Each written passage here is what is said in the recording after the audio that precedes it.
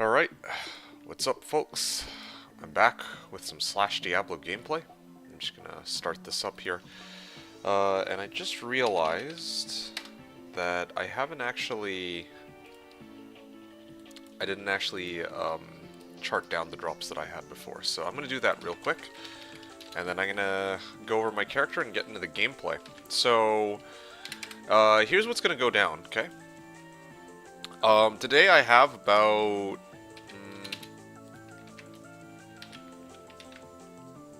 I have a couple hours to play. I could probably get about 30, I wanted to get all 70 remaining runs done, but I don't think I'm quite going to be able to do that. Probably closer to about 50 runs, and then I'll probably complete the remaining ones towards the end of next week. Yeah, towards the end of next week. I'm just trying to think if I'm going to actually have another stream again this week at all. To which the answer is probably going to be no. So here's what I'm going to do. I actually have to adjust the title of the stream. Or maybe I'll save that for next week. You know what? I'm just going to put it for Slashdiablo ladder reset on... What is this going to be? March 20th. Friday, March 20th at 4 p.m. 7 p.m. Eastern. There you go. There we go. I'm just going to adjust the title so that anybody who comes in will be aware that there is going to be, well, that there's going to be the reset coming up. So I have that marked down. Alright, good. Oh, and then I still have the drops up on top, so I'm going to have to get rid of those.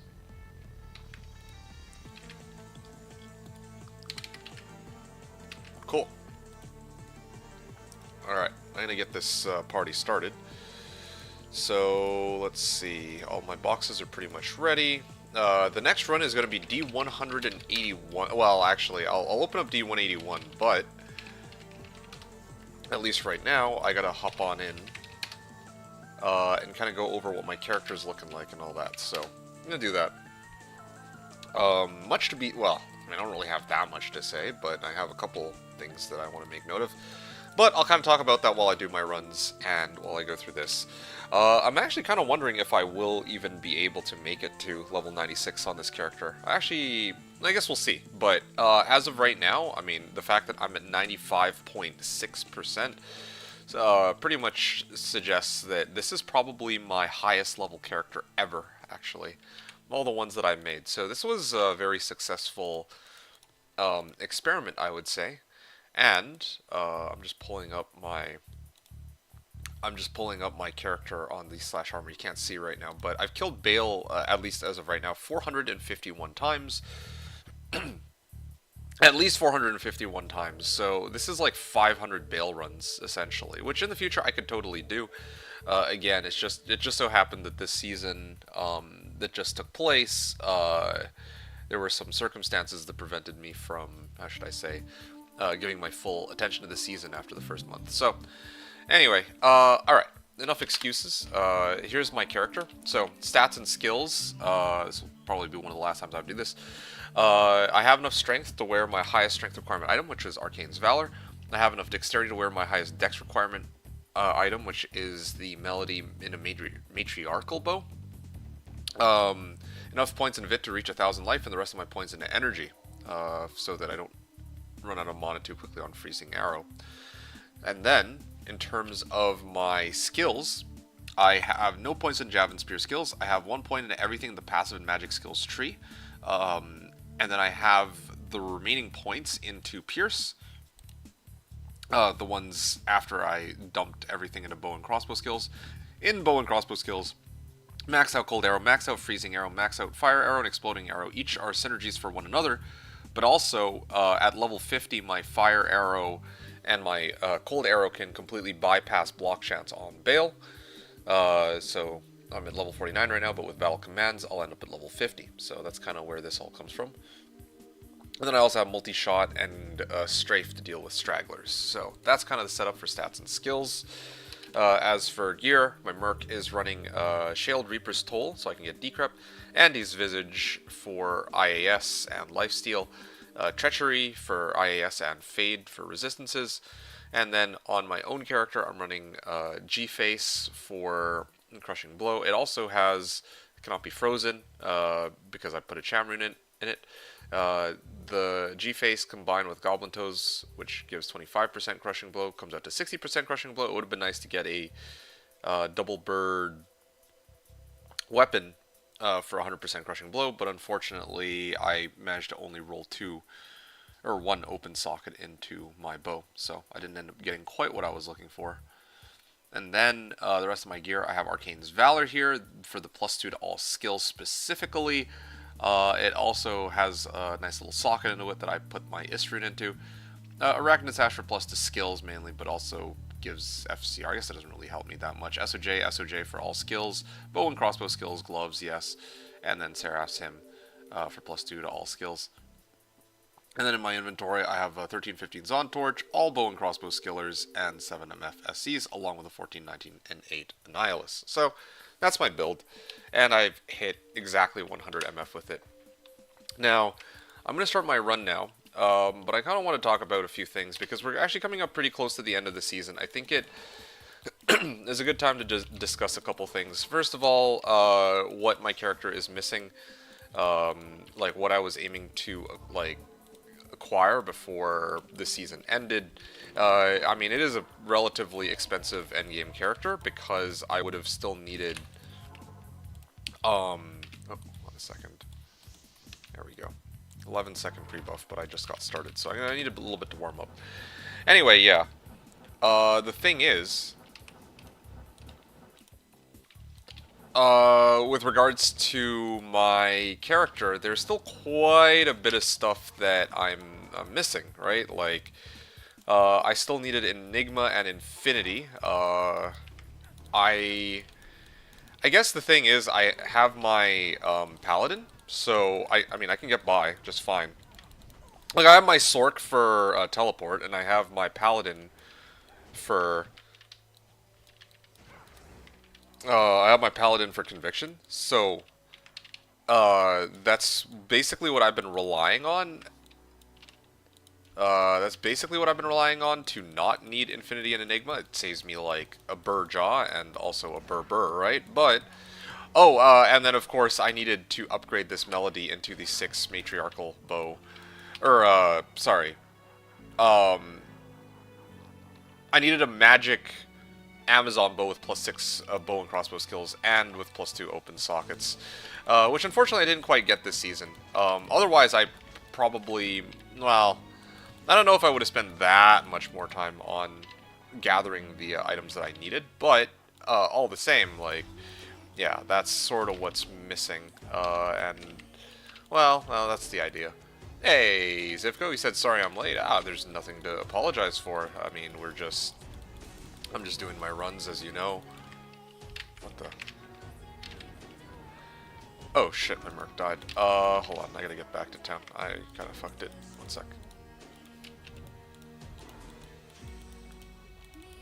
Okay. Yeah, how are you going? How are you doing, Zivko? Yeah, hope all's well with you. And yeah, I mean, I'm just doing my runs of... Oh yeah, I mean, I'm just playing right now. That's basically it. So, hold on a second, just doing something real quick, and I'll continue on here in a second.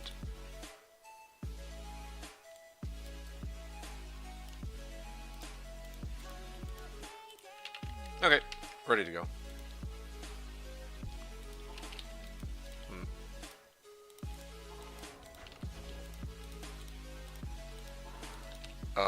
Okay, there we go.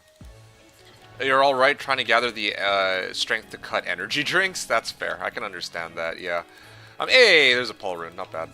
I mean, in my case right now, I'm pretty tired myself, and it's kind of tempting. It was kind of tempting to go and, I don't know, go and get some more sleep or something, or maybe grab like, well, I'm not really, I don't know, grab something that could kind of boost my energy levels a little bit, like an energy drink or something. You got addicted. Oh, really? Wow. Yeah, energy drinks can do that to you, I suppose, yeah. It's a little, yeah, that could be, I mean, I could see why that might be an issue. Okay, I'm gonna exit. Again, like, this is a very slow run because I am still trying to gather my bearings here. But yeah, well, like I was saying, there's like, oh wow. Okay, I'm just gonna put my guy here. Yeah, I mean, it's kind of like, I do kind of wonder how this character could have turned out, like this Amazon. Like, because again, like, I needed, like, Infinity, Enigma, and all that. That would have been a huge help. Well, I don't know if it would have been a huge help. That's exactly why I didn't, like... Well, oh, wow, double, Essence of Destruction. Yeah, like, that's one of the reasons why I wasn't, like, too committed to getting everything. Like, I wanted to get everything, I just didn't have the time. I did manage to grab, like, most of the things that I needed, though. So really it's just those 3 items. Everything else, well, and of course I could have used some, like, bow and crossbow lifers, but, you know, bow and crossbow lifers, okay, yeah, that one I don't think I could have realistically picked up. If one did show up, I would have paid decent amounts of moolah for it, but definitely was not my main priority, let's just put it like that. If I could just, there we go. Still getting the hang of it. She is so strong without all those items. Well, again, that's partly because I'm, you know, I don't know if you were here when I was starting my explanation, but that's kind of because I'm pumping up. I'm basically using my paladin to pump her up, right? With conviction, is what I was getting at. I'm like, because yeah, otherwise it would have been.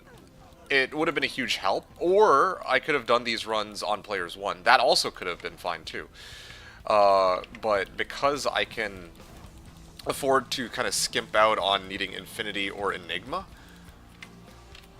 well, because I have this Paladin and the Sork to do the teleporting for me, and my main run has to do with, like, well, Bales, right? I can kind of skimp out on needing Infinity and Enigma, like, and still get, like, more or less the full performance of the build.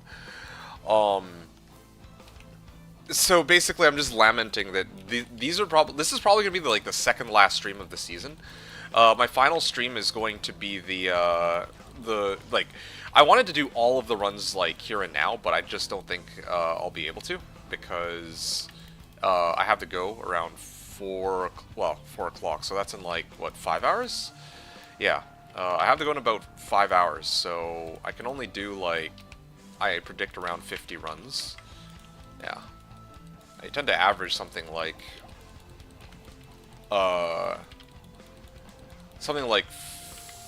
10 runs an hour, so I think that 50 runs is a pretty reasonable guesstimate. But still, I'm only on run 180 right now, and I get all the way to run 230, and then what, right? So...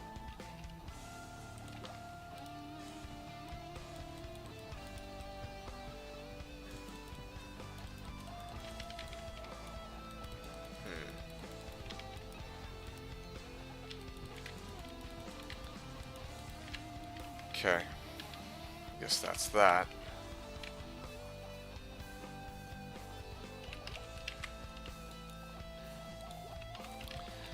Anyway, so yeah, I don't know if you're aware, Zivko, or anybody else who's in chat, but there is the Slashdiablo ladder reset. Like, the next one for this private server is going to be on March the 20th, so that is actually 2 Fridays from now. We're actually coming up pretty close to it already. You know, I can barely believe it. So I'm gonna get out of here. Yeah, the next reset is going to be next Friday. You're debating what to play? Nice. I actually am... I think I already mentioned that I have a pretty good idea as to what I'm going to be playing, but I'm not 100% locked in. There's actually two options I'm sort of debating between right now, which I'm not going to get into, but I'll talk more about it when the season actually starts, I guess. But, yeah, I mean, I've been, you know. You want Rift Sin or Wind Fury Druid? Wind Fury? What the heck is a Wind Fury? You mean like Windhammer and... Wait, Wind Fury? Like Tornado and Fury at the same time? Well, that would be kind of an interesting one. It really is unfortunate that... Oh, shit. I just realized I'm also supposed to chart down the number of rares and whatnot. I have to go back to the previous run and figure that out. Anyway. What's a Wind Fury Druid? Like, it's just kind of a shame that you can't, like, use Fear or Wind or Nados when you're in wolf form or like transformed. That's a little unfortunate.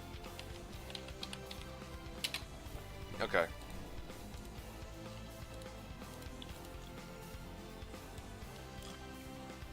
Okay, so one rare, one magic. No, wait, two rares, one magic, one unique, and two essences. That was the first run that I did. And then this one will be 4 rares, 1 magic, 1 unique. So there you go.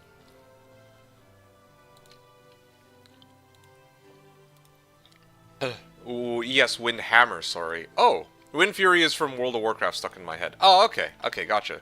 You want to play a Windhammer Druid? Now that is very interesting. It's especially funny you mentioned that because there was a season I played a while back where my Fury Druid had an Eth Windhammer. It's one of my proudest finds. A very rare find indeed. I remember I was just, you know, messing around with Mephisto and then he actually dropped an Eth Windhammer. I was like, wow, this is... And that thing was insane, you know. I put a Zod into it and it was great. But having said that, I don't expect that you're going to magically be pulling that one out of your behind, right? Like an Eth Windhammer. Yes, because of you, you wanna play it? Oh, interesting. Yeah, I would love to show you a demo, but the thing is, like, I don't feel like I'd be doing that Fury Druid justice though, because I think that there was that season that I played it, like, there were just so many items that I was still missing. In order for me to call it like a fully complete season. Like, it's just unfortunate. I just don't ever really have the time to finish a lot of these characters. Because it would be nice to actually see them at their like absolute like highest potential, right? But yeah, despite that, the like Fury Druid was solid. I mean, I don't know how else to put it. It was a very strong build. Anyway, no, I'm just thinking about it, like, a lot of stuff. There's, like, Druids. There were people talking about Druid on Slash, like, on the Slash Discord, like, they're dissing Druid as always, and it kind of makes sense. It's just unfortunate that Druid, like, that you can't actually cast Nados in, wolf form, like I said, because if you could cast Nados in wolf form, I think that it would be alright, you know, like... You could actually... Well, sorry, if you could cast Nados and teleport. Yeah, I mean, they probably opted not to let you do that for balance purposes, but it's kind of a load of bogus. Like, I feel like the class is already... I mean, even without... Even if they can cast Nados and Tele, it'd still be reasonably balanced, I'd say, relative to other classes. But that's besides the point, right? Like... Yeah, I don't know how, well, I mean, I guess we're not really talking about, like, a NATO Fury hybrid then. So you're talking about Windhammer? Okay, cool. I can get behind that. Honestly, you'll probably make it farther than I will. Riftsin sounds kind of interesting too, but I'm gonna be completely 100% honest with you. I myself have not played a Riftsin. That's still, well, yeah. I mean, I haven't played a Riftsin yet, so I can't really chime in on that. It's like Pudge plus Blink Dagger in Dota 1. Yeah, but, I mean, this is exactly what I'm talking about. Like, Pudge Blink Dagger kind of got power crept, right? Like, once upon a time, the way Dota used to be in Season 1, or Season 1, what am I talking about? In Dota 1, the way it used to be was a lot more, how do I put this?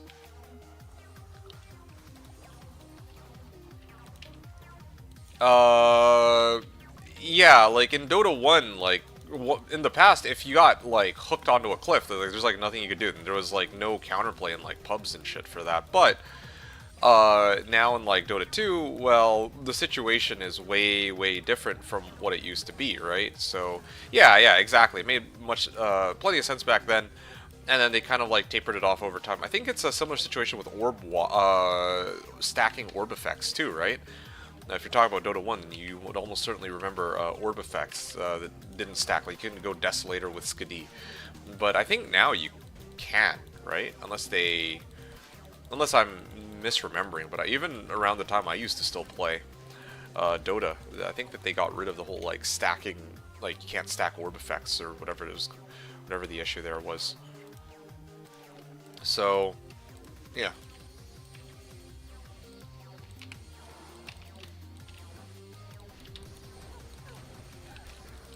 No orb effects in Dota 2. Right, so my recollection is correct then. In the fact that orb effects are no longer, like, a thing, really. Okay. Yeah, so, yeah, I mean, like, back then it was considered really broken to have Skadi with, well, Skadi with everything else, right? Skadi with Desolator and all that other crap. But now it's like, oh, okay, no big deal. Like, that's not a problem at all. 1 rare, 2 magic, and 3 uniques. 1 being this ring. I'm gonna guess, y'all want to take a wild guess. I'm gonna guess that this ring is going to be a dwarf star. Here we go. Everyone is strong equals everyone weak. Yeah, exactly. Ah, it's a 7% Manald. Okay, well, I'm gonna get out of here, I guess.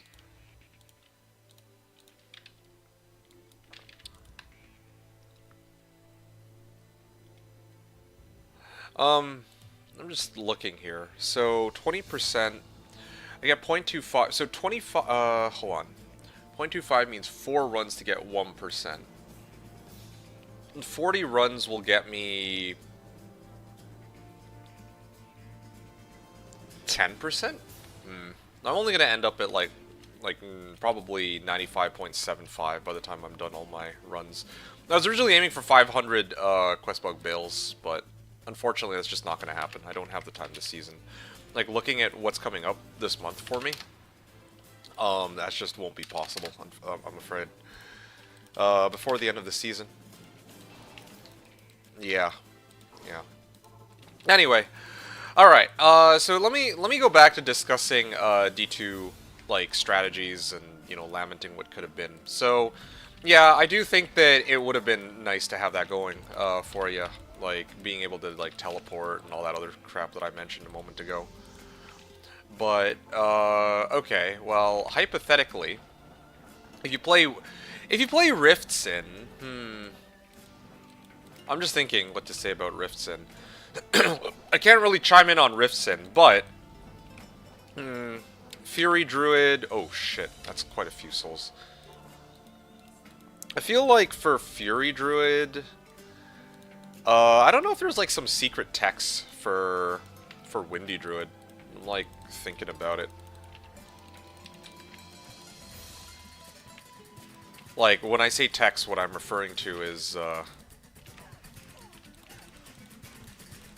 I wonder if there's like some strategies to make Windy Druid a little bit, or not Windy Druid, sorry, Fury Druid a little bit more playable, I guess. You never play the new classes in Diablo. Ha, the new class with oh shit. It should be singular, I guess. Yeah, it's gonna be a rough one.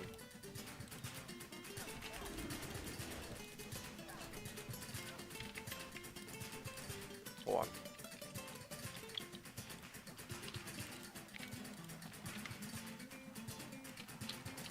Alright.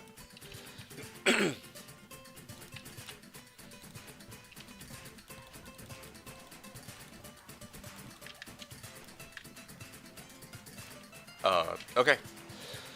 Yeah, I don't know. So, like, I don't know. I'm just trying to, like, picture Fury Druid. I mean, like, I've already played Fury Druid once before, so I'm, like, thinking... And that was, like, a long time ago. I feel like I've learned a decent bit about the game now as compared to way back then. So now I'm really trying to figure out, like, hypothetically, if I had to play a Fury Druid again, like, what would I do differently, I guess? Yeah, I mean... Oh, shit. This guy's about to die. Yeah, like, what could I do with a Fury Druid, differently? I mean, like, I think... Fury Druid, like... Definitely need attack rating. Definitely need, like, Deadly Strike. I just don't know how you would get to, like, 100% Deadly Strike. That's part of it. I mean, if I play Fury Druid, I think it's limited to pits mostly. No, I don't know... Yeah, see, this is exactly what I'm trying to strategize about, because, like, this is the kind of stuff that's, like, fun for me to discuss. I'm sure Ate would love it, too, but... I think that Trav would be the goal. Trying to run, like, a shit ton of Trav. Like, anytime I think melee... the very first place that I try to come up with, yeah, whenever I think of, like a melee type build, Trav is like the first place that I think of. And then after that, I consider maybe something like Chaos. But the thing with your Fury Druid is it's kind of having to transform in and out of wolf form is like hella annoying, so I don't know if I would recommend Chaos in your case. So, I'm trying to think what else.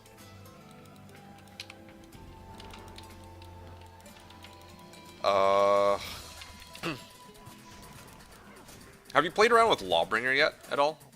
Lawbringer on yourself or your Merc? That's like something I would have considered giving a shot. Then there's also attack rating too. Like trying to figure out attack rating. I don't know. There's like... with Assassin I get Timu Enigma. What are you gonna have on Switch? CTA? Hey, sup Limzor. Nice to see you.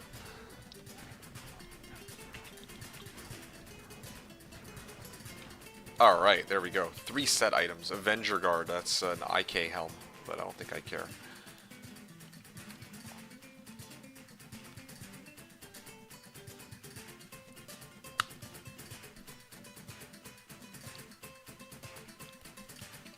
Two rare, 1 magic, 3 set.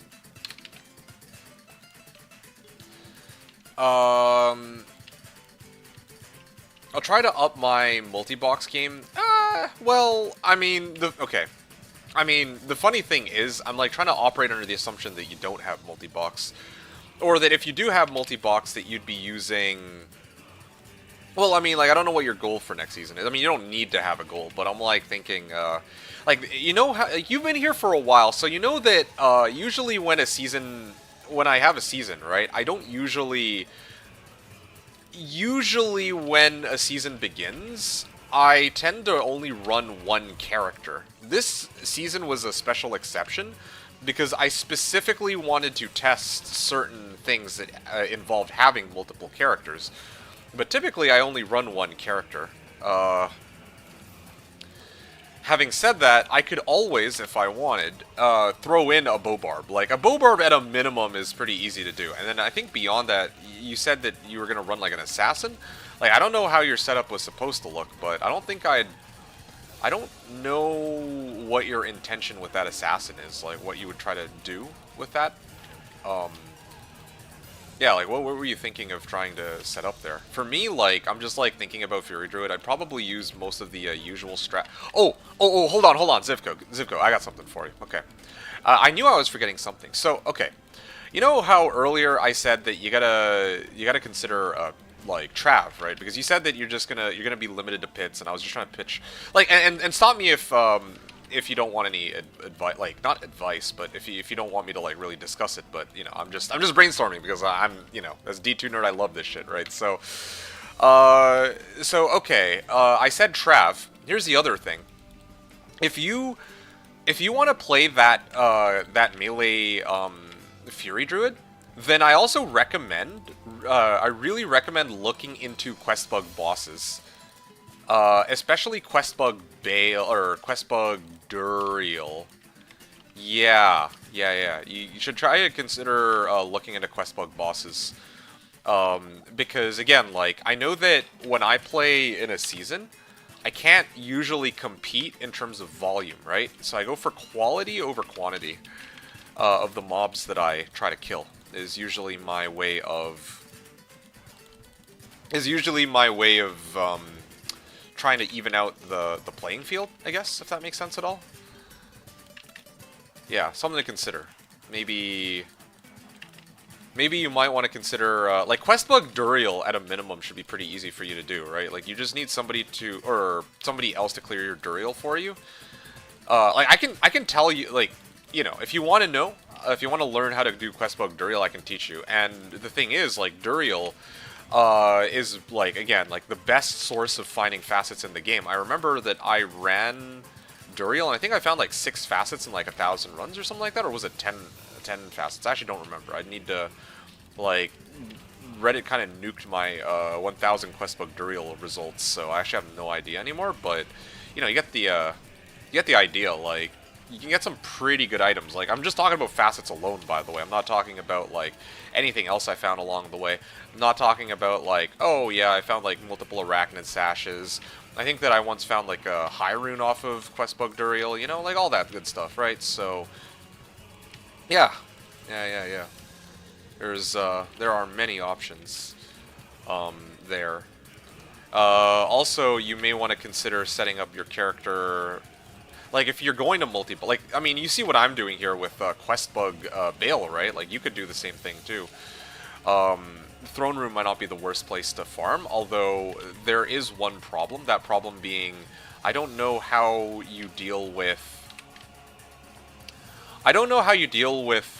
Diablo, or sorry, Baal decrepping you, or if you just ignore it. Yeah, that's like one issue I don't really have a good answer for. It's a 3 bow and crossbow skills auto mod on this ceremonial bow, but it's not enough. It's like all it has. Anyway, yeah. I don't know if you're still following me on this one, Zivko, but yeah, I'm just spitballing at this point. Yeah, let's see. So yeah, right now, Qbug bosses, Trav Qbug bosses, and I don't know what else I would consider running.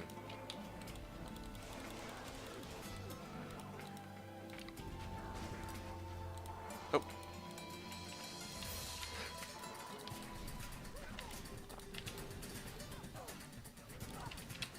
Yeah. Definitely do think that Qbug bosses would be a good place to check out, though, if you've never done that in a season. Just load up on MF, or load up an MF just before the killing blow, and you will be swimming in, like, uniques. Like, it'll actually be insane. 1 rare, 3 magic, 2 uniques on this one.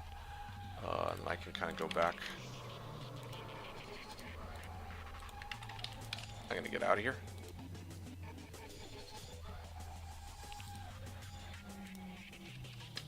Okay, server's restarting in about 10 minutes, so I can probably slot in another 2 runs before it does.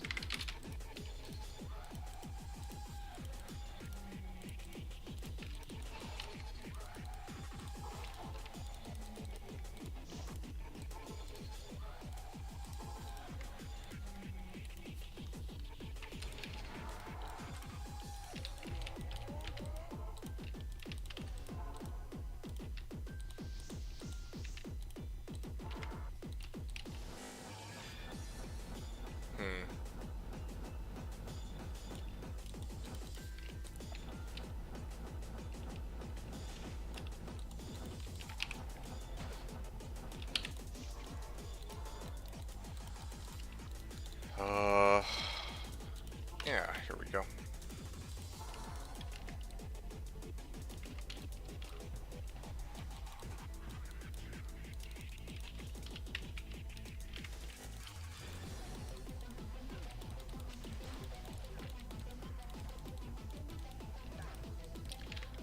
Okay. Do I need to spawn Duriel in my quest? Or do I just need to create the lobby? Neither. Neither. This is why I'm pushing for Questbug Duriel specifically, because, you know how Andariel, you can, like, Questbug without needing a second character? Hey, what's up, Frosted? Rolling Warlock on Friday. Well, next Friday? No. Definitely not. And even if it were an option, I don't know if, I still don't know if I would. Anyway, sorry Zivko, I got a little sidetracked. So to answer your question though, you don't need to do either. So let me tell you how it's done, okay? For Questbug Duriel, because there's a separate way to Questbug Duriel as compared to for regular like how I do it normally for the other bosses. So what you need to do is, when it comes time to kill Duriel in Hell, right? You let somebody else kill Duriel for you in your game while you're not there. Like, basically you either exit out of the game, or you go to a different act, or you unparty. Either way, you need Duriel to die, right? You need somebody else to kill Duriel on your behalf. And then you come back into the game. And then your main character, like your Fury Druid, would go and talk to Tyrael. The game will say, oh, sorry, you can't complete this quest anymore. But as soon as you talk to Duriel, or sorry, as long as you talk to Tyrael, the angel, you will get credited for the quest, and Duriel will be bugged. You understand what I mean? So, to reiterate, you would need... Okay, seriously. So to reiterate, you need, like... You basically, you need to, like, do all the quests in Act 2, and then you need to open up the gateway to Duriel, right? Like, you need to put the Heraldric Staff in the orifice, and then you need to, like, leave the game, then you need to put the staff in the orifice and open up Duriel, then you would leave the game while I kill Duriel for you, and then you would go talk to Tyrael after. Like, Tyrael will show up, and you talk to him, and then suddenly every quest bug kill that you do every kill of Duriel you do from there on out will be a quest bug kill. It doesn't matter at that point who makes the game, as long as you're the one who gets the killing blow. It would work like when you kill Andy, you know? So yeah, it's a very handy trick to have. This is, again, something you can only really do in LOD, I believe. So, yeah, and it is a pretty massive help. Marahum wrote, hello, hello. Lurking today since I'm super busy with work, but good to see you. Yeah, you too, Marahum. It is great to see you too. Thank you so much for joining on in, and hope that you enjoy the gameplay. Ow. Ow. Why can't I zap him? Is he going to drop extra TPs as he Qbug? Listen. A lot of people will point to the whole, like, extra TPs crap. Just ignore it, okay? Trust me on this. Do not, like, yes, he will have, like, TPs drop every now and... actually, is that the case? I actually don't know. I don't know, because Tyrael's at the end, like... he still drops TPs. To answer your question, he does still drop TPs, but it's not as, how should I say... I don't know if I'm going to be able to finish the next run. Anyway, 3 rare, 1 magic, 1 unique. 2 rares, 3 magic, 1 unique. There we go. So, I'm going to go next game here. Terror Haunches. As far as I know, people used to cheat. People used to get stuck there with no TP, and they changed the loot table to drop TPs. Yes. So, listen, he does still drop TPs, but don't worry about that. Like, I mean it. Like, just... You're gonna have to take my word for it. It doesn't matter. He's still, like, an amazing... So, like, just do, like, 100 runs and you'll see, okay? Like, just aim to do, like, 100 runs and you'll see what I mean. Like, he drops, like, some pretty insane shit. Like, he will drop some TPs too here and there, but he'll also drop, like, plenty of good loot as well. I think I think he can still drop TPs. I'm not 100% sure about that. It's been a long time since I've run Qbug Baal. All I know is that the amount of like good shit that he drops is still so good that it doesn't matter. Indeed, like you said, like there's no TP, so that people get stuck and whatnot. I don't remember. I think that with Qbug Baal, he can still drop TPs, but it's like not as bad. Like I'll have to investigate further into that. I could probably do a few runs on my own, and like I can show you after. Maybe I can even do it now, actually. Can I complete this run even? I might be able to actually complete this run in time. So maybe I'll do my... I'll actually pull out my Qbug Baal character after this run is done, okay? While the server's restarting. And then maybe I'll do a demo of what my guy used to... of how my guy used to, like, operate, I guess. Yeah, that might help convince you that it's the way. Ah.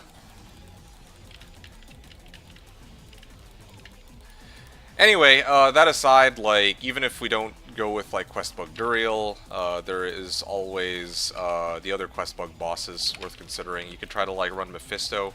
That wouldn't actually be so bad, would it? Qbug Mephisto? You could, like... That one you would need 2 characters for, though. But, I mean, really, that would just be, you make, like, a Sork or something, and then you just teleport it, and then you kill it with your Fury Druid, maybe? Or you, like, port in a Bobarb just for BO. There's plenty of options. I feel like Duriel is melee bully if you have low level and gear. Well, okay, if you have low level and gear, yeah, but I'm not talking about, like, low level, and gear. I'm talking, like... Once you have, like, a couple good items and maybe, like, a decent bit of crushing blow, you should be fine. Hey, Supate. Nice to see you. Hope you're doing well, and glad you were able to make it to today's stream. So, to kind of fill you in on the itinerary, this is going to... So, this... Not this Friday, but the next Friday is going to be the... it's going to be Slashdiablo's next ladder reset. Meaning that today is probably going to be my penultimate stream for this season, because I'm actually going to be busy from now until, I'm just thinking, what's today again? Yeah, from today until, sorry, I'm kind of in a rush right now because the server's going to restart. So, from now until next Thursday, I'm pretty much going to be busy, like, not going to be able to stream, so... This is, like, the only stream that I could do, and probably I'm aiming to make it to run number, like, 250. I'm not going to make it to 250 today. I'm probably going to make it to run 250 the next time I stream, which will, I think, be Thursday. And that'll lead me directly into the new season, like, the following day. So that's basically kind of where I'm at. And yeah, ladder reset is going to be 7 p.m. Eastern time. I don't know what time zone you're at, but it's going to be 7 p.m. Eastern time on next Friday. So I got to be ready for that. Is basically the bottom line. Okay, 3.5 minutes. That was actually pretty good. 3 rares, 2 magic, 1 essence. Nice. So that's the situation. By the way, I never heard the name Minerva before you made this, Amazon. Now I keep seeing it everywhere. Ah, that's, your phone's listening in on your conversations, clearly. That's what's going on. Okay, not to spook you out, I'm just messing, of course. In Harry Potter. Oh, yeah, Minerva Gonagle. I totally forgot. Yeah, that is, she is a character there, indeed. Yes, you are right about that. Okay, there you go. I used these last 10 seconds, too. Yeah, I use these last 10 seconds to refill my pots. Cool, looking forward to the next one. Oh, yo, I'm so excited. I feel kind of bad because I wasn't able to finish this one, but to be quite honest, like, the build functions about as well as it. I mean, this. I'm basically using a Conviction Paladin and Sork to replace the functionalities of Infinity and Enigma. Like, the runs would have been quite a bit faster, I guess, if I could have just done it all solo on just the Amazon by itself. But I mean, hey, it's nice, kind of where it's at. and it's just too bad I couldn't get the 6. Like, definitely the 6 bow and crossbow skills bow was like the big one, though. If I could get like the 6 bow and crossbow skills bow, that would have been a massive boost to my clearing speed. You know, 100% crushing blow and all that. That's like the one thing I was like genuinely missing. Otherwise, like, I pretty much had everything else. But yeah, the next build. Oh, I'm hyped. I'm hyped because, to be honest with you, Ate, I have 2 builds. I think that. So okay, I have a couple builds in mind. But I'm just still trying to finalize which of the two two that I guess I kind of want to lock in on. Well, is it 2? Well, I have a couple, but yeah, there's like 2 in particular that kind of stick out in my head. Like going into the new season, I actually had like one build in mind that I was going to I was like really locked in on, but considering that this upcoming season I don't know if I can play as much as I did last season, I might actually have to. Well, there is going to be All Cows Day though on April the 1st, so I don't know. I have to think about it. But one of the builds is going to be quite a bit more expensive than the other one. Like this one already that I'm doing, like, yeah, I wanted like Infinity Enigma and like, you know, double SOJ and like a 6 bow and crossbow skills bow and whatnot. But, you know, I think that with multi-boxing, I could avoid having to go like Burr Jaw, Burr, and then another Burr. But like next season, I don't know if I can really avoid it. Like, not necessarily that specific batch of runes, but I'm just talking about, like, I don't know if I'm going to be able to fund the build. It's going to be interesting. Anyway, Zivko, I'm going to take a moment to show you, is it on this account? I would imagine it's on this account, no? Huh. I guess it's not on this account. Okay, hold on. Let me switch over. One sec. Is it on this account, perhaps? Oh, yeah. Here it is. Found it. This is my first ever character. D2, or my first ever character on Slash, I think. D2X. No, that's not true. I had like a Sork before this, but this is like the first character I ever made during a reset. Anyway, besides the point. Your Wind Fury Druid was many, many moons ago. I can't even remember his gear. Don't even worry about it. This is my... Wait. Anyway, don't worry about the... I'll show you my my Windy Druid in a little bit, but I want to actually demo for you some Qbug Baal. Like, this is kind of what my build looks like. I'm going to do a run. I'm going to show you kind of how this Paladin operates, and then I'll kind of go from there.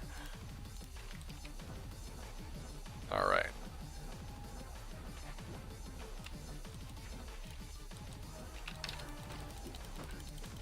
So, this is kind of how my guy... There you go. I needed to be a little closer. Yeah, so this is me whacking down Duriel, okay? That was my Qbug Baal kill. And you'll notice here that there were no TPs. Now, I don't know if that's coincidence, though. You know, I only did one run. I could do another one just for shits and giggles. Do I have enough gold, though? Oh, there we go. There's my vigor. It's starting to come back to me, you know? It's taking a little bit. This guy has the Lawbringer? No. This guy... So this is what I'm using, okay? My Merc is the one who's popping Reaper's Toll.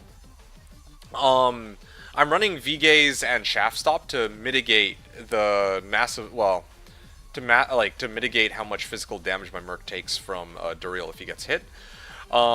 This is my weapon on this Paladin.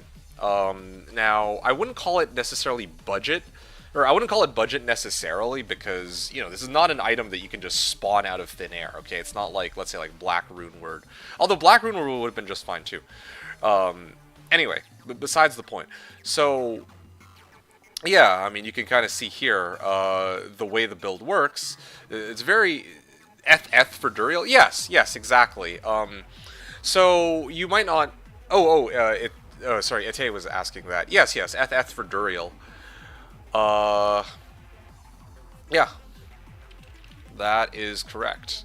I wanted to maximize, like, to really maximize my chances of hitting him, but with a budget option. Yeah, that's it pretty much. 60%, 69 nice percent crushing blow. and then plus 33%. That comes out to about 100 and, well, I mean 100% crushing blow, right? Yeah.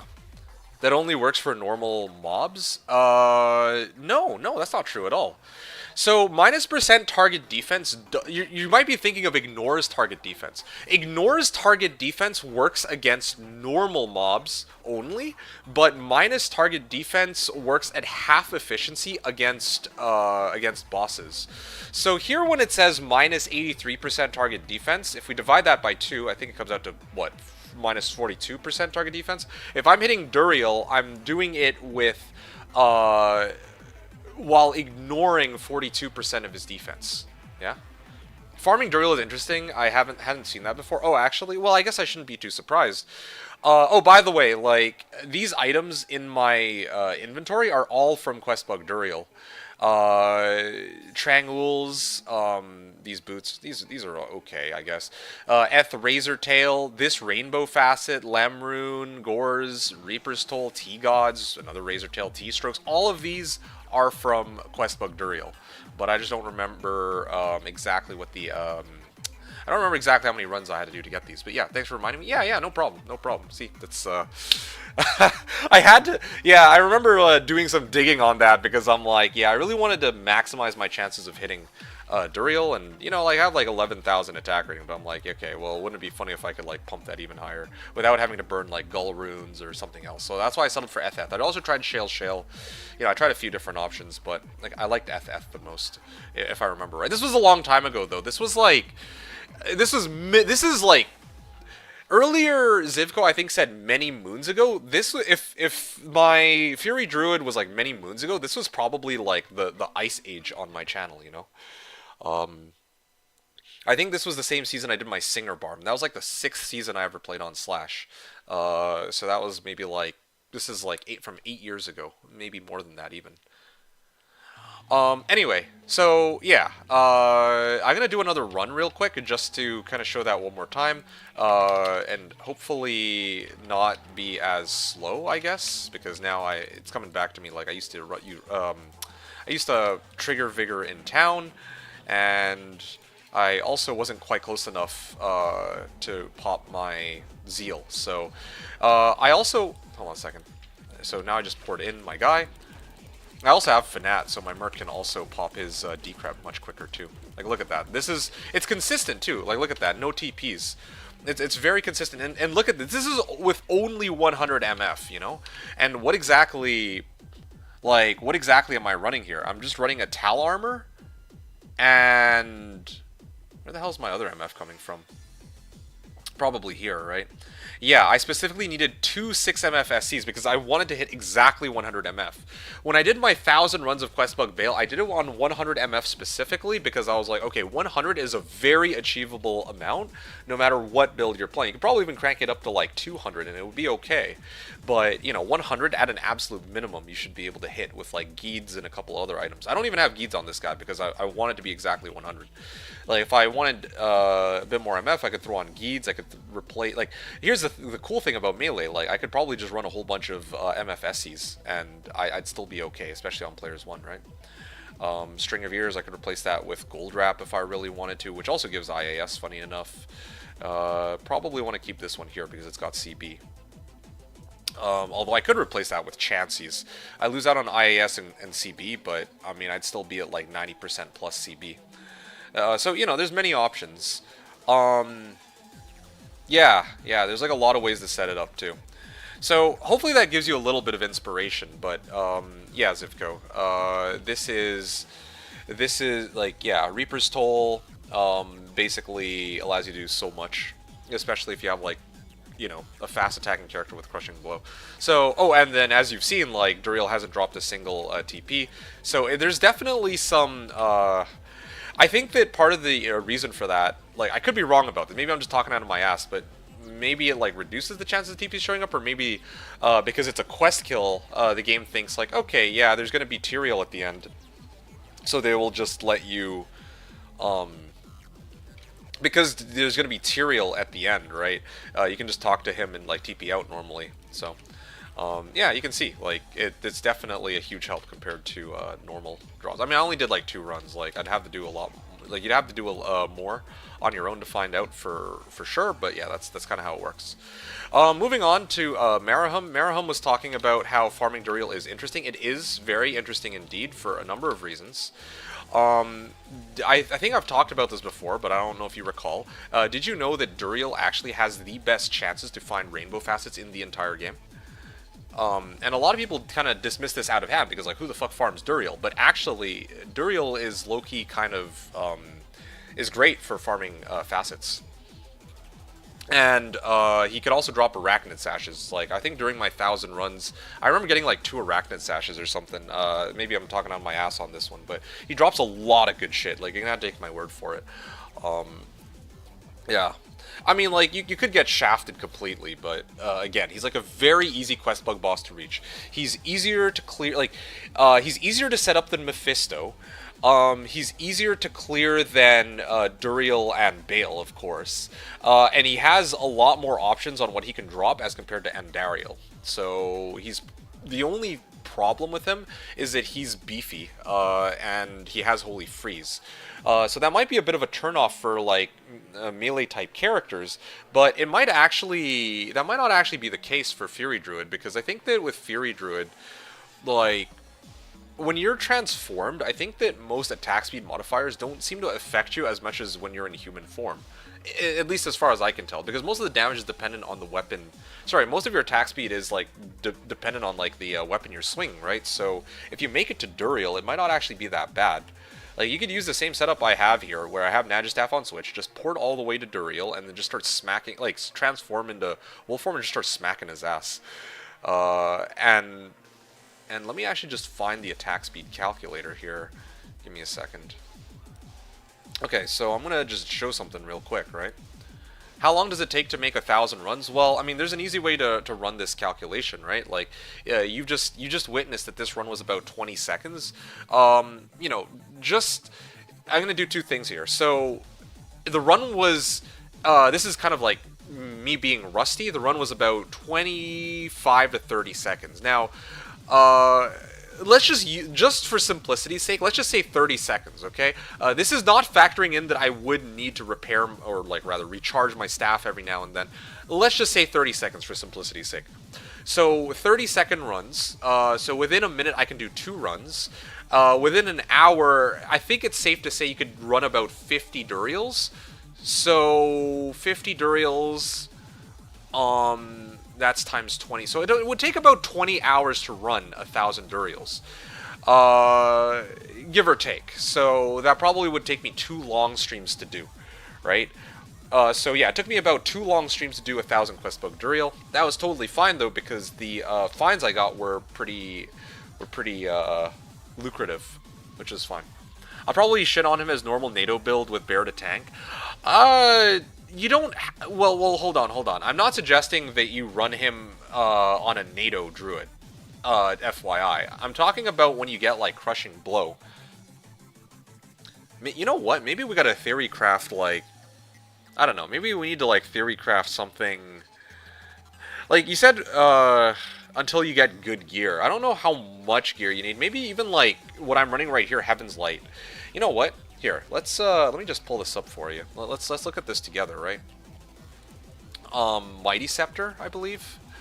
So Druid, right? This is Druid. You're gonna run Fury, right? So I think this looks about right. And then Mighty Scepter. I was using Heaven's Light, so that was like 20 IAS by itself, but it has 2 open sockets. You could go shale into that. So then that comes out to like 60 IAS, and then maybe you could throw in like a whole bunch of other off-weapon IAS, but you see it doesn't actually really change very much. If I set it to 0, if I set it to 100, you're still sitting at like 3.2 attacks per second, right? Yeah, like the main thing to like look out for really is is your main hand. Hold on, let me just zoom out a little bit to make it a little easier for me. So 60 IAS off of like just Heaven's Light, just again for simplicity's sake. And even if you adjust the off weapon IAS, like if you scale it up, scale it down, it's still the same. But here's the thing. Now, if I put on Holy Freeze, Duriel has... I don't remember... I'm going to have to look this up. I just need a second here. Holy Freeze. Duriel.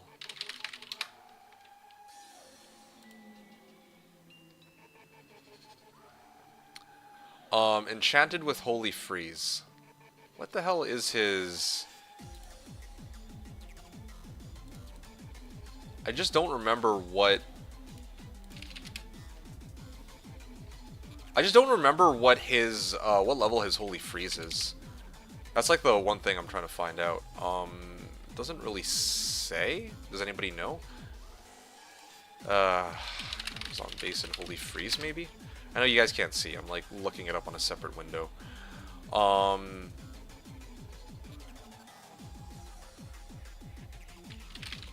Okay, here we go.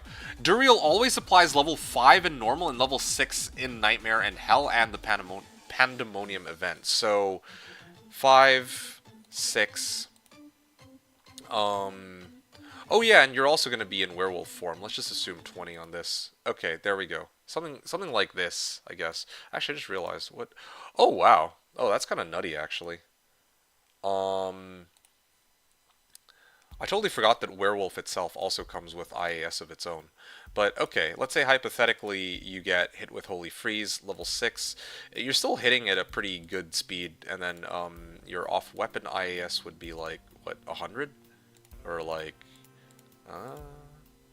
Wow, I guess you don't even really need that much. Like, look at this shit. Because, yeah, like... Okay, so you need 20 IS. Ooh, wow. I guess we're going laying of hands today, boys! Well, yeah, there you go, see?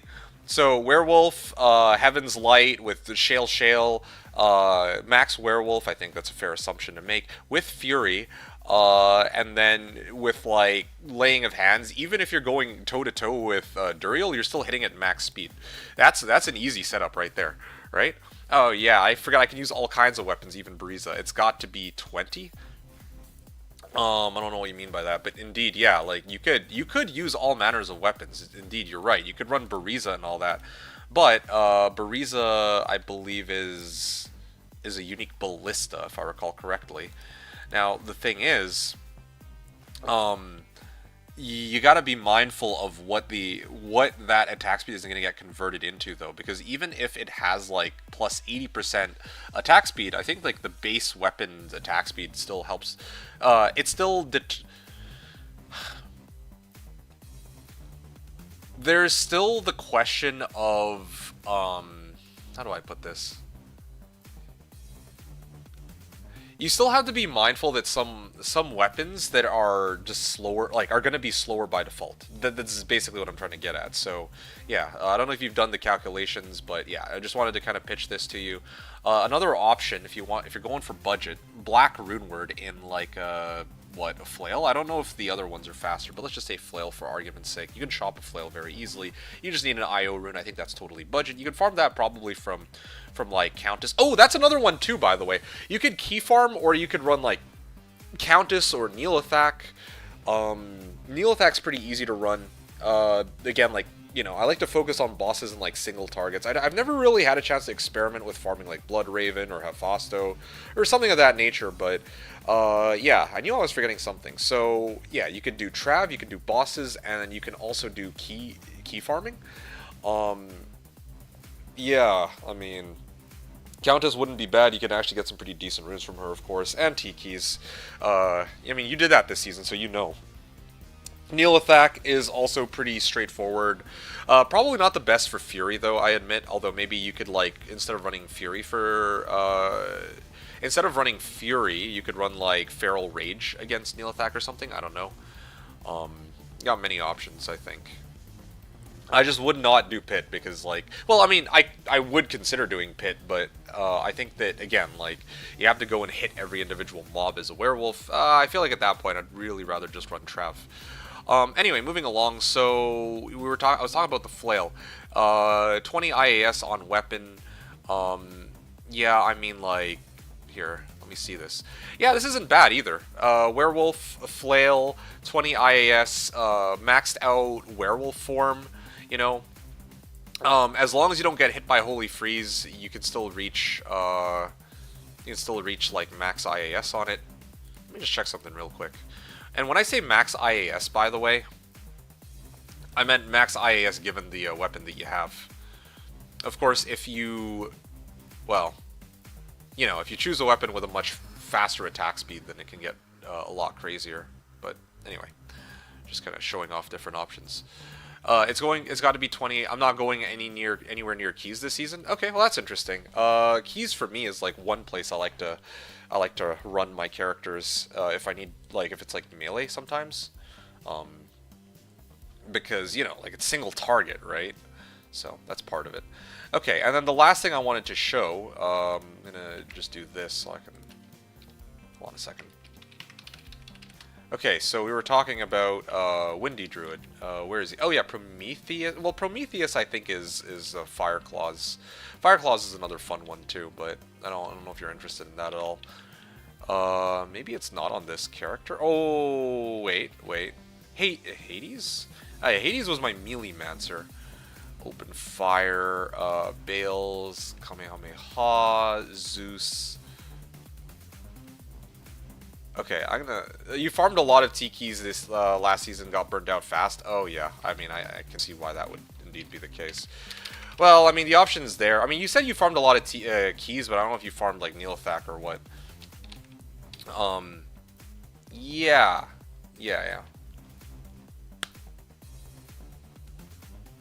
Anyway, was it Ares? I feel like it might have been. Ah, shit. I'm getting, FTJ.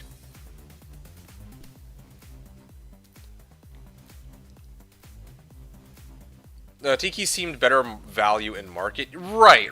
But here's the difference. You were a Sork at the time, right? You were a Sork, so your Tiki, like... You were a Sork, so it was significantly faster to run Tikis than a regular character. So, like, you know, maybe you could run it in, like, 30 seconds or so for Countess, and they were worth the most. But with regards to D-Keys...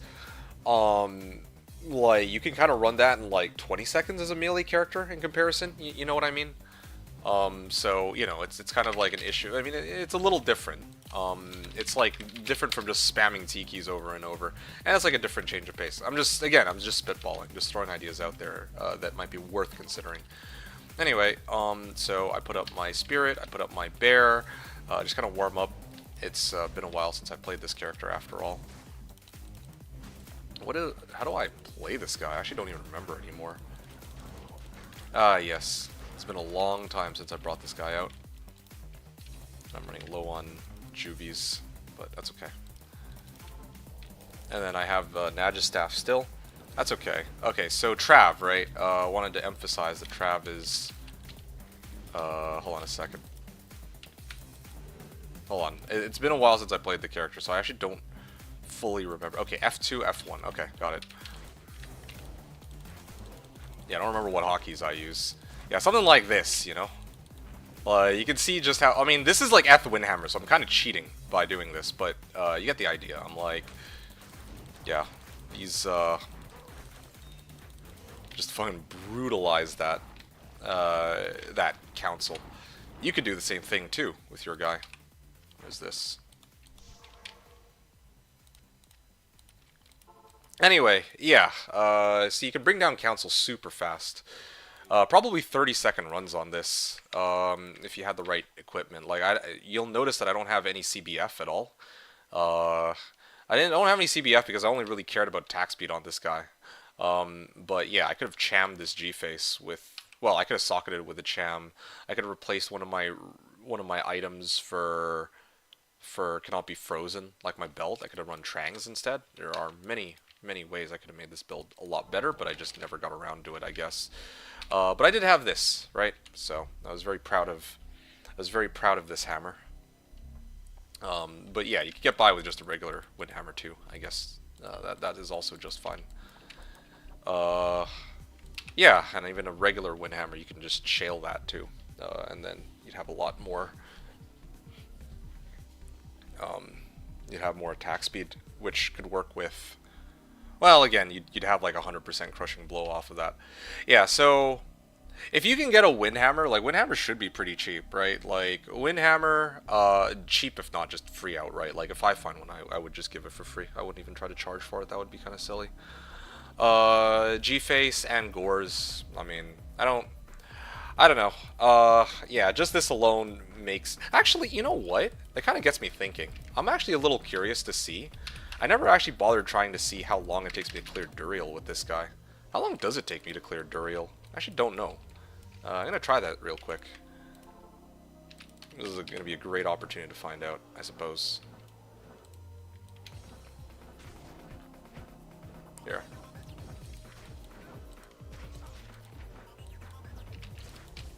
Oh.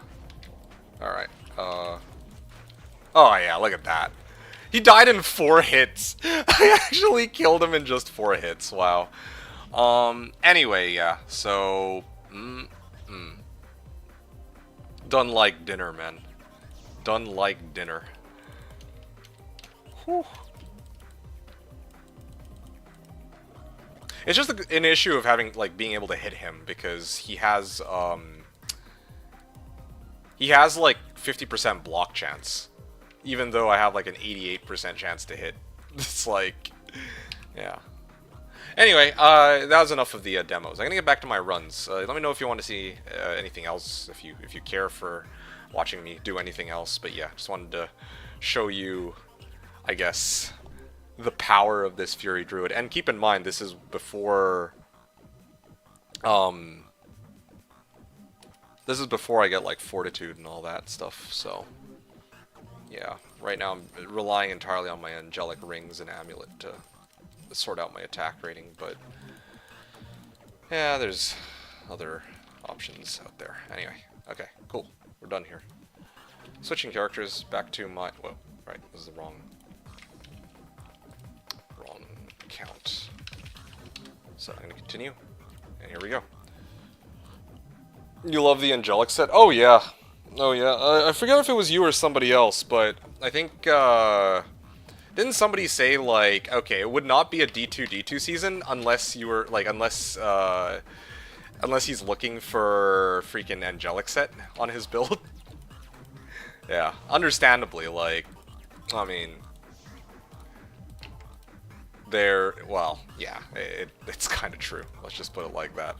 Always looking out for Angelic set because of the attack rating. I usually say that plus Spindle. Oh, yeah, I figured it was you who said it. But, I mean, hey, I don't actually, like, I can see myself being associated with Angelic set. I can't see myself being associated with Pindle. Like, yeah, I know I did like 5,000 Pindles once, and every now and then I'll do like a little bit of Pindle here and there, but I'm not like a Pindle addict, you know? Ow. It's not like I'm a Pindle addict or anything of that nature. Oh, shit. Souls and dolls. A little scary.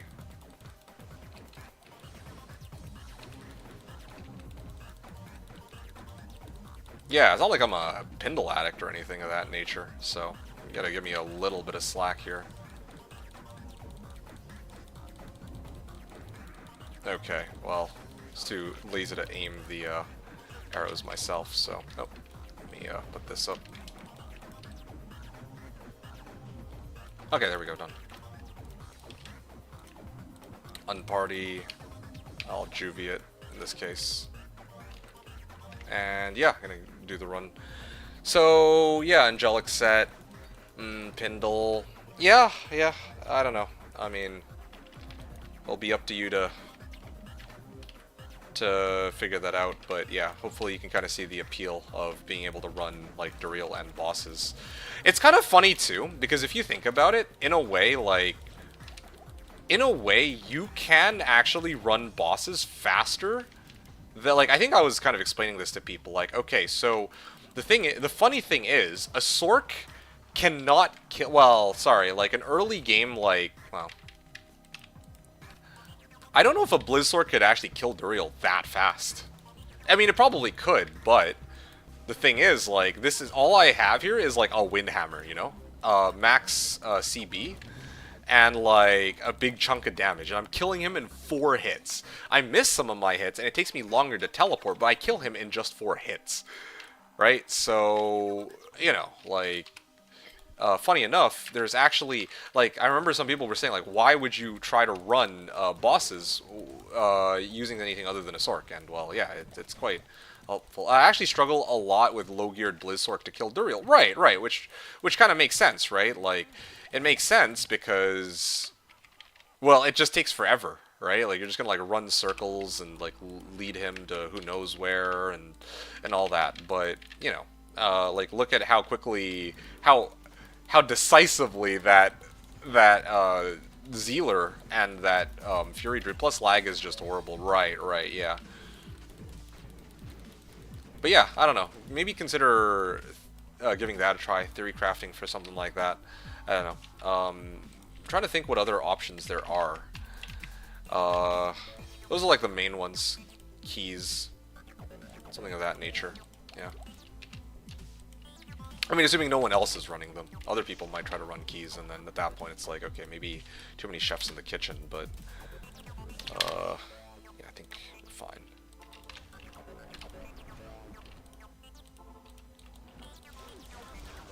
Okay. The problem is WoW released an expansion and first season start 17th of March, and D2 reset is on the 20th. I see. Yeah, I don't know what to say on that one. Well, maybe play a little bit on one and then a little bit on the other. I'm lucky because, like, they're not really interfering, like, the start of the season, and... Ooh! Yo, let's go! We got Drax coming up hot. 3 rares, 1 magic, 1 set. And 1 unique.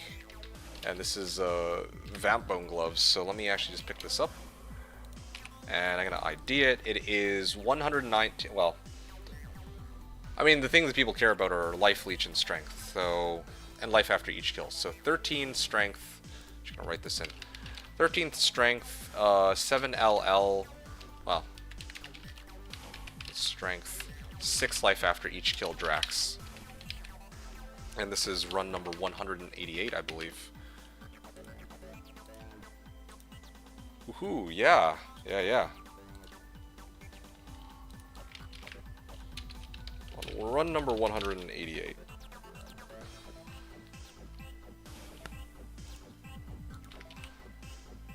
Yeah, okay. I'm gonna stash this real quick. I think I got room for it.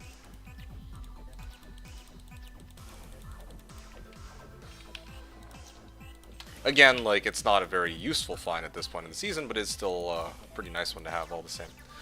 Anyway, so yeah, to kill Duriel, I actually struggle a lot to kill with low-geared Blizzsork. I mean, like, yeah, I don't know. You know, trying to take on Duriel on, like, a completely naked character. As a smiter, well, that's a funny thing. If ever I had to start a season with a smiter, like, smiter, I'd actually feel very confident taking on Duriel. One-on-one with max block chance, like, he'll actually tickle me as long as I have and I'll bring him down as long as I have CP, right? But, in your case, running Werewolf, I don't think you have, like... I don't know if max block is going to be the play for you, you know? So, not entirely sure how that's going to look.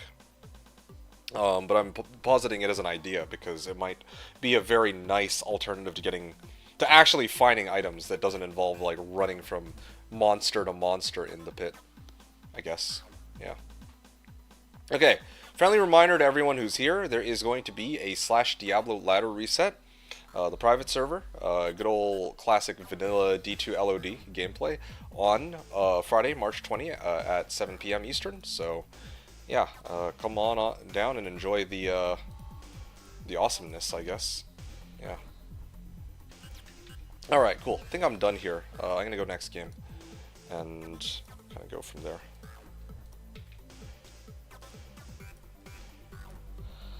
Okay, I might take a short breather on... Well, how long have I've been playing for about an hour. Yeah, I'm probably going to take a short breather on run 200. Just a short one. Not like a lunch break or anything. Just going to... chill for a couple of minutes and then I'll get back on it. But that's like probably an hour out.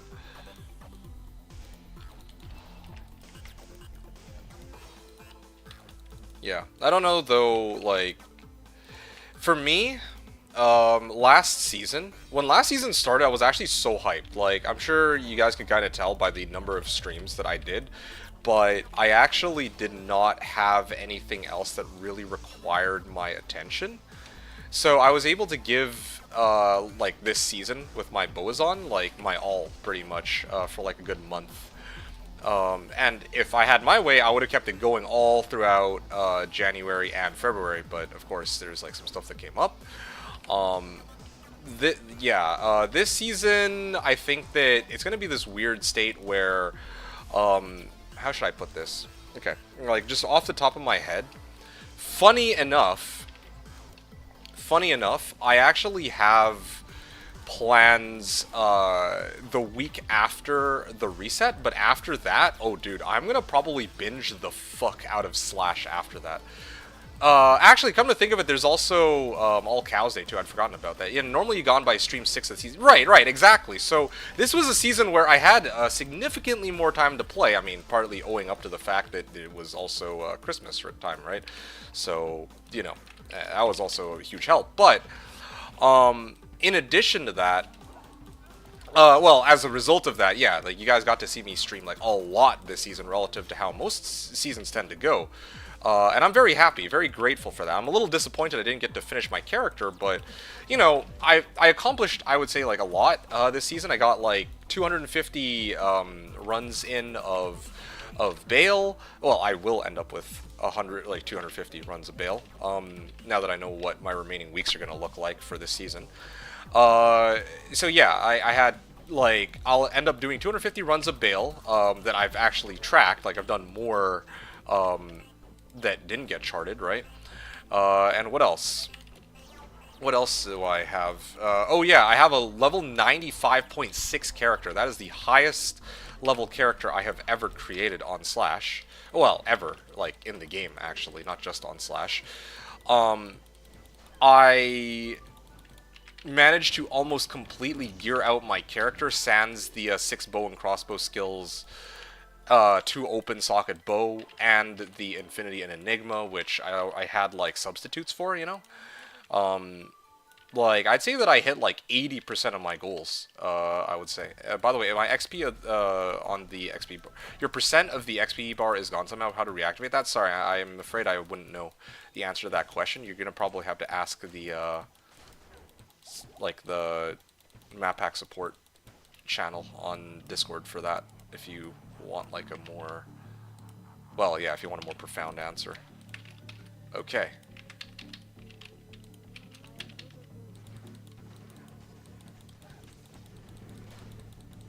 Wow, they lined up very nicely this time. There you go. Beautiful. Okay, magic ring. And I'm gonna dump this.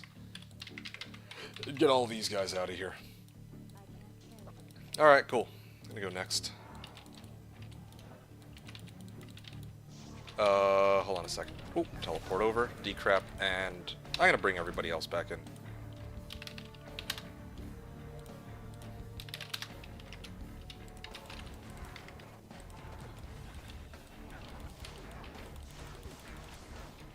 I think I can just exit out directly. That's fine. Alright. There you go. Nice and easy. Dude, these bots are insane.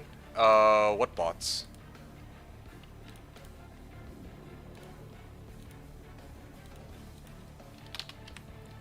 Two rares, 3 magic, 1 gem. Okay. Nice. The Twitch bots? Oh, did they... Oh, shit, yeah. Allow will post it to chat to deny that. Yeah, it's kind of annoying. I don't know. I don't know why Twitch... Like...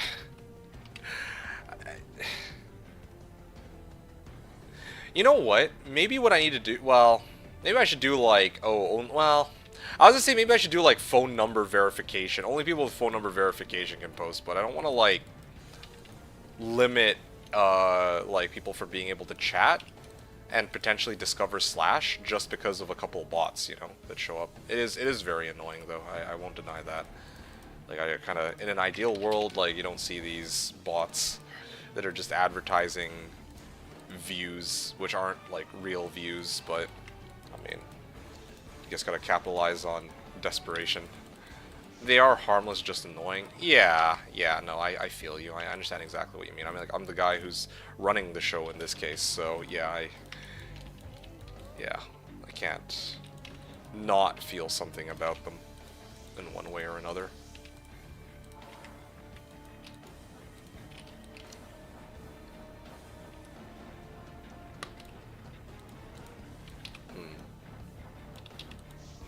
I hate when actual people come on my stream and start spamming things about making profile, but those are not real people, though, most of the time. It's like, hi, oh, I saw your stream, it looks really cool. Hey, let's talk on Discord sometime. And then it's like this, you know what I mean? Like, or they're gonna be like, first they're gonna be like, hello. Wow. Are you able to hear me? Okay, well, I guess you're not there then. Yeah, so this is my Discord handle. Something like that. I asked them a question, they never actually answer. Well, yeah, exactly. That's because they're pre-programmed to, like, follow, like, a script of stuff, right? So, like, they're pre-programmed to basically just, to say, like, the same shit. Like, oh, yeah, this is my Discord, come talk to me, I can spruce up your channel. Funny enough, I think there was one time where it actually was a real person for me. Just once, though. And that's because I actually engaged into a discussion with the person who was advertising. So I think it was actually like a real artist or something. I treated it like a bot, but then, like, it was just so funny. Like, they were like, oh yeah, like, this is my stuff, and I'm like, what, are you saying that my art, or the art on my channel isn't already sufficient or something? Like, and I got them, like, so flustered too. It was great. Those are the guys I'm talking about, the real artists. The thing is, like, I found one real artist, in quotes, in all my, like, hundreds, or seeing, like, hundreds of bots, you know? I've never actually, like, do people actually do real art anymore? I don't think they do they?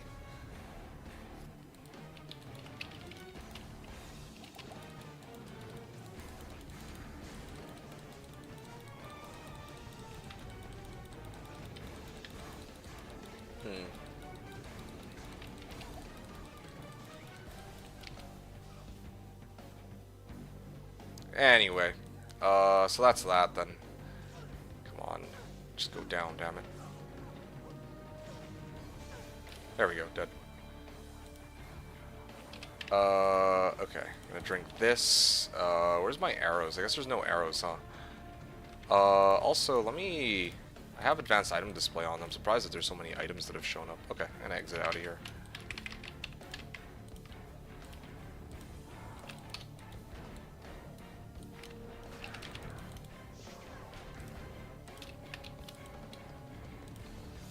My missus studied graphic design. Oh, really?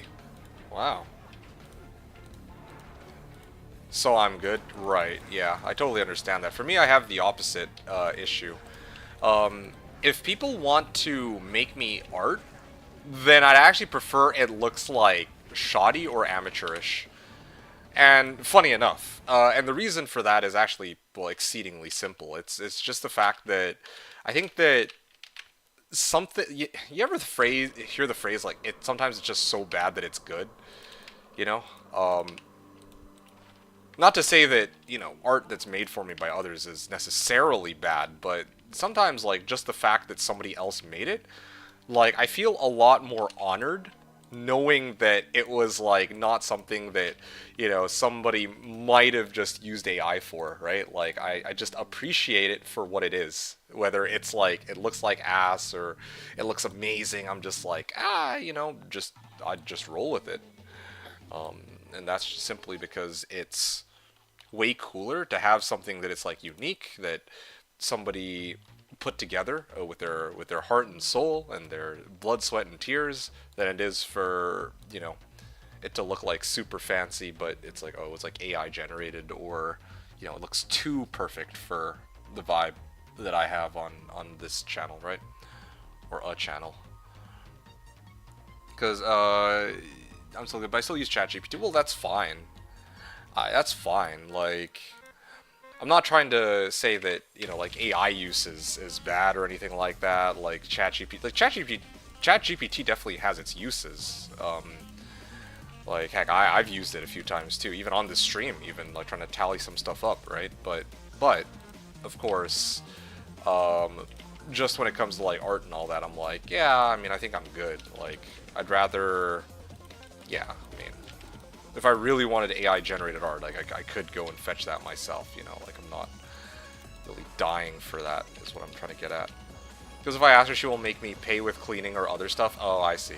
Right. No, but we gotta have you here playing D2 or WoW, man. Yeah. Anyway. Ooh, yeah, okay, this is a good throne room. Well, good enough, I guess. Not the best, not the worst. I love how the explosion goes through the walls. It's pretty nice. I want ChatGPT to become so advanced he can play D2 with me. No, man. I mean, there are bots like that that already kind of exist, no? Is it like... I mean, do you really need that, though? At that point, shouldn't you just ask other people to join you for a run? You know what I'm saying? Like, for me, I have the, I guess, opposite problem. I'd rather play alone in some meaningful way. Like, when I say alone, I mean, like, actually alone, like, with one character and all that kind of... I don't want bot, I want someone to argue with about builds and items. Oh, actually? Well, I mean, I'm here.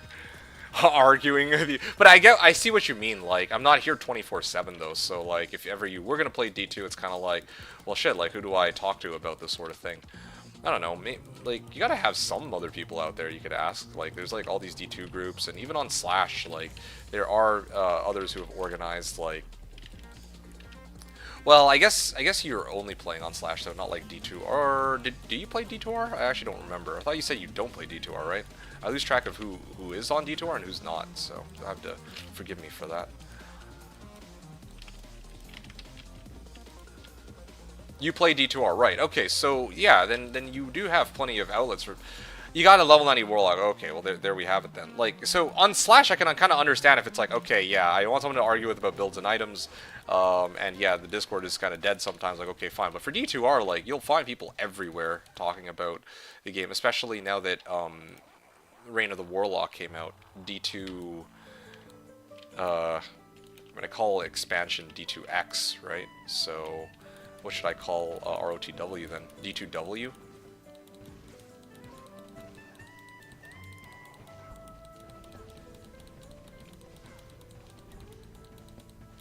Kind of tempted to just call it D2Z.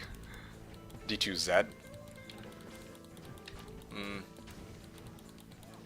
Would that work? Would people understand what I'm talking about? I feel like D2Z. D2X and D2Z. Yeah, I don't know, man. I'm just gonna call it ROTW for now. I actually don't mind ROTW. But then at that point I should call it... I don't fucking know, man. There's like no good name for it. I still have this issue. Anyway, I'm gonna get out of here with these characters. I'm gonna run on in. I'm gonna have to refill after this, I think.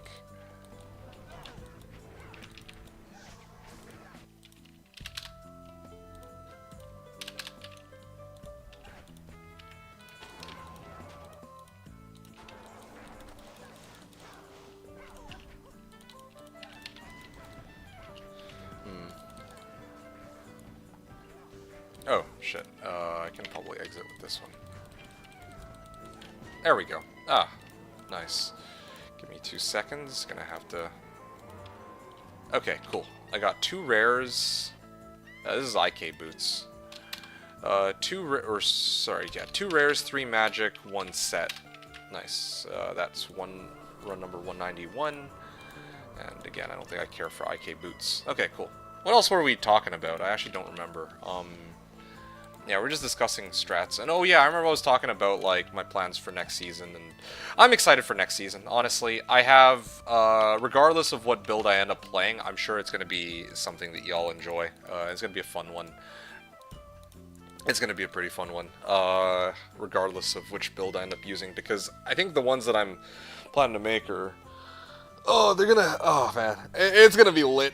I think the main issue for me is just time, though. Like, hold on. Let me just recall here real quick. How much time am I gonna have for this season?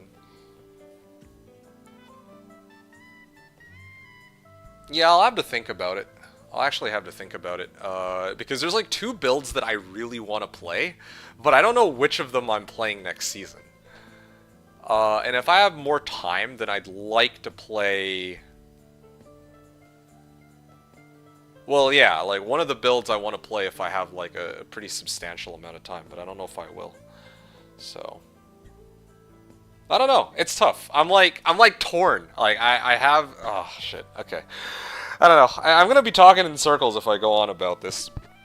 But like just thinking about the builds that I have lined up for next season gets me like hella hyped, you know? I feel the I don't know if you guys ever feel that like there are certain moments in my life, or well, I shouldn't put it like that, but there's just certain like moments where you just feel this extreme excitement, you know?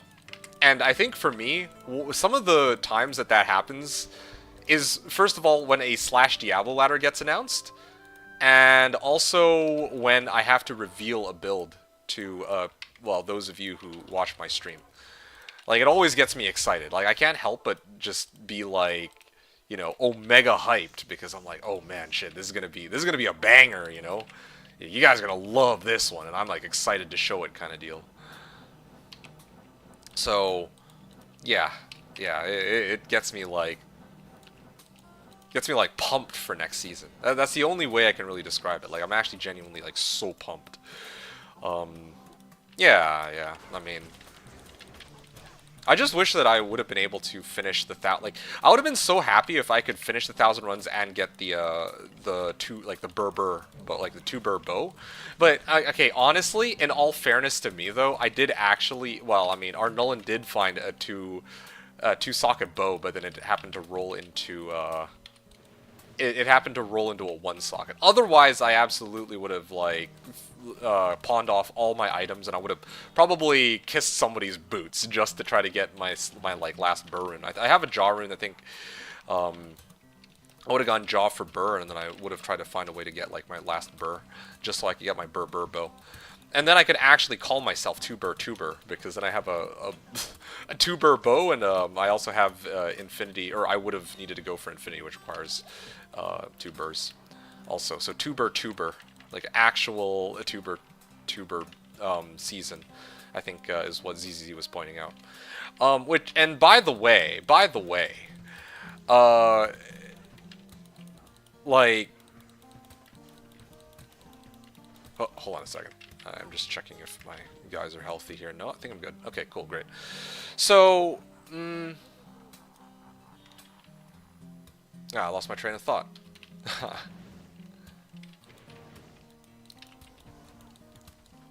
Anyway, yeah, like I said, I was pretty close to completion. I'm very happy with what I've accomplished so far. This is a character that I was really hoping to at least take to, like, level 96, but... oh, I remember now. Yeah, I mean, like, to be honest, like... This month, specifically, is just so jam-packed for me, for, like, all the stuff that I have to do. So, unfortunately, like, I was actually hoping that... How do I explain this? Okay, I kind of want to rewind the clock a couple weeks. Because I think I talked about... It's so funny how life works, because I didn't expect any, like, things to turn out like this, right? So I did say that I was going to be busy all of January. That was indeed the case. Like, I mean, there's nothing I could have done there. But then, it's kind of funny. In February, I was, like, kind of... when February started, I was actually not really feeling the D2 itch for a little bit. But then, Reign of the Warlock got announced, and I still wasn't really feeling the D2 itch, but I still would have actually hopped back on Slash until they announced Reign of the Warlock, and then I realized that there were, like, I was gonna probably be pulled in to play D2R and try out Warlock with other people, and that's exactly what happened. So, if funny enough, I think that the main, I know this is kind of a weird and maybe even like lame excuse, but I think that one of the reasons why, okay, I'm going to chart this down as a drop lidless on run 192. One of the reasons why I didn't get to finish my character this season is because I actually had to divest some of my time and energy for D2 gaming into D2R, hilariously enough, because they announced that new expansion, and I was like, oh shit, yo, this was not on my 2026 bingo sheet, you know what I'm saying? Like, that came, like, completely out of left field. Was not expecting them to say, like, hey, yeah, yo, we have a new class coming out, and we have, like, new items, and we have, like, a new boss fight, and we have, like, nice QOL. Now, of course, I was gonna get it no matter what, because, you know, I'm a D2 sort of guy, but in terms of overall value, I still don't really, you know, still doesn't really address some of the root problems of, like, RWT or botting or any of that sort. Those are the things I was originally complaining about, so those problems are still there, right? So it's not like I'm gonna ever migrate fully to D2R unless they could, you know, in some magical world get rid of all of that, but yeah. Point is, you know, new class and all, I had to give that an earnest shot, and that's exactly what I ended up doing.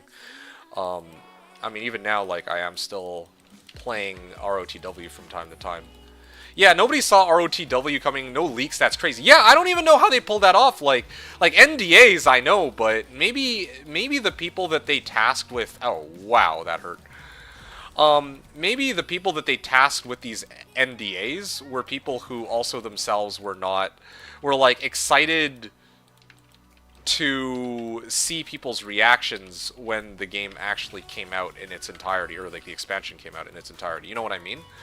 Like, maybe, like, it's kind of like, okay, yeah, I mean, NDA's coming out, but as it is right now, I wouldn't want to spill the beans on it anyway, because we want to actually see how it pans out. Because, like, some of these people were directly involved, well, a lot of these people were involved in the making of it, right? Like, of the expansion. Not just the developers, but I think it sounds like Llama and certain other people had knowledge of what was going on. I mean, like, the night before ROTW got announced, like, Wadijo was just magically, like, this guy Wadijo, I know of him nowadays as a D2. Oh shit, yo, they're fucking me up. What? Okay, interesting. Wadijo is normally like a D4 streamer nowadays, and then for some reason he and a lot of the other people who normally only ever play D4 suddenly decided one day, you know what, let's just play D2R all at the same time. Because, like, on Reddit, there were some people who were like, okay, hey, hypothetically, if this was a thing that were to happen, and you know, like, understandably, people were like, bro, you're capping. Like, they're not actually going to do this, right? And I was of the same mindset. Like, it would be kind of wild for them to do it. Like, they basically just abandoned the game, and they didn't give any leaks, no nothing. It was the most, like, hush-hush, tightly kept secret for, like, a while. But then the night before, when I saw all of a sudden everybody and their mother was on D2R, I was like, oh man, there's something big is gonna be coming up, like, I'm pretty sure. Weeks before BlizzCon, we know what they are gonna announce. Yeah, exactly. It's usually very obvious. This is one of those times where somehow that just went completely under the radar. And, I mean, it was, in some ways, a pleasant surprise, right? Like, it's kind of unpleasant in the sense that we kind of had to pay for it, but at the same time, like, the fact that the game's even getting any sort of love, like, I mean, I'm going to take it and I'm going to run with it, you know? Like, okay, sure, fine. Like, QOL that should have come with the base game, I agree. Or, this is some QOL that should have come with the base game. But, at the same time, I'm like, well, they have some pretty nice changes, too, that, and, well, a new class that's all pretty interesting. Now, of course, the new class is, like, totally imba, but, like, you know, it's still something to kind of get hyped and excited over, I would say. Something nice and fun, just to switch things up from every now and then. Sorry, something new to switch things up every now and then.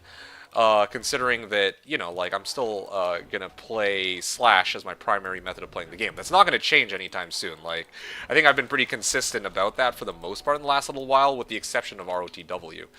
And, you know, that's not, like, that's not gonna change. It really isn't. Like, I don't really see any reason why I would migrate from, like, this is by far the most fun I have playing D2. Like, it's not even like comparatively close. Like, I just love on the start of a ladder season, I just know that everybody else who is taking part is going to be on the exact same boat, and this is the one place I get this experience, you know. Yeah, well, like, bot free, dupe free, JSP free, form gold free, RWT free. That you know, and you know, having map pack and multi-boxing is, you know, like, it has its pros and cons. Like, on one hand, I would have preferred playing like truly vanilla with no map pack. Multi-boxing is kind of a weird one, but because you could like use two computers, I guess. But ideally, like, no map pack, no multi-box would have been like, in some ways I would have preferred that because it's closer to the vanilla experience.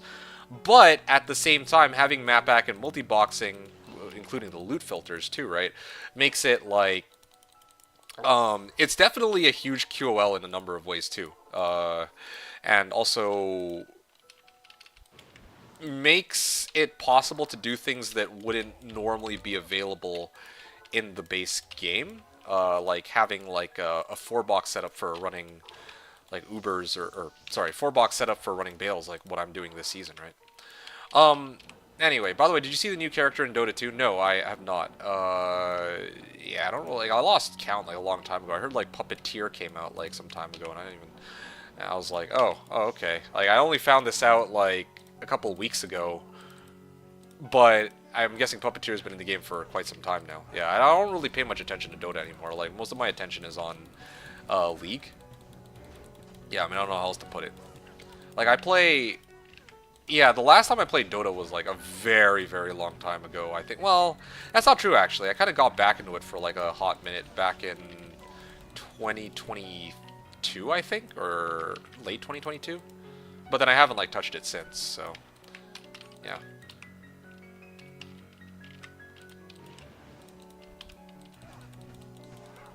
Anyway, so that's just my 2 cents. Anyway, the reason why I was bringing this all up is I'm just kind of like reflecting on the last couple months, kind of what, like, I guess more or less how, like, why I wasn't quite able to finish. I mean, I got very close, but yeah, I'm like, how did it come down to this? Because I was like I was actually very close. I just needed like Jawbur and Burr, and then also I needed to replace these with 320. Oh shit, there's one in the corner. Yeah, I mean, I wanted to replace these with like actual like 3 bow and crossbow skills, 20 IAS, but I would only do that if I could get my Enigma. If I could find Enigma.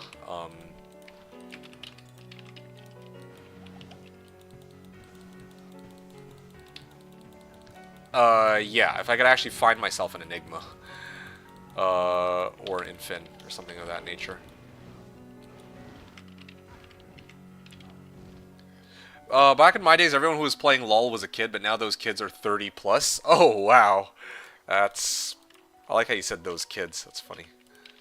You still never got into LoL? Oh, that's totally fine. I mean, like, I don't think that LoL is something that everybody needs to get in on, you know? Like, it's something that has stuck with me over the years because I played it around the time when it first came out. Like, I'm not like, oh yeah, I played since like season 0 or like season 1, but you know, like, I've been around for a pretty good long while. Like, I've been playing it a long time, and I know plenty of other people who play it too. That's like a big contributing factor, even to this day. So, you know, like, I have plenty of good reason to still play League of Legends. In addition to that, there are specific champions there that I actually really enjoy playing. The same isn't quite true for Dota, believe it or not. That's not to say that Dota is a better or worse game. I mean, like, if you put a gun to my head and had to force me to choose, I would say Dota's the better game. But I forgot to pick up the flawless diamond. Oopsies. But while I do feel like Dota is the better game, personally, I'm like, well, the thing about League is it's I actually have more fun playing it personally. As bizarre as that sounds, like, you can't have a game that you have more fun with, but that's like a worse game, right? Like, I think like one of my favorite examples would be like in the Call of Duty series, Black Ops 2. I still consider it to be the best Call of Duty of all time, but I had more fun with Modern Warfare 2, right? Like something like that. Like Black Ops 2 had. Anyway, so I don't want to get like too sidetracked, but oh, okay, there we go, nice. 3 rares, 2 magics. 3 rare, 2 magic, 1 set. Getting pretty close here.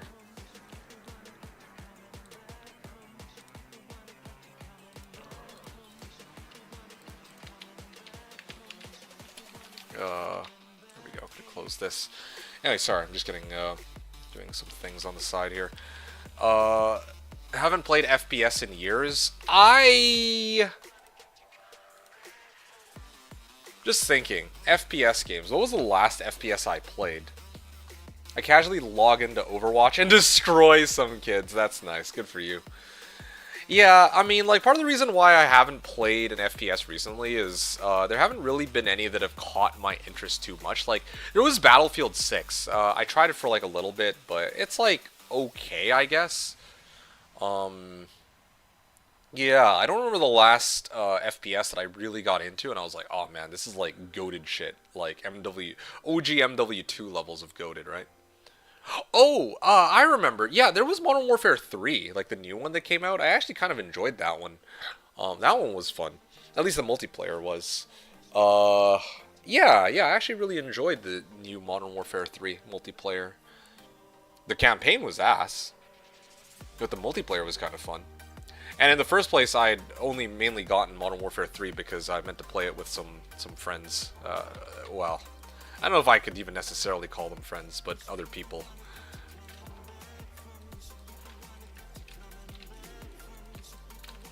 Yeah, and I did that for a bit.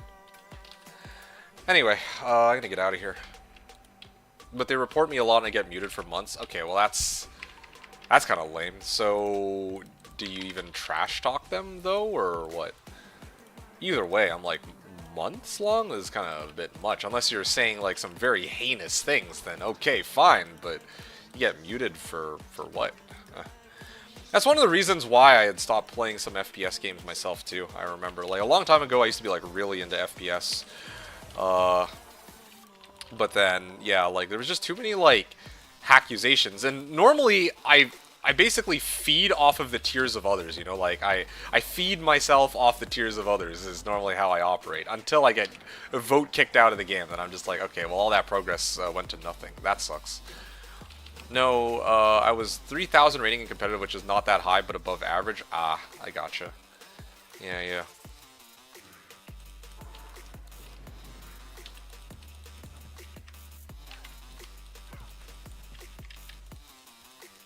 And if I play in quick play, I punk. And sometimes teabag. Yeah, that's like standard procedure, though. Isn't it?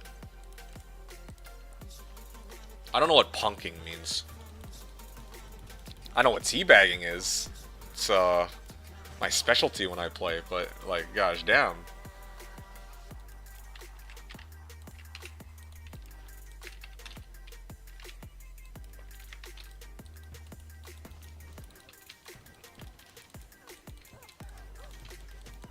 Anyway, yeah, so basically bottom line is ROTW came out, and I actually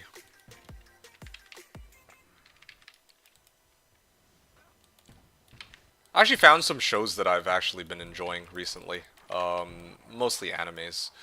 So I've actually been binging the shit out of those, but... Hey, sup ZZZ. ZZZ wrote Toxic 2, Toxic 2.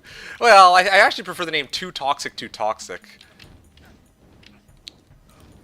Yeah, I think I like that one more. Too Toxic, Too Toxic. Hey man, look, when I'm just playing D2, I'm pretty like well-mannered, okay? But if I'm playing like PvP games, oh, I BM like a lot. Granted, I usually only BM if I... Like, here's the thing. In the past, I would just, like, I'd BM both their team and mine, okay? But, like, now I only BM their team, and that's if they, well, actually. Basically, if people talk shit to me first, then I have the grounds to just, like, start talking shit back to them, is how I feel. But typically, I prefer not to argue with my team, because 9 times out of 10, I'd rather win. So if they're shit-talking me and I don't want to get into an argument with them and I don't want to tilt, then yes, I would rather just mute them and play and try to win, is usually how I do it. As if it goes like, I teabagged once and report. Now, back in my days, it was considered rude if you outplayed somebody and not teabag them. Now I teabag once and get insta-reported. Yeah, I don't know what to say there. That's kind of unfortunate. I mean, like, teabagging is kind of the, part of the, it's part of the gaming experience at this point, is it not? At least it feels that way to me. Sorry to hear that you get, like, kinda, getting kinda shafted for that, though. That's quite unfortunate. Anyway, okay. What the? Actually, what if I just started... Yeah, what if I just do this? Would it be faster for me to just, like, not bring my other guys back in? Actually, it wouldn't, because I still need Conviction Aura. Yeah, okay, well. Well, what if I only brought back Conviction Aura? Maybe that might be fine by itself. Are you going to get next level from these bales? I'm going to be honest with you, ZZ, I don't think I will. I actually don't think I will, in this case. Like, I was actually just talking about this, earlier. I took a good look at what my remaining weeks are going to look like for this month, leading up until the reset on the 20th. Yeah, I took a look at what my remaining weeks are going to look like, and I realized that I can only do this stream and one more after. So probably I'm going to be able to get in 250 Qbug Baals. Is probably going to be my stopping point for this season. And running the math in my head, that brings me to like roughly 80% of the way to level 96. Now, I could finish it after the new season starts, but, you know. Unfortunately, I don't think I'm going to reach level 96. That would be nice, but I don't think I will. And I'm not, like, too disappointed by that, I would say. But yeah. Kind of where I'm at.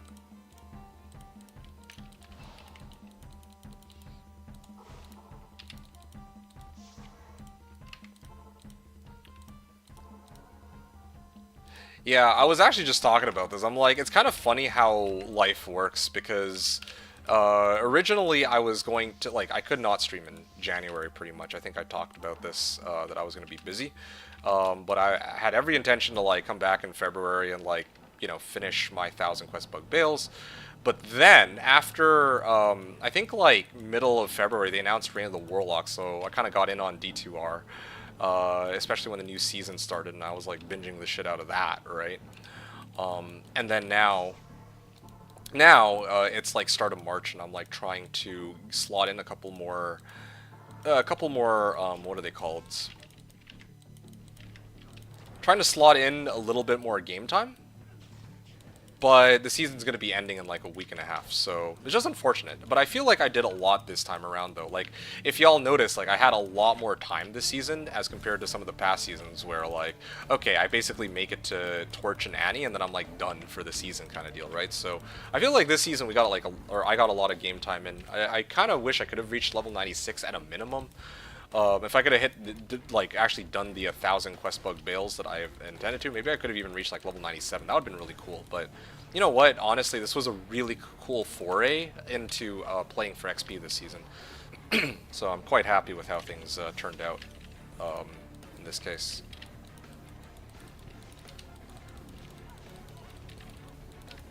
Yeah.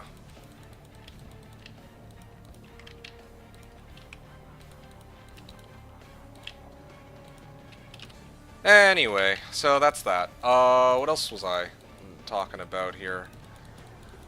Yeah, so that's basically how the last 4 months have gone, just doing the retrospective on it. And as I mentioned before, like, The remaining items that I need are the bow, the enigma, the infinity, and the gloves. Now, the gloves would have been pretty interesting to try to shop for, but, you know, like, I could get by without them, and that probably... I was actually kind of excited for that, like, trying to shop for that, because it would have been like a full stream, like, I'm just sitting next to Anya and just trying to roll for 320s over and over. Would have been kind of fun to do that. Well, just kind of shooting the shit and chatting with you folks. You need 140 to level, and you're doing... Oh, is it 140? I guess you ran the calculation. I'll take your word for it on this one. Per hour, so 10 hours to level? Right. I'm just thinking. 10 hours to level, huh?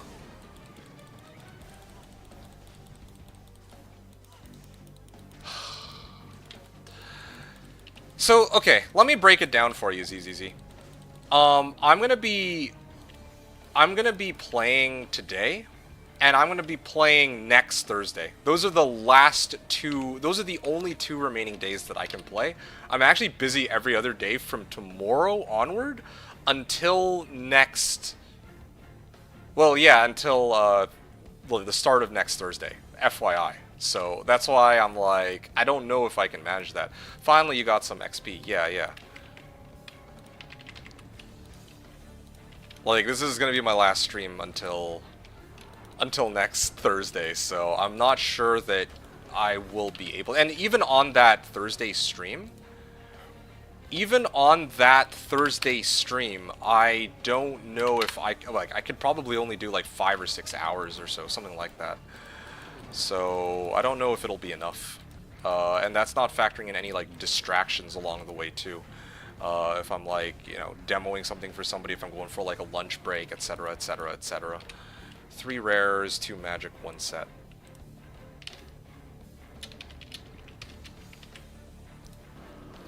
Level 96 character could be kind of fun though, yeah.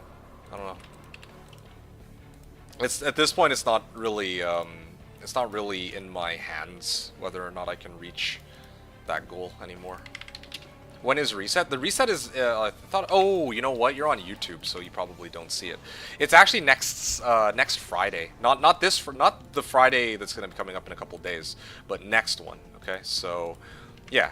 Well, I literally only have 10 days until the new season starts, and I'm going to be busy for 8 of those days, essentially. So, it's like, okay, cool. Also, as fate would have it, I'm going to be doing a 20-hour stream on the Saturday like I usually do. But on the Sunday, I also have some plans. But I think that's like the only... wait. I'm just trying to recall. Yeah, I have some plans on the Sunday, unfortunately. So it's going to... Even that weekend is going to be a little busier than usual, but I'll have some time to... Like, after, like, basically, the weekend is going to be busier than the week. It's going to be weird, like, the scheduling. And I don't want to, like, go too deep into it, but yeah, it's just so bizarre. So, like, I'm going to be gone March 20th. Yes, exactly, March 20th.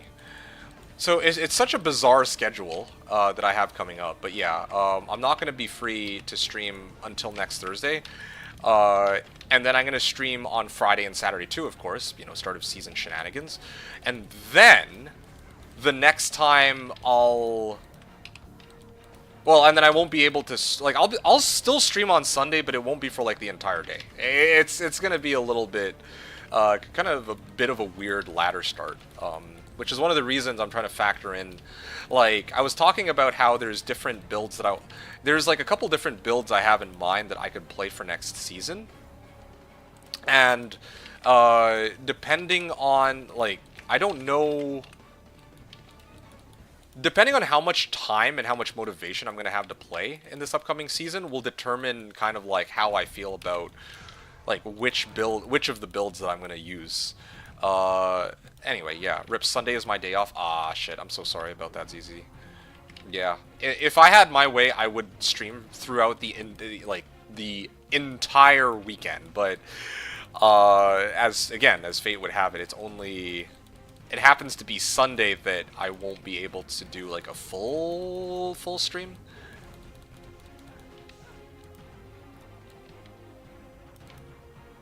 Yeah, I don't know. Damn, it's gonna be rough though. It's gonna be a very long, yeah, it's gonna be a very long weekend just because of how troublesome this is gonna be. Blizzard Hammerden? Ooh, now that would be a sight, wouldn't it? Yeah, imagine that. Okay, great. Alright, I guess I'm out of here.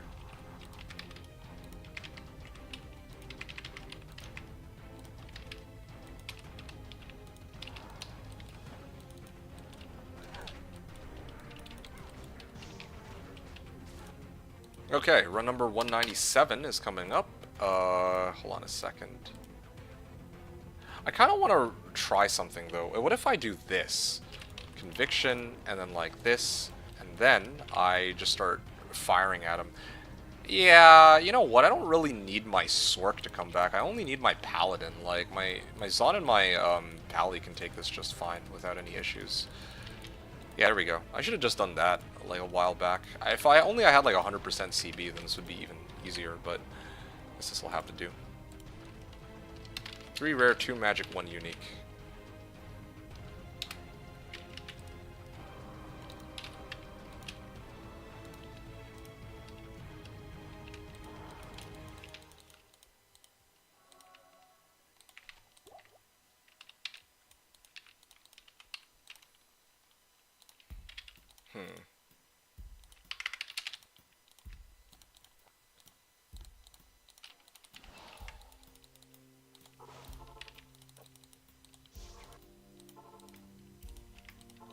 It's okay, we know you just don't want you just don't want your Zon to pass your Necro. I made peace with that a long time ago, and keep in mind that at this point my Zon already has passed my Necro. I think my Necro is at 60%. My Zon now is at 64%. So my Zon is now officially my my highest leveled character in that sense, at like 95.64 as opposed to 95.60. So yeah, I'm glad that you don't blame me for that. I don't know if you're trolling about that or not, but yeah, I'm glad you understand though. It's like Zon over Necro. But at the same time, yeah, like that was definitely a debate of mine, but you know, I kind of like let it slide because I kind of wanted to see the science speak for itself. Science in the sense that I wanted to see how, you know, if I do like 250 runs, like roughly what level will I be at? Like that kind of stuff, right? Like that's kind of interesting too.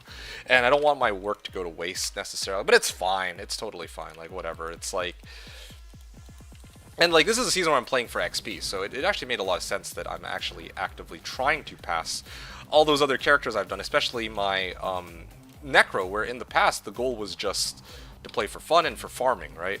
For farming like wealth, and I just happened to hit level 95. Save 99 Nurko for your retirement project in nursing home? Yeah, that's the play right there. At that point, yeah, maybe I do Players 8 on single player too, though. Imagine. You can always go die on the Zon to go below Necro as long as you don't level. Ah, that's fair. But I think that's fine. Like, if I'm going to do a 199, I don't think I'd pull my old Necro up and be like, yeah, this is where it's at, you know? Like my Necro hit a really good stopping point himself, too. Yeah, for science, exactly. Okay, well, this is gonna hurt. I'm gonna GTFO. I think my Valk will die if I do not. Yeah, my Pally's tanking like a champ. That's okay. Cool. Alright, cool. Just gonna drink this. I'm good to go. Alright. Anyway, what else were we talking about here? So, yeah, I mean, I was,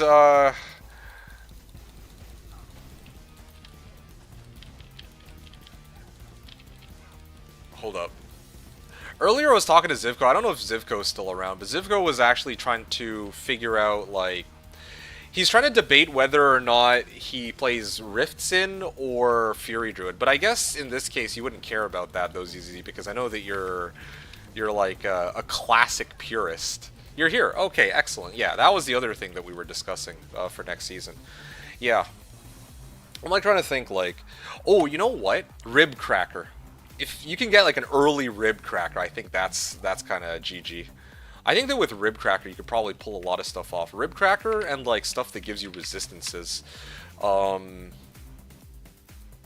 You know, something I've been trying to play around with is what would happen if you ran because, okay, melee type characters struggle a lot with survivability. I think this is a fair statement to make.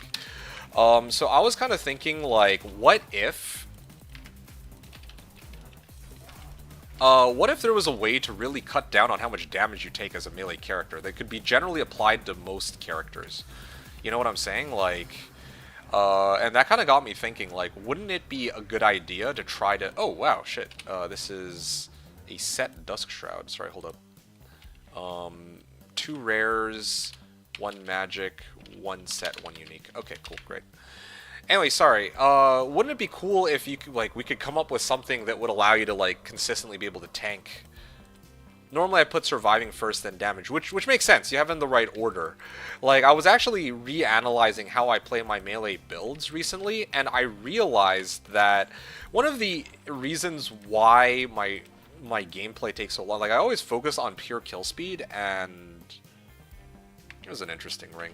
I'm not going to chart it down, but it's got attack rating, minimum damage, strength, life, and fire, poison res. Anyway, that's why I use 2 Absorb Rings plus T-Gods on... Oh, that's why I use 2 Absorb Rings and T-Gods on Blizzsword. Right. Sorry.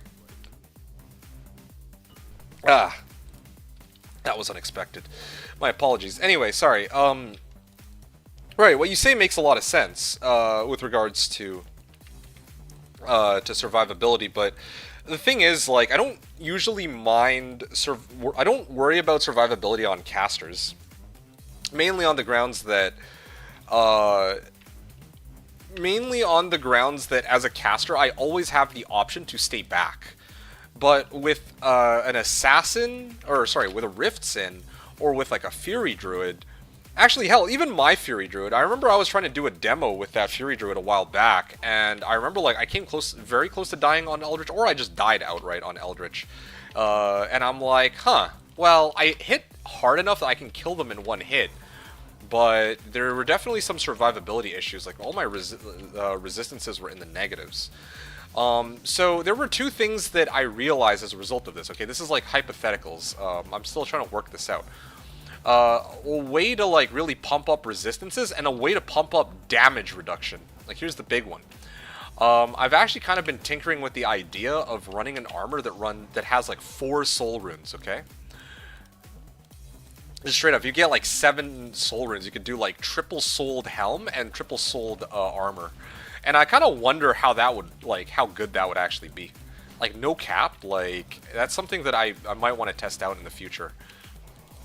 Just because, like, yeah, if survivability is the issue, then that might be something worth, like, looking into. But having said that, of course, I'm kind of bringing this up for you, Zivko, because I don't know if it's something worth, like, trying out at all for your character if your goal is to try to play, like, a melee-oriented kind of build, is what I was trying to get at here.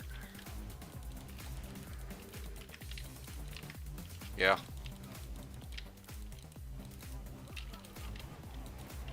Alright.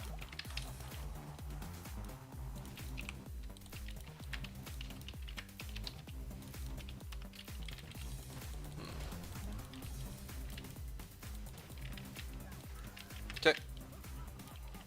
Oh, I care about that. Let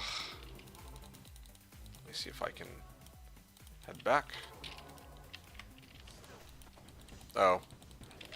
I'm also thinking to make an alt Sork and do a few Nightmare Mephisto runs. Yeah, that's an option. Zivko, are you planning on playing in a team, or are you planning on playing, like, solo? He is great for gearing.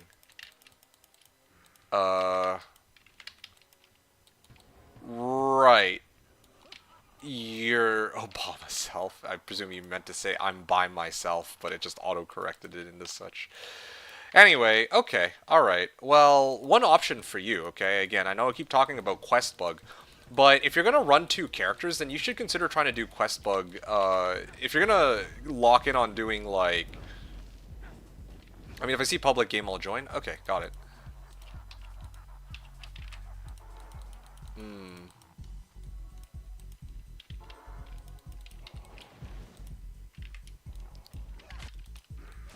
Let's do this. This guy's been poisoned for like 10 years.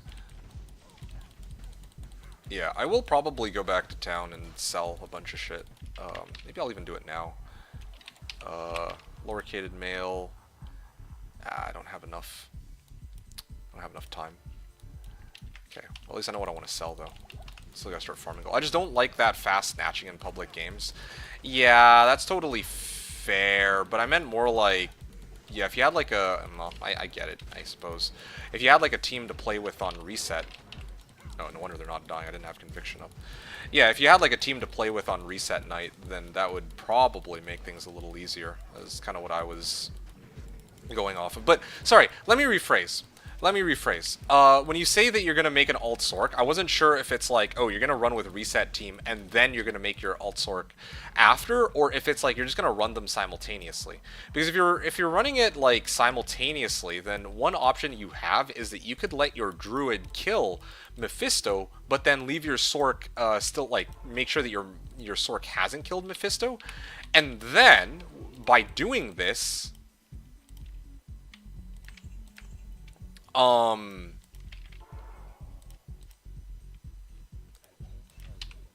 okay, interesting. What is this? This is useless. Okay. Yeah, by doing this, yeah, you could run like Qbug Mephisto if you really were committed to doing something like that. I don't know. To be honest, a lot of people shit on Nightmare Meph, but I feel like there is an argument to be made to run Nightmare Meph, so in the future I might actually consider exploring that. Because, like, you can do quantity over quality on that one, maybe. I don't know. You said last season you gave me pretty good boost in early hell. Did I? I'm thinking of the level up Druid to 40-ish. Oh, that's smart. I like that. I can kind of get behind that. Yeah, that makes a lot of sense. Yeah, like, if you have a level 40 Druid, yeah, for sure you can just, like... Yeah, you can, like, easily get your other boxes, in Bale Waves, for sure.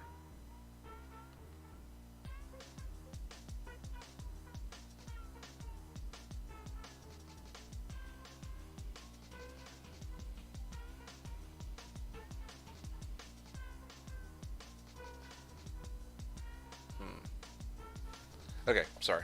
I'm going to continue on here. I have one more run to do, and then I'm just going to take a short little... Well, I was going to take a short breather, but I'm actually talking to you guys, so maybe I'll keep playing until... How long are you planning to hang out for, Zivko? I mean, it's, like, late for you, isn't it? Zivko, because, again, I don't want my wife to walk in on me with 4 opened windows of Diablo. Sure, I suppose. Okay, there we go. Here we go. I'm just gonna send my guy in.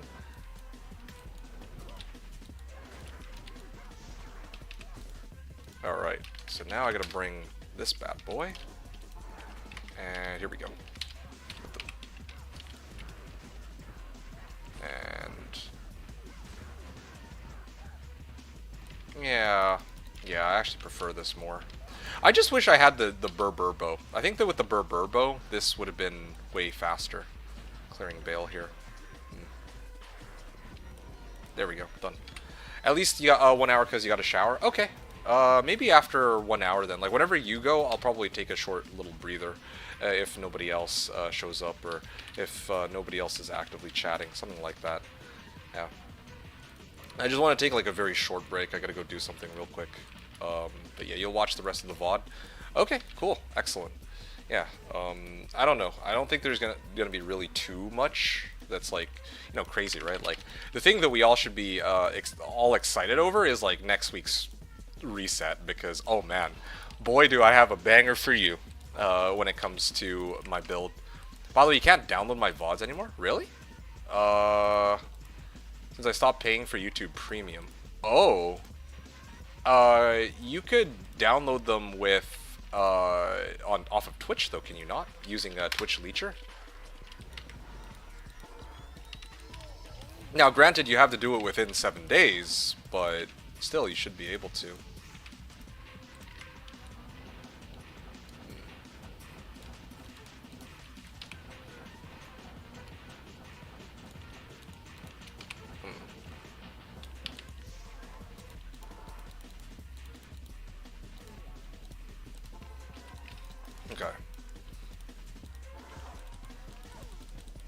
Oh, shit. Okay. Let me get my decoy up. I don't know why I don't already have that.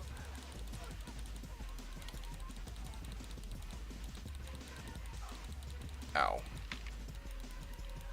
Okay, I think this is fine. There we go.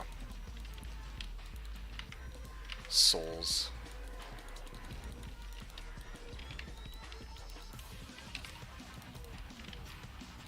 Oh wow, I'm really chugging through my potions like crazy. Okay. I'm gonna grab these. I'm gonna wait for them to line up, and I don't know why my freezing arrow doesn't actually freeze them, that's weird. I normally download VODs on YouTube and listen to them at work. I see. Yeah, I don't know how it works on YouTube. I just know that people do that, but, well, I'll just assume that people do it on Twitch, too. I mean, you can't just, like, watch them on the, on YouTube itself, or what? Is that not an option?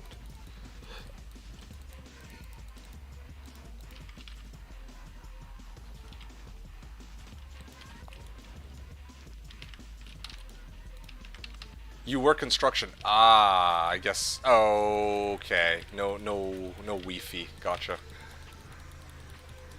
First signal is poor.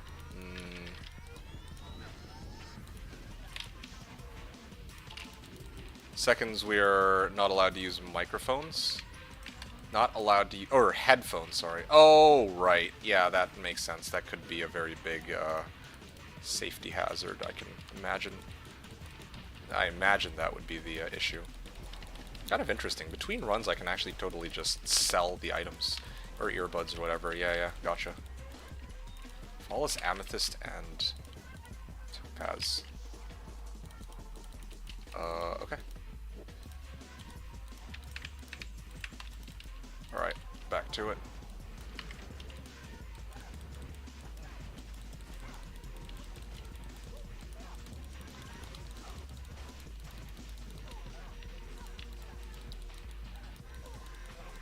No music, no work. Right, yeah, I can understand that. I know some people like that. Like, I can function just fine, like, doing stuff if I don't have music. But I know that there are some people who just straight up will not, like, they just don't want to do anything without music, and I completely respect it. It's like, yeah, yeah, it's like, I wouldn't call it, like, sacrilege, but, yeah. Yeah, for some people, like, they're just so accustomed to it, I guess, that it feels weird not having music on hand. You're mostly alone when I work? Gotcha.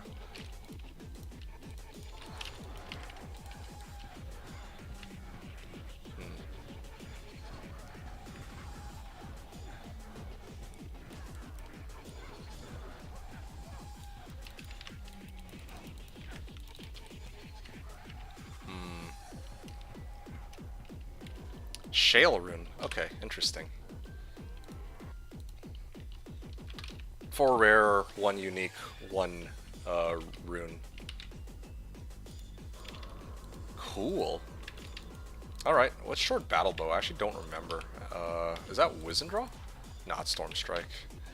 Yeah, okay, cool. I'm gonna keep going then. Okay, give me a second here. Why is there, like, this long-ass delay, though, between when I exit out of the game? Yeah, I just hope that this doesn't become a problem on reset night. Like, what the fuck? Like, I actually can't bring my other box. Did you say your opinion about Act 6? What about it? I thought they confirmed that they're not going to be doing an Act 6. I don't really care. I know... Oh. Okay, weird. It, like, booted me off on one of my boxes. If they make one, like, okay, my opinion on Act 6, well, what would I say about it?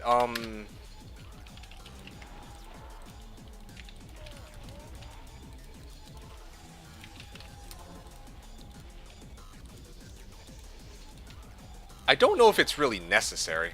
That's how I feel about Act 6.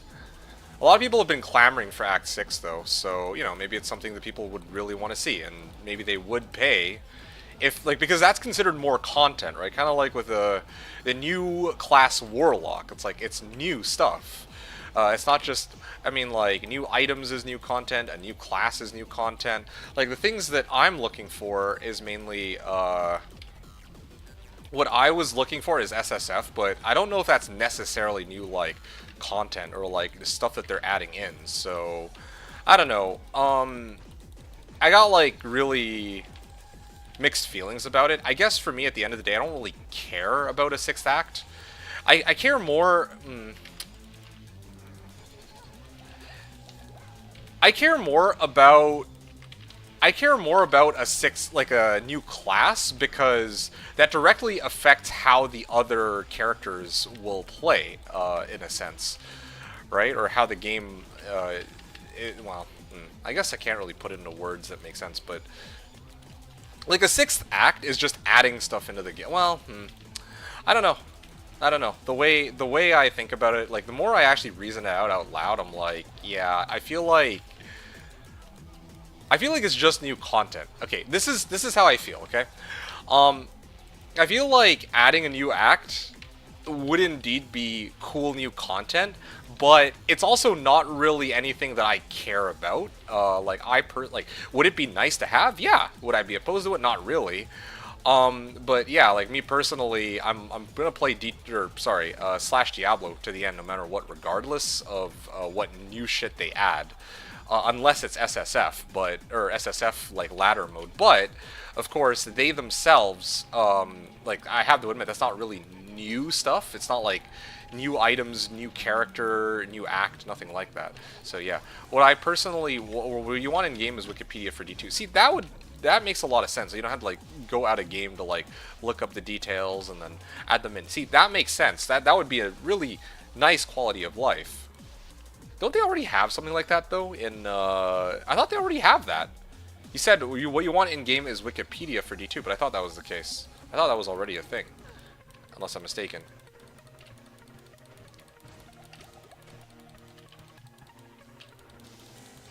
Yeah, like, they have the, I forgot the name of it.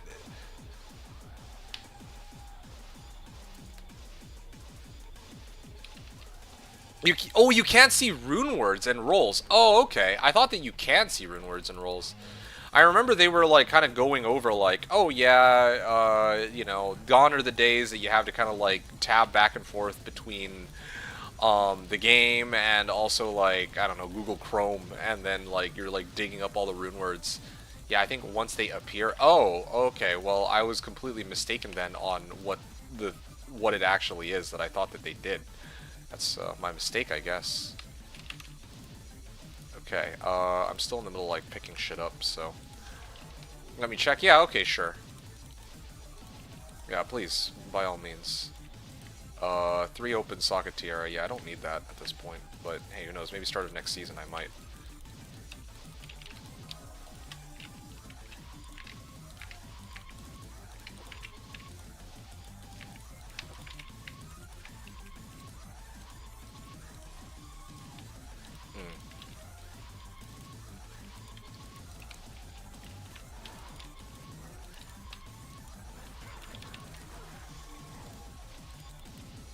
Okay.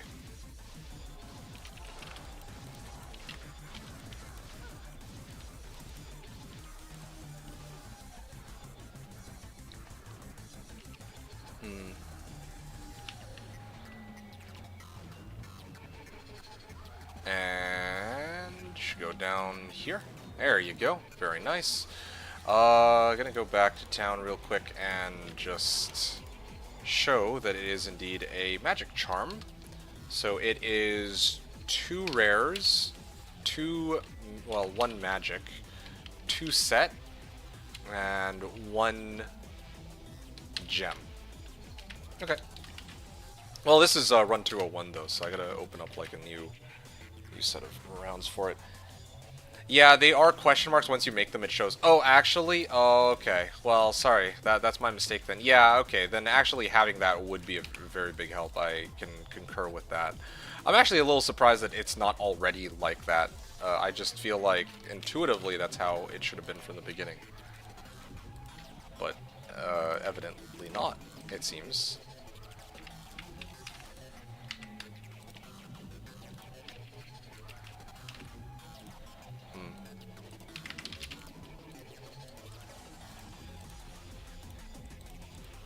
Okay, not bad. We're like, I mean, I kind of wish I could say halfway through the runs, but it's not quite halfway. Again, the goal is to reach run number 200 and... I started at 180, and I wanted to reach 230 by today, but again, I mean, I'm just trying to... I'll see how far I get, you know, I'm doing my best here. Like, this is about as fast as I could go. I could optimize a few things here and there, but my brain only has so much energy to really optimize every little thing, and today is one of those days where I just don't have that in me, where, you know, I can shave off like maybe 10-15 seconds every run if I actually position properly and all that, but I can't be bothered.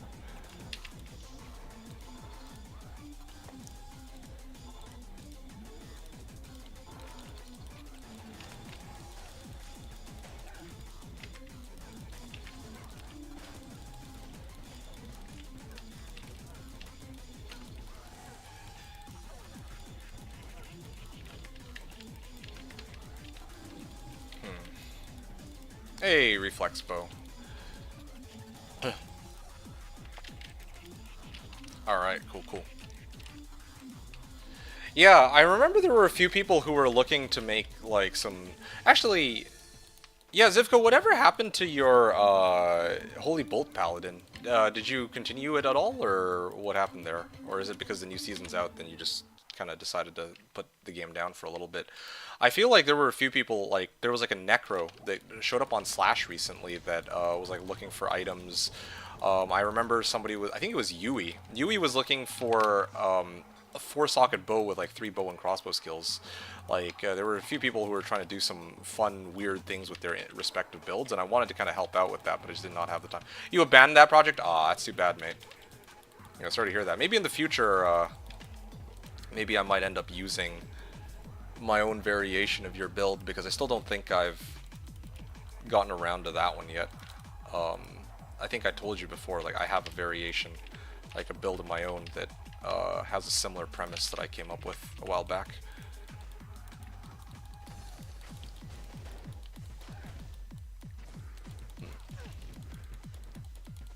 I made him Faith plus Fortitude. You actually had enough for Faith and Fortitude? Shit, dude. Wow. That's kind of crazy. That's impressive. You rolled my Faith. Oh, yeah, right. I'd forgotten about that. Yeah, sorry. That was a while ago. Yeah, you'll have to forgive me. It was, you know, that was a while back, but, yeah, it's coming back to me. I remember. I rolled, like, 12. Like, I think, I rolled, like, a dog shit, Faith, if I recall correctly. It was, like, 1 to all skills and, like, level... I think it was, like, yeah, I think it was, like, minimum rolls on both. 12-1, yeah. I was like, alright, yeah, that tracks. You know, I think that was the mistake I made.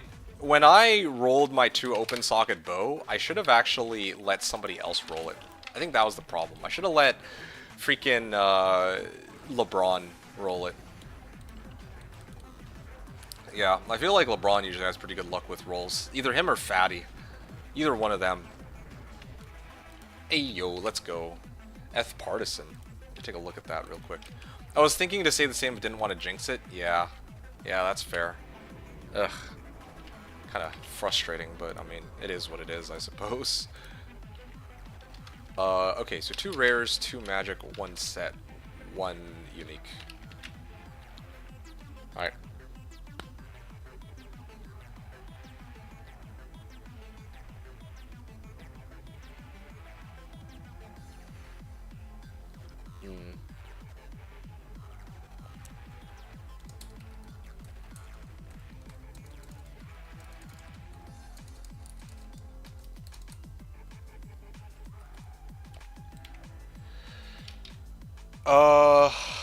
One second.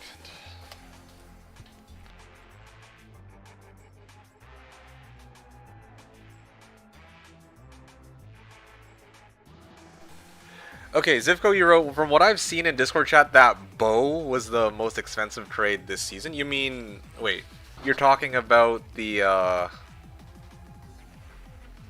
you're talking about the 6 bow and crossbow skills reflex bow that I tried to Larzik and I rolled 1 socket instead of 2. You talking about that one? Because I know that there were other... Oh, no, no, no, no, no, no. That definitely wasn't the most expensive trade made this season. That was only a Surun. In quotes only. I mean, like, I think there was a Griffins that popped up, and then I think Arnullin and somebody else both tried to bid. I think it was you, actually. I thought you and Arnold tried to bid for Griffins, and then the final bid was like 10 ohms.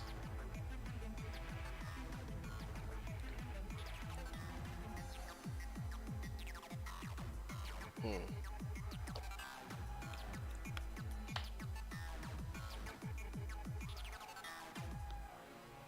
6 skills bow for Sir. You bid keys plus something else. Yeah, I remember.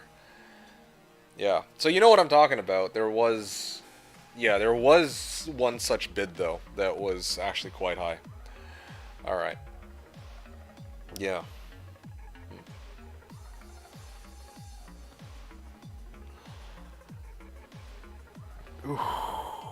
Alright. Sorry, just stretching a little bit. And now I continue my runs. So this is what? Venom Grip? Yeah, I don't think I'm going to chart that down as a drop. I don't think I care.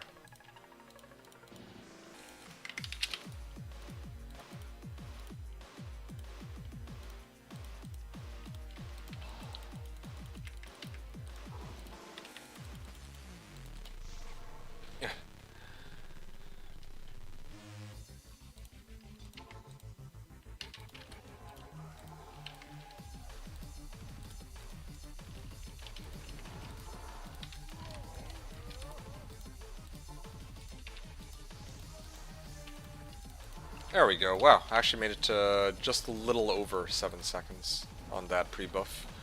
This is going to be a far. Like, this throne room is a little far away, but that's okay. Okay. Wow, this is pretty amazing. There's only one.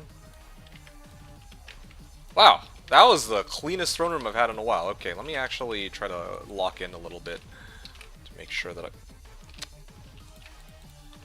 get this right. There we go. Nice. Wait, he teleported away? Jeez, come on, man. This is supposed to be like a super fast run here. Okay, so Conviction's gonna be coming up the next pack is coming up. I'm gonna put my decoy here. And then I can probably just nuke him with the exploding arrow. And then this one's down too. Yeah, not bad. Not bad at all. Don't need this. I totally could have fried these guys if I just kept firing arrows. Well, potentially. Ah! Damn it, I was too slow. My merc died. How annoying. I had to go back to town now for this shit. I was gonna try to juvie him after, but I messed this up. Ah, it's too bad. This was actually a really good run for trying to break a record, but...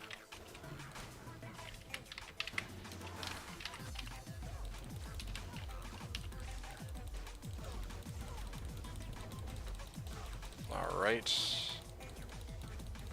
Yeah, I kind of fucked it. That's too bad. I almost had it. Okay, well, as I was originally trying to do before I got rudely interrupted, I'm going to try to sell my shit here. I'm going to put up my decoy, for which I apparently don't have any. Thought I already had a decoy. Yeah, this was a really sloppy run. That's unfortunate. I could have actually done this in maybe under this bit in under like 2.5 if I didn't lose my merc. Well, there were a few factors that kind of screwed me over, but that's okay. 2.5. Yeah. Alright, all good. Gonna go back to town, gonna ID my shit, sell them, and then gonna go from there.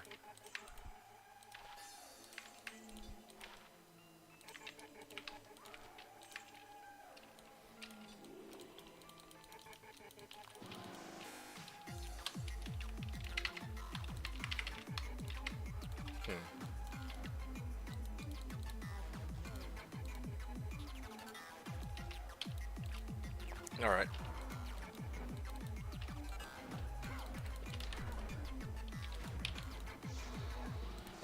Okay, 203.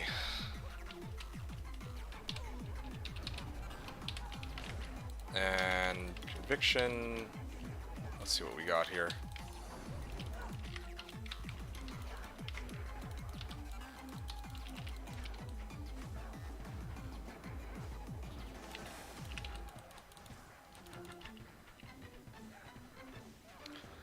Alright. There we go. 2 rares, 2 magic, 1 set, 1 unique. Okay, cool. So that's run 203. Yeah, not bad. 25 runs so far, or I'm coming up close to 25 runs done. Another 25. Meet comes out to about 3 hours. Yeah, I'll be a little short. I'll probably be able to make it to like run 225 or so. And the remaining 25 runs will have to be next stream's problem, from the looks of things, as much as I hate to say it. Yeah. Don't mind me, I'm just selling some items to make sure I don't have to sell more later. Oh wow, I found a Fool's Modifier bow that has 77% ED, but I think that by itself isn't very useful.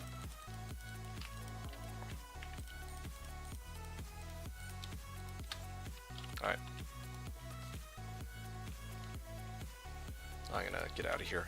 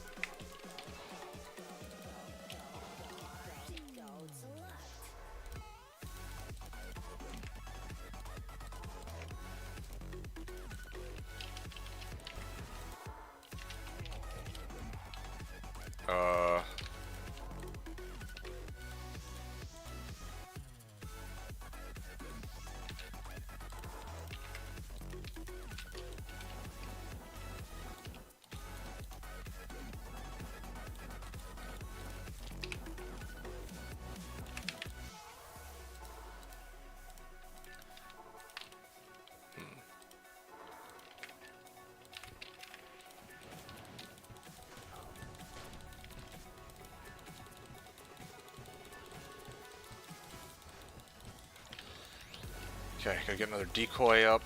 I'm glad my Merc can actually hold his own here. That's good. Okay. And there's another one last pack down here, so I'm just gonna clear that, and I think I'm ready to go.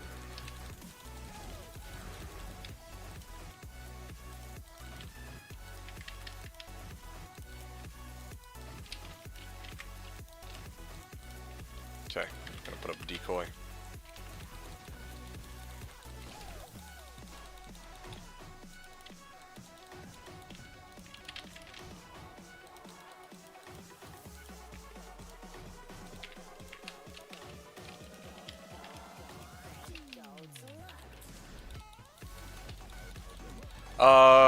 Zivko wrote, can't remember, it was crazy season. What was a crazy season? Oh, you mean like this season that just passed? For Slash? Oh wow, found Jeweler's Coronet of Guarding. Interesting. Yeah, if it was like Jeweler's Tiara of... If it was like Jeweler's Tiara of like Life Everlasting or something, that could have been kind of nasty. You mean like crazy in terms of like items that you got? or what?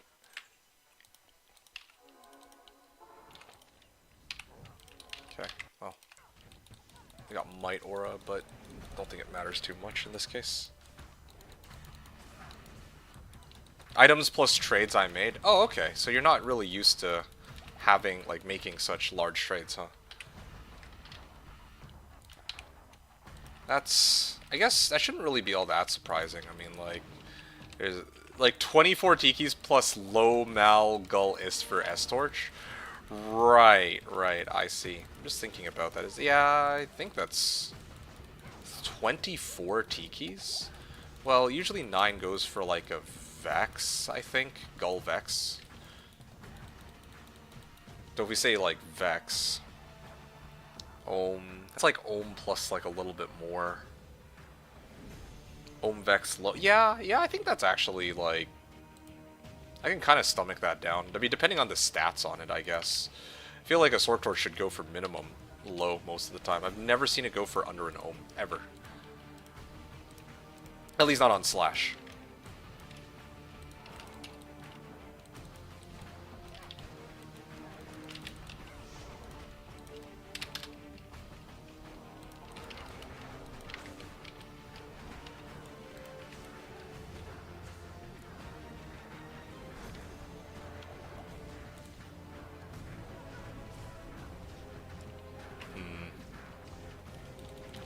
There we go. Nice. There's some Frostburns, which is kind of cool, but... Armageddon, Hunger Creeper, 3 faster run lock. I don't think I need that. So it's 1 rare that dropped, 3 magic, and 2 uniques in this case. And then my next run, I'm gonna do 1 more. And then yeah, I think I really will need to take my short breather. Zivko says...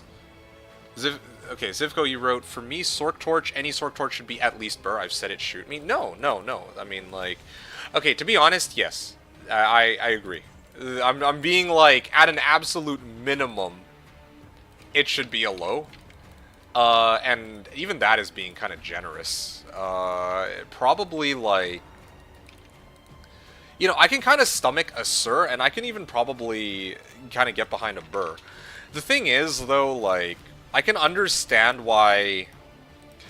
The funny thing is, like, Sword Torches specifically, like, people can't really argue the value on that, you know? Like, that one actually can't be argued, simply on the grounds that there's a finite number of Sword Torches, but there seems to be, like, an infinite number of Sorks.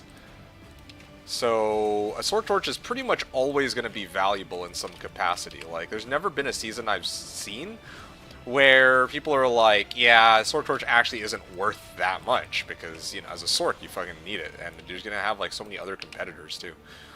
Sork got Teleport on level 18 for free, they need to pay for Luxury. You know, you're right about that. I'm not even thinking about, like, trying to justify the payment of a high rune for the Sork, though. I think it's more, like, just looking at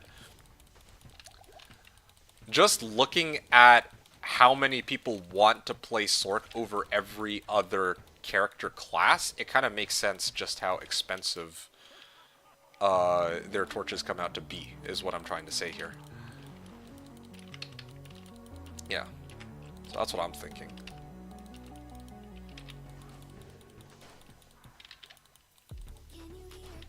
Nice. It's like tax. Sork needs to pay 40% of income. Ha. Well, that's an interesting businessman-like way of looking at it, I suppose, yeah. I mean, it makes sense. I'm not gonna argue with you on that one. Probably, I bet, like... I don't know. I just... These items are worth what people are willing to pay for them. And Sword Torch is one of those things that, yeah, the Sorks oftentimes are going to be willing to pay that much.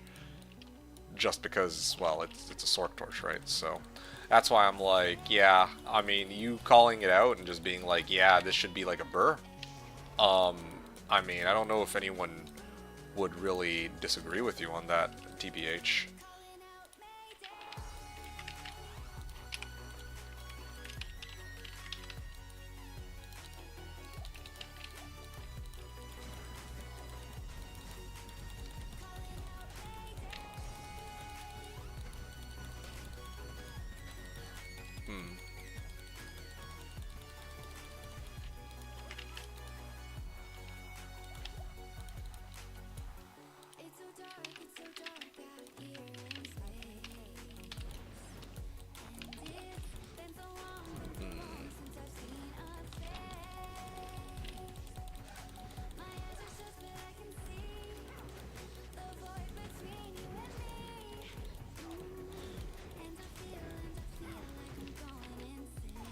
Alright. Just waiting for this. These guys to go down. Alright. Oh shit, there's one more. I didn't see this one in the back. This one's taken a little longer than the previous runs, but I shouldn't really be too surprised by that. There's so many. You can't remember what high rune I got. Was it Jaw? I think I found Jaw Sir this season. From running Qbug Baals. Oh, and an Ohm from Halls of Pain. Yeah. I found 3 high runes this season. There is the Ohm rune, well, sorry, the Sir rune from Throne, the Ohm rune from Halls of Pain, and then the Jaw rune from Throne, in that order.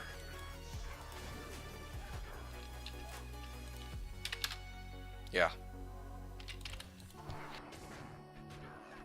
Ah, sorry. I'm good now. I had to sneeze.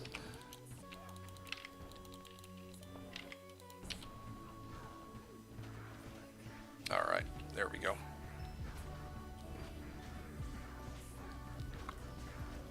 Yeah, I really do wish I had a Berber bow. That would be nice. 3 magics, 2 rares, 1 set. Sorry, 2 rares, 3 magic, 1 set. There it is. Alright, that was run 205. I am gonna take a short 5-minute break here.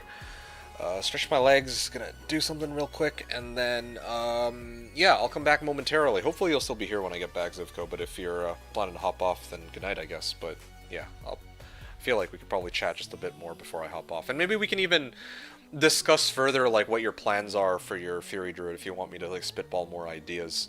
Yeah, I'm really liking the sound of it, though. Yeah, like, Nightmare Qbug Meph sounds like it could be, it's got room for, like, good potential. Yeah, like, if you can set up Qbug Meph properly and then try to, like, roll for a Rib Cracker, with, like, a decent bit of MF, or even, like, a half-decent weapon. It doesn't need to be a Rib Cracker. You can probably just, you try to roll until you get, like, one, like, half-decent unique. It's, like, a perfectly legit strat, possibility, in my opinion. I'm trying to think what else, like, you'll be lurking. Okay, sounds good. There's one other thing I wanted to bring up before I hop off, or for a little bit. Earlier we were talking about Act 6. I don't know if I gave you, like, a full... I think I did, actually. I think I already answered it. I'm not, like... Actually, yeah, I don't think I actually did finish fully answering that. You know what? I have some thoughts, like, a few more thoughts, but I'll share that when I get back, I think. Yeah. Okay, I'll see you in a bit, then.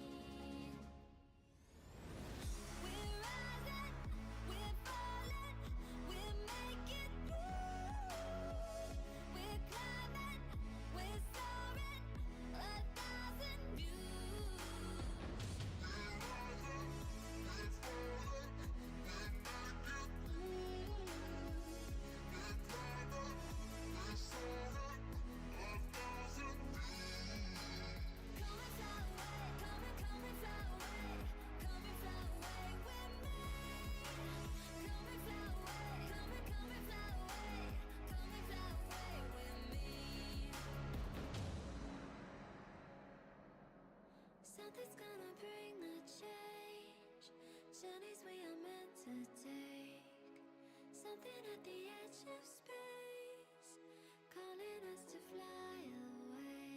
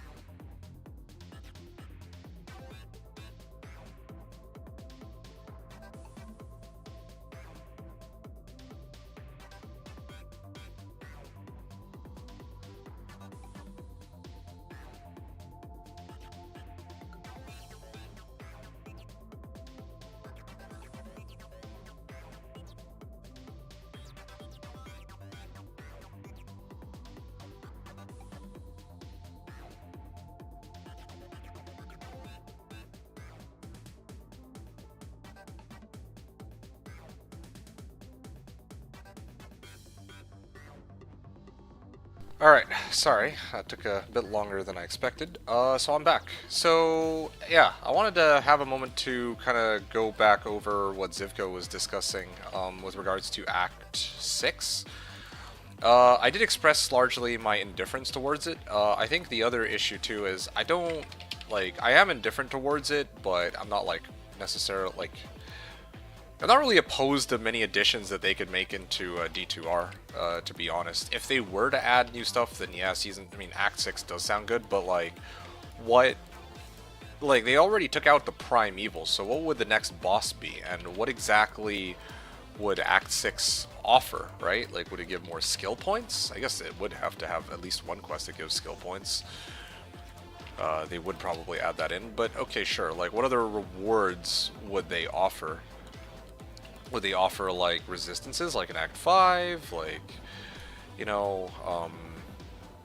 Socket quests? Maybe turning something from normal to magic type item or something? I don't know, right? I don't know what that would look like. I don't know what the bosses would look like. And perhaps the most important thing is I don't know what the zones would look like. I mean, I guess the zones, I don't really know if I care too much about zones. Mainly on the grounds that... I don't know if I care too much about what the zones will look like, just because I feel like most of the time people are just going to be spamming TZs anyway. But I could already picture, like, the new act comes out, and then it's going to be like... I mean, it's like a lot of the zones might scale to like level 90 or something. I don't know. They'll probably do some like weird shit with it. I don't know how they. But I don't know. Like, and the monsters themselves, I don't know what kind of monster. Like, are they gonna make like brand new monsters, or are they gonna have guest monsters from the previous acts, or both? Probably both, right? I don't know. I feel like there's a lot of different routes they could take. It's kind of hard for me to say. Like, I think that an Act 6 by itself wouldn't necessarily be a bad thing for the game. It would be something that I wouldn't want, but that's different from it being good for the game. Like, I could not want something even if it would be good for the game.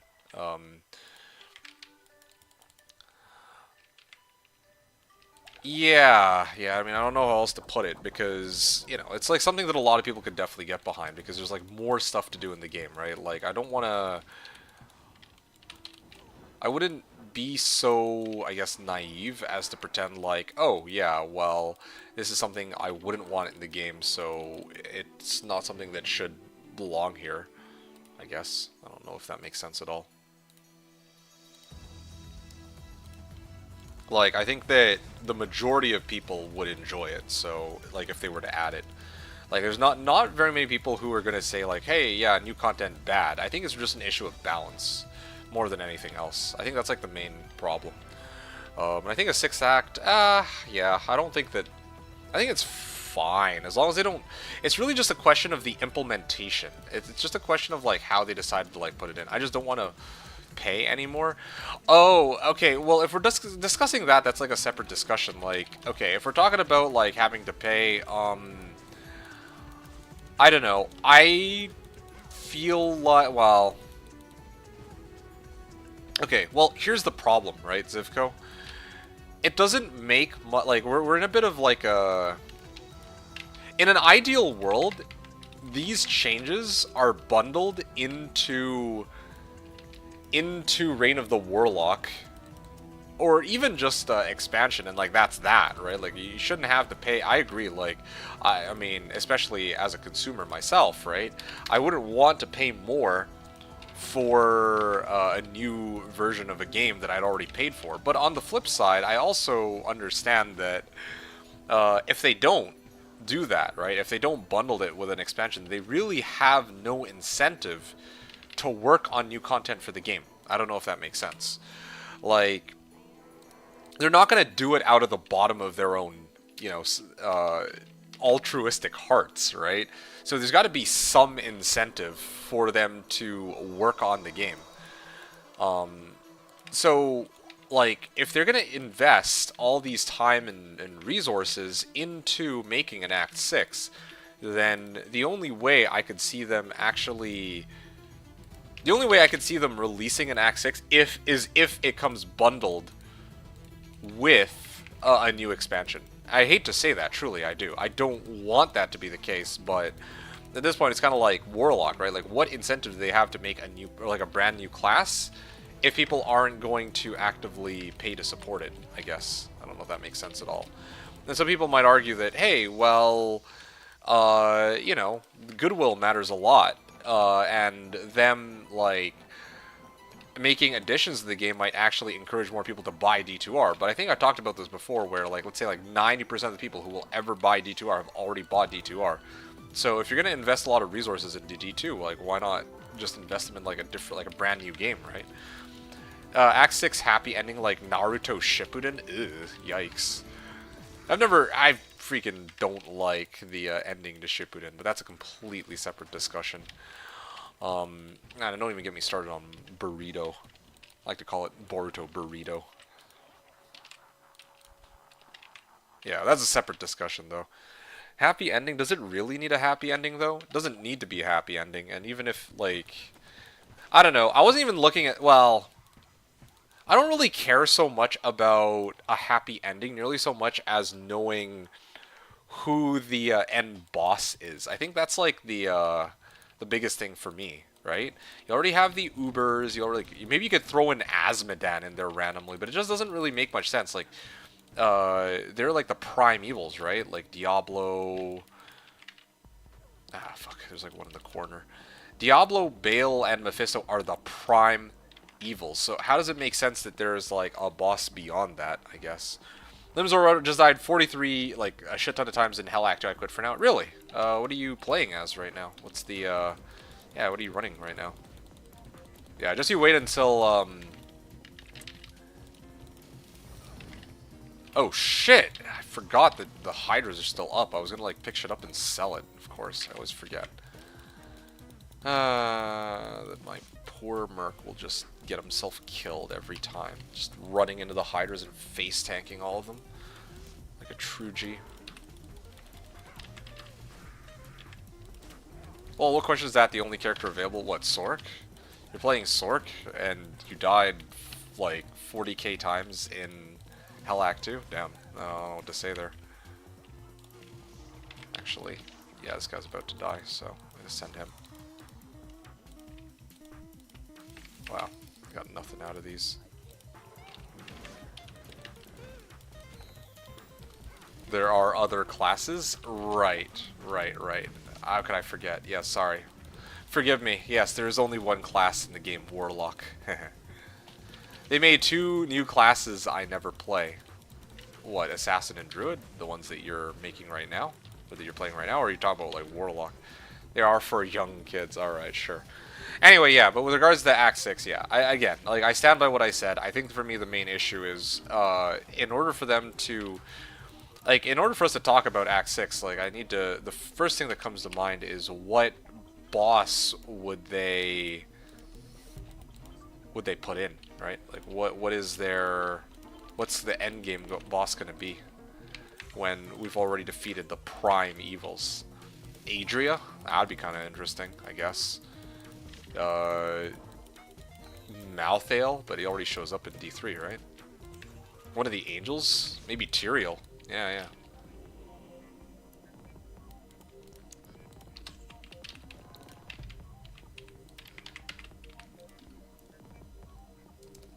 Yeah, so those are my main concerns. Basically, balance surrounding the monsters and like farming efficiency in these locations. And hold on a second. I should drop some gold.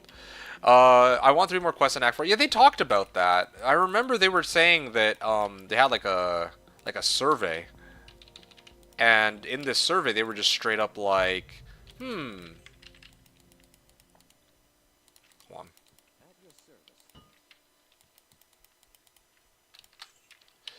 Yeah, I remember that in the surveys, they were asking people, hey, would you want to see like 3 more quests in Act 3 and stuff like that? And some people actually really do care for that. I mean, I kind of get the sentiment. Like, Act 4 does seem comparatively short, but I'm kind of biased because I've been playing the game for so long. Like, it doesn't need to have all these quests. Like, it's unique in that regard too, right? Like, again, similar vein to as in discussing Act 6. Like, you know, they can add stuff if they want, but they got to know like how to balance around it, right? Like, the way Act 4 is right now, like, what are they going to do? Are they going to add stuff beyond Diablo? Are they going to add stuff in City of the Damned? Or are they going to, like, make new monsters? Like, those are, I think, the biggest concerns for me. Like, if they're going to add stuff like this, then they need to be careful in terms of how it skews the, what's currently the best thing to farm and not the best thing to farm. But then again, like, there's already TZs, so I don't know if that argument really holds much merit. It is so short. It's just hold W in there. Yeah, Act 2, give you a reason to get Cube Staff Amulet to wander around. Right, Massive Maze plus collect the organs.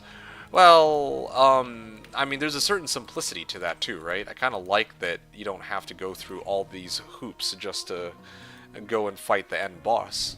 I mean, I don't think there's anything wrong with that. That you don't need the components. and that you can just go straight to the end, right? It's like a similar situation with Act 1 as well. Act 1 and Act 4 are very short acts, both in terms of rushing and like, you know, you don't need to do that many things. You just need to make like full send it, and that's okay. I don't think there's anything wrong with that. And in Act 5, you have to deal with ancients, you know. So I understand you saying that it's short, though. I mean, like, you could have like a bunch of side quests, a few like. Yeah, I think that's fine. You could add like 3 new side quests that give you like some cool bonuses or something, I guess. Or, again, like the ability to upgrade one normal item into a magic item or something of that nature. But, again, like, I don't know if it's necessary either. And I'm more concerned about game balance than anything else, like what a new act would entail in terms of like what becomes meta.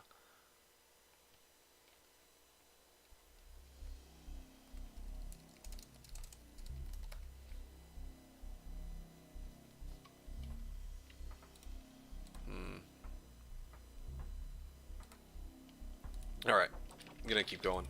Next run here.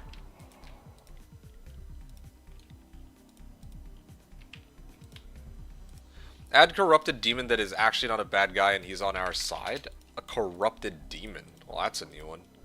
Does that even fit into the D2 lore? A demon that's not actually a bad guy? I know there's like... The Nephilim are supposed to be offspring of demons and angels, right? But I don't know if that's like quite the same thing. Limzor wrote, I sacked an FCR Ami for all res, and I feel like I missed something with my TPs. Well, what are your resistances at? Like, you said that you're dying like a shit ton. I didn't realize, well, I mean, if you're looking for, like, tips or advice, I could try to cook you up some. Like, my first thought is, like, usually when I get smoke, the game becomes significantly easier, but sometimes you don't always, well, you don't always have access to smokes, so sometimes you would need something else in place of that. Book of Enoch? Okay, well, what would be in that book, I guess?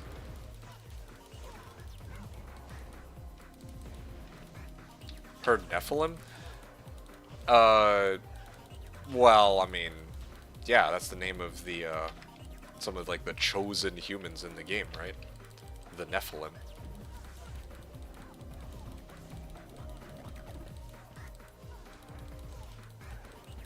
A guy who is a friend but also a foe? Yeah, like a demon who comes and offers you a truce. I mean, there's ways they could certainly make a storyline like that work, I guess. That would be interesting. I feel like they could go any direction, really, and it'd be fine. There's no, like, bad direction, as long as they're not gonna, like, do something stupid like, oh, yeah, I don't even know. What would be, like, a bad direction? Suddenly Mephisto's a good guy and wants to work together with fucking, like, the humans to eradicate all demons for, like, no reason.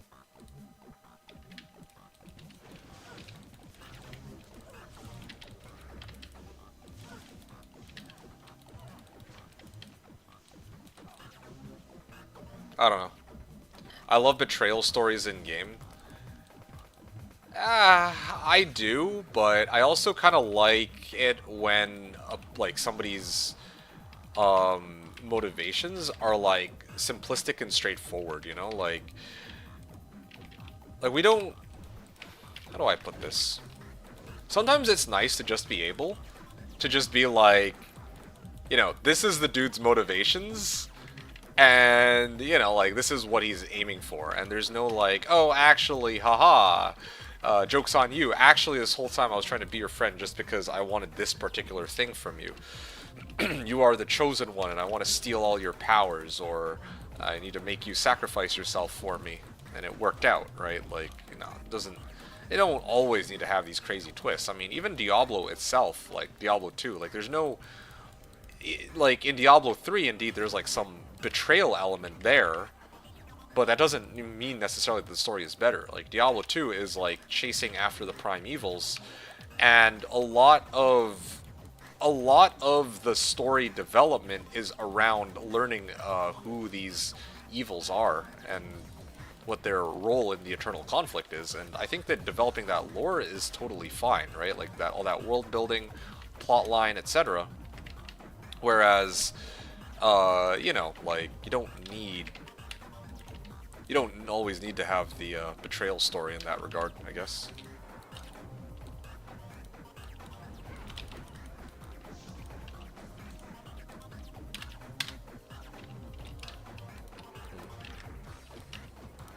Okay. Yeah, extra crushing blow would be nice. This is true.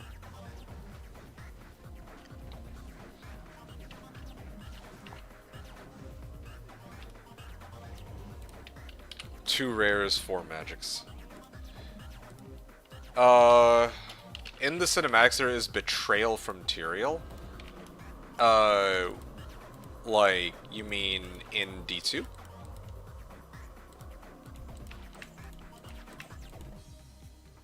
Who is actually... Oh, you're talking about that. Well, and of course Diablo. Yeah, I meant more so for the character. Oh, you know what? There is Neelathak. There is Neelathak. I guess that's true. It's a long story, Twitch, not the place for it. Reading is the key. Fair enough. Yeah. Good point, Limzor. Yeah, I guess there's also Neelathak now that I think about it. But then again, like, I don't really put too much stock on Neelathak and Baal and Diablo and how, you know. I guess just more like in terms of, oh, this character backstabbed you and now you're in a much worse off position than previously. Hold on a second. One sec.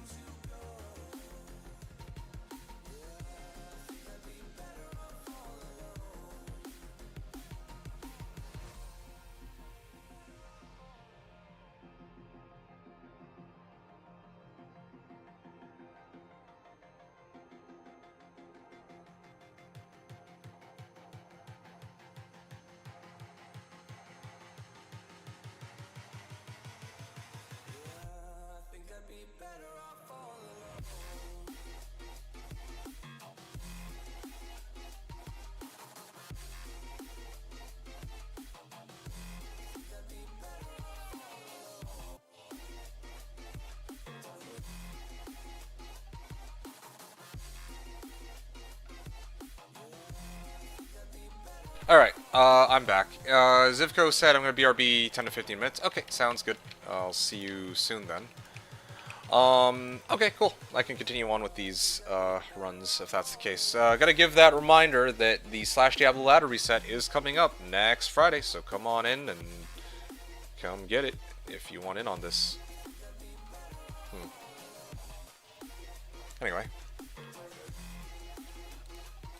Gonna continue here.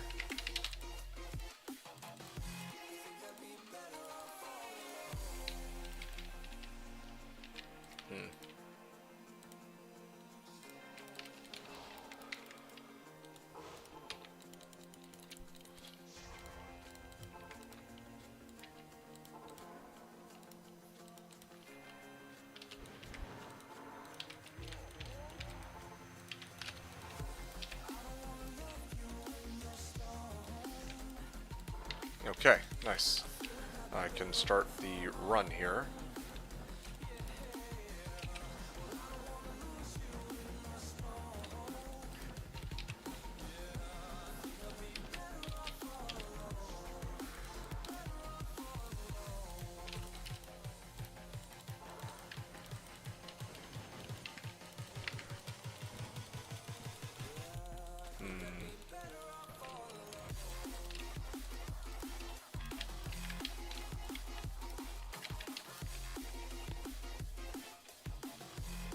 Let's begin.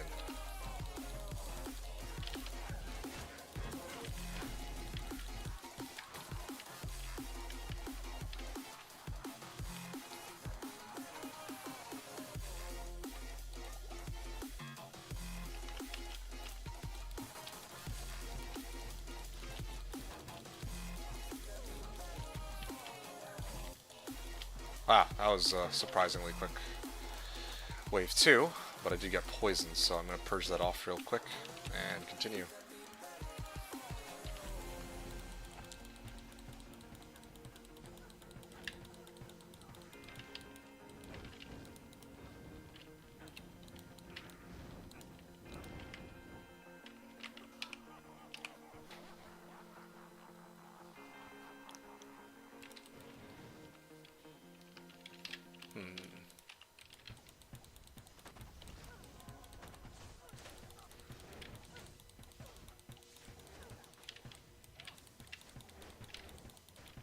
Okay, that's done.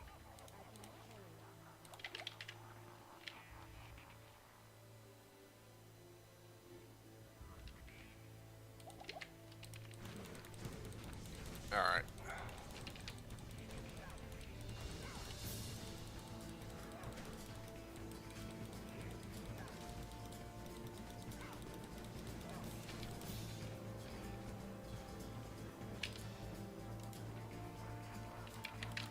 Alright.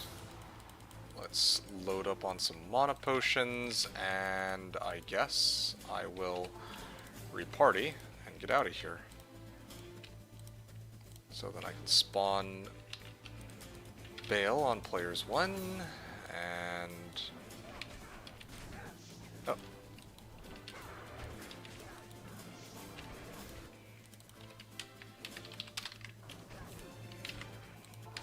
Okay.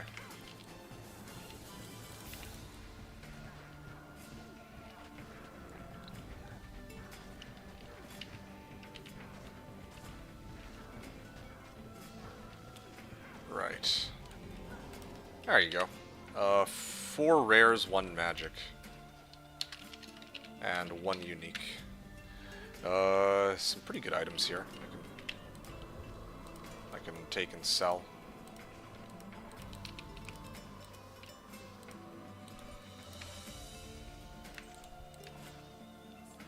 Oh, wow. Holy. I just found a pretty interesting set of gloves. I'm gonna actually show this in a second. Wow. What a find. 4 rare, 1 magic, 1 unique. I think that's what I just got, right? Yeah. Okay, cool. Alright, so this is the find that I just found. Oh, and then there's also gold skin too. I guess I can sell that as well. That should sell for 35k. Attacker takes damage. Whoever thought that Baal would make for such a good source of gold, like items that I could sell. Like, look at this. So this is the these are the gloves that I just found. Jab and spear skills, IAS, dexterity, and fire res. With half freeze duration. Wow. I mean, like, granted, the half freeze duration is like, I don't know how useful that is, but this is probably the most interesting set of rare gloves I've found in a very long time. Wow.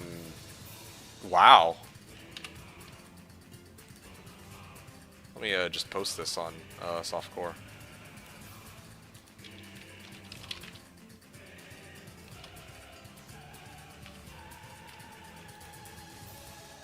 Alright, so now I'm just going to write this in. On this run, I found 2 Jav, 20 IAS, 12 Dex, 28 Fire Res, and half freeze duration gloves. This was on run number 209.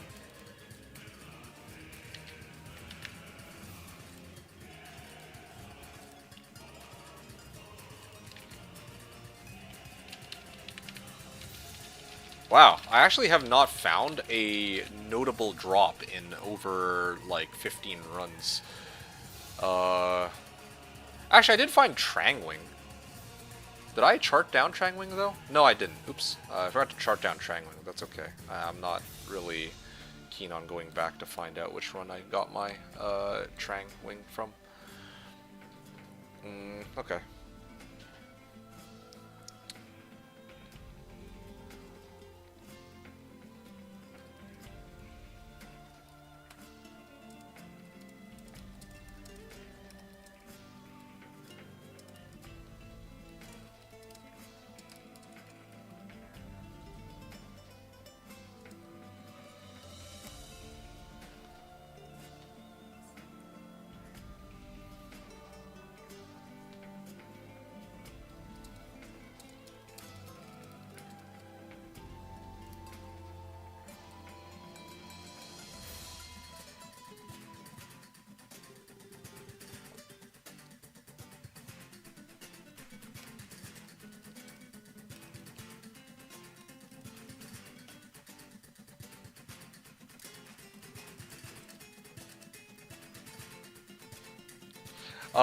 Okay, so Limzor, you wrote 22, -7, 75, 45 my res on Hell.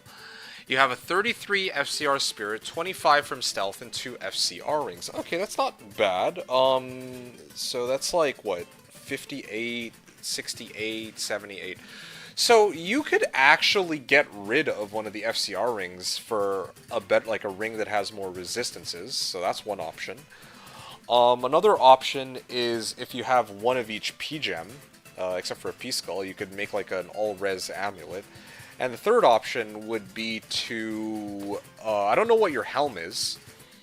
I don't know what your helm is because, well, I mean, you didn't list your helm, but one possibility, this is my personal favorite trick, is to shop for like a 3-socket helmet, like Artisan's Grand Crown or something, and just put 3, like, let's say, in your case, it would be like Ort, Ral, Ort, or something like that, right? Because you're, fire, and cold. Well, actually, your cold res you could probably fix by drinking, by just, like, stacking the shit out of thawing potions. Like, just drink, like, I don't know, 20 thawing potions or something. And then that's, like, already... That should bring you up to, like, positive res. And then you can add, like, an Ort rune. Wait, no, I said Ort rune. I meant Thul rune. Thul rune is the one that gives cold res. So you could go, like, Thul Ral Ral, and that should round out your remaining resistances. That's an option. Oh, you have a Shaco, too? Okay. Well, never mind, then. Although, honestly, in this particular case, if you're getting, like, owned by elemental resistances, I actually would sub out a Shaco for more res, if it comes down to it.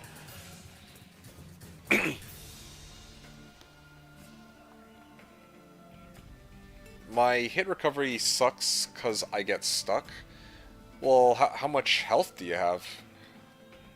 Shouldn't you be able to just teleport past everything without them hitting you? Or you could do, like, run and then teleport, and then run and then teleport. That's what I do sometimes. There's, like, a few ways to go about it. Lure into a Shaco helm. Okay. Or Shaco helm, yeah. Probably because I suck, yeah. Hey, I didn't say anything about you sucking. I'm just pitching that, okay, if you know, you keep dying, then there's got to be ways to kind of fix that problem, right? Like, I don't know. I enjoy the theory crafting and like, whole problem solving. You know this. You've been on my stream for a long time, so you know how it works. I usually enjoy kind of being like, okay, well, if there's an issue here, like, how would we fix it, right? Like, that's kind of what I do when I play most of my builds, too. I'm very much like, okay, well, here's a problem that, you know, such and such a build is encountering. How do I tweak it in such a way where I don't have to deal with that issue anymore, or I can, like, mitigate it? And in this case, if for you it's deaths in the early game, then the very first thing, or to, like, resistances or some crap, then the very first thing I would consider doing is to, like, just pump up my resistances. Or to see if it's resistances I die to or physical damage. Because if it's physical damage, you said it's because you got knocked into hit recovery. If you're getting knocked into hit recovery, then that means you're taking too much damage on one hit from something. Otherwise, you wouldn't be knocked into hit recovery. Those little no, no, no, you said it, Arthur says. Hey, Arthur, a nice of you to swing on by. Speaking of Thalrin, there's my Thalrin right there. Linked mail. I could sell that for gold, but I think I'll pass on that for now. I hate A3, I despise it. Yeah, I mean, the rats, like the flares, are indeed very annoying. You're right about that, at least. Oh. Alright, cool. I'm gonna unparty here. Probably because I TP into them, it's that also. Yeah, well, I mean... Okay, well, how about this then? Do you have soul runes? Maybe instead, like... Maybe you could run, like, a helm that has, like, 3 soul runes into it as an option. Or you could do, like... Well, the thing is, you said you're running stealth, right? Do you have anywhere else where you can get FCR? Like, your spirit already gives you 33, and you said that you have 2 FCR rings. That should also, well, I presume that by this point you should also have like a 10 FCR amulet. Maybe you could just do something with your amulet, or your thing instead. Your armor, right? I forgot to tell. Yeah, I mean, hey, again, I'm just spitballing, throwing ideas out there, so... You know, I'm just trying to, I guess, reason out that you have many, many options as to how you can play out your character. It wouldn't take that much effort to really, like, gear it up just like a little bit. Maybe make it a little bit more durable. You have 2 souls. Oh, okay. Yeah, well, there's this one option. Go, like, triple soul rune or something in a helm. I can't guarantee that'll work though, but again, like that's but I wanted to reroll insight because I only got 14 aura. I mean, but like, wouldn't it be a higher priority to make sure you stay alive? But then how will he reroll his insight? Well, don't reroll the... Damn it, he said it before I typed it. Well, I mean, the funny thing is, he was serious about his though. Yeah, I mean, I don't know. I usually find that there's not... I mean, there is like a slight difference between a 14 insight and like a... well, from like a low insight to like a high insight, right? But at the same time, I'm like, well, there are more important uses for Soul Rune, I think, in some cases. This might be one of them. Might be. I do not follow your logic because I play Stone. Okay, well, I can't help you on that one. Anyway, I'm just throwing some ideas out there in hopes that maybe one of them might help you stay alive. But as it stands right now, well, I mean, if you're just dying because you teleport into packs, then, well, you got... I mean... I just die, get stuck, do something else. Well, flares, maybe? I don't know, man. Or, sorry, like, hit the waypoints, maybe, at least?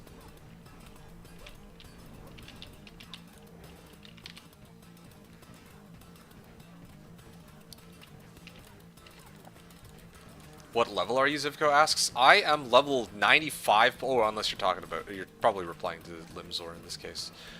Though I felt that I get interrupted from TPs. Yeah, I don't know what to say there. Don't know what be causing that.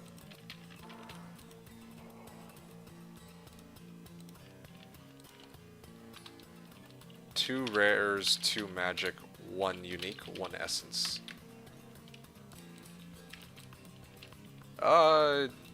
Yeah, I mean, you know what? Forget it. I'm not going to sell this round. I'm going to go to the next one and then try to sell there.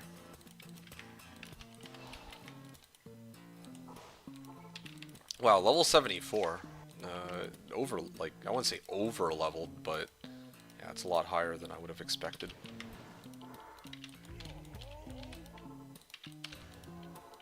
Yeah, I mean, what do I know? I'm not the one teleporting, so who knows? Maybe I teleport and I do even worse. And I'm also using map hack too, so I have that luxury for me, but I find that usually if I'm teleporting around and I have max res, like, I very rarely die, is how I feel typically. Cheater, huh? So if I sack my 25 res Ami for the FCR one, I will be fact. Oh, so you have a 25 FC, 25 res? Okay, never mind then. Yeah, you can't sub out your amulet if that's the case. What's your shield? Oh, okay, let's go with that. What about your shield? What's your shield right now? You should destroy AT with the gear that you have. Yeah, but he's not talking about destroying AT. He's talking solely about making it into, like, making it through Act 3. I mean, I guess you could just spam AT and add infinitum. That's an option. You have Ancient's Pledge. Oh, okay, well. Yeah, I mean, that's also good, I guess. Ancient's Pledge. You've done Anya on both acts, I take it? Didn't even finish Hell. Well, you don't need to finish Hell for AT. You can, like, what I've done in the past is, you know Ancient Tunnels. Ancient Tunnels is a level 85 area in Act 2, right? So what I've done in the past is I will start up AT.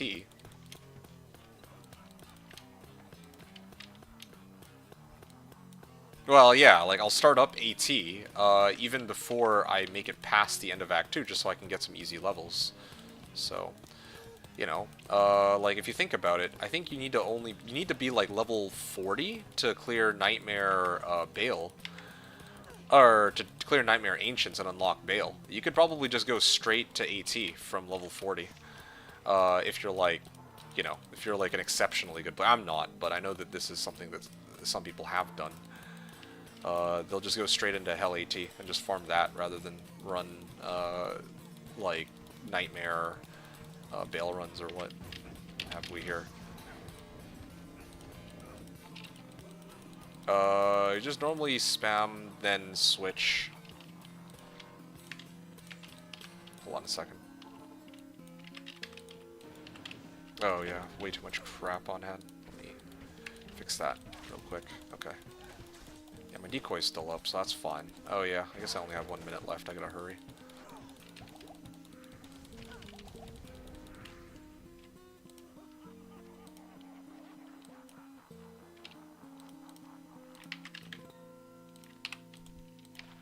MF. Cool.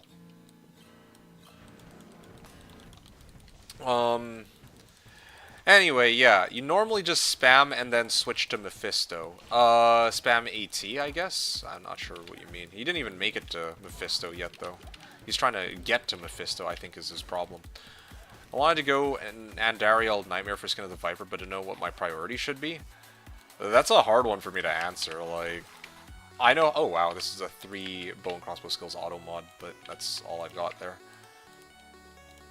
Yeah, it's kind of hard for me to answer because, like, I could kind of be like, okay, yeah, just load up, like, max resistances and, like, teleport past everything until you make it to the end, but, if, you know, if you're playing, well, if you're playing while stoned and you're finding that you're bumping into all of the flare packs that are physical immune, then I can't really help you on that one, you know, like, you could try to, like, level up some more in AT. You could try to level up some more in AT to kind of make it, like, tougher for yourself to get hit, and so you get more life. Have you done all your, like, stat and skill quests? That might be a big help. Okay, wow, F Mancatcher. Oh, fire and cold damage, but that's pretty useless by itself. Oh, that's useless. Okay, cool. So, I'm going to chart this run down. I did make it to the end here. 1 rare, 3 magic, and 2 set. Nice. Okay, cool. I'm on run, I just finished run 211, it looks like, so... Yeah, we're going to go into run 212 next, and, yeah, probably another dozen runs before I call it around there. Honestly, yeah, I'm kind of with it. Zivko said my advice is kill whatever you can now and get levels and gear before you advance. I'm kind of with that. And, like, I can't imagine... You're right, there are no cold immunes, Limzor, except for occasionally a super, like, a unique monster that might spawn with cold immune. But, as Limzor himself pointed out, you absolutely could run AT. You could totally run AT, and that wouldn't, you know, that wouldn't be a bad option for you at all. because there's no cold immunes. The monsters there, like, and you have good resistances too. Like, there's some monsters there that have like elemental based attacks, but you know, you have you have your like high enough resistances that you should be able to just tank them. And then just focus on farming them for items and XP until you get to, like, I don't know, a point where you're comfortable enough to take on Act 3. If you can find, like, smoke, that would be a massive help, right?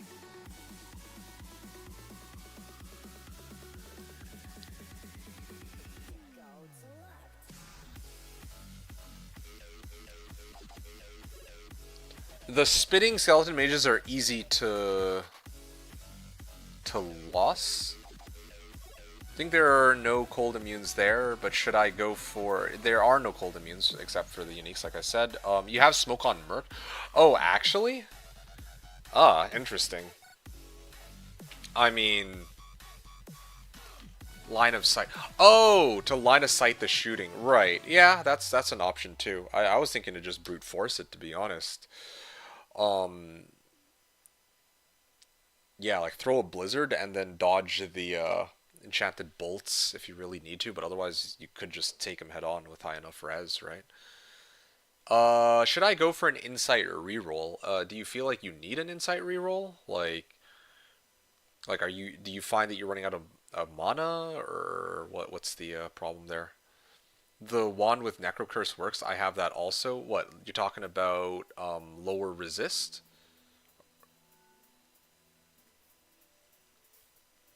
I have 14 aura. I don't know. I feel like...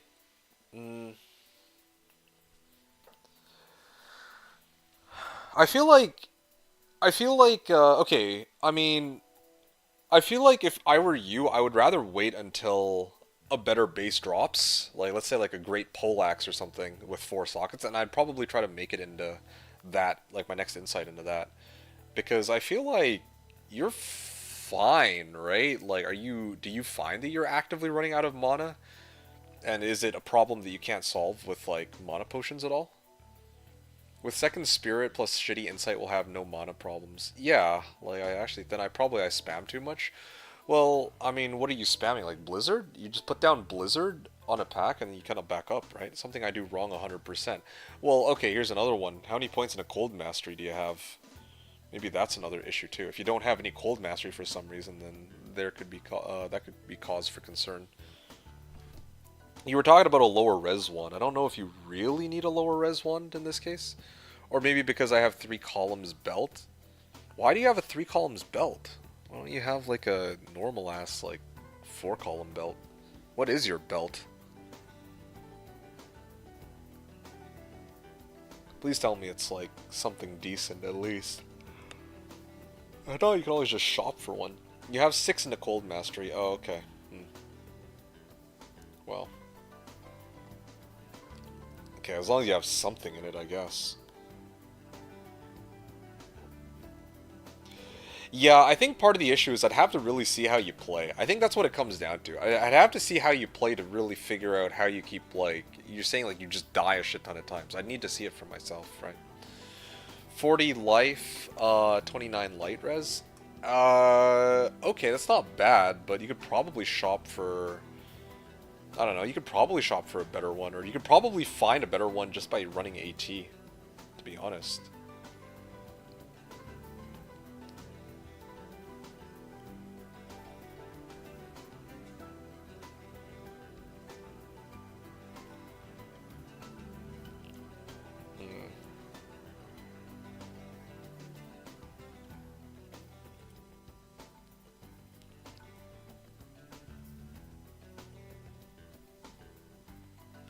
Give me a second.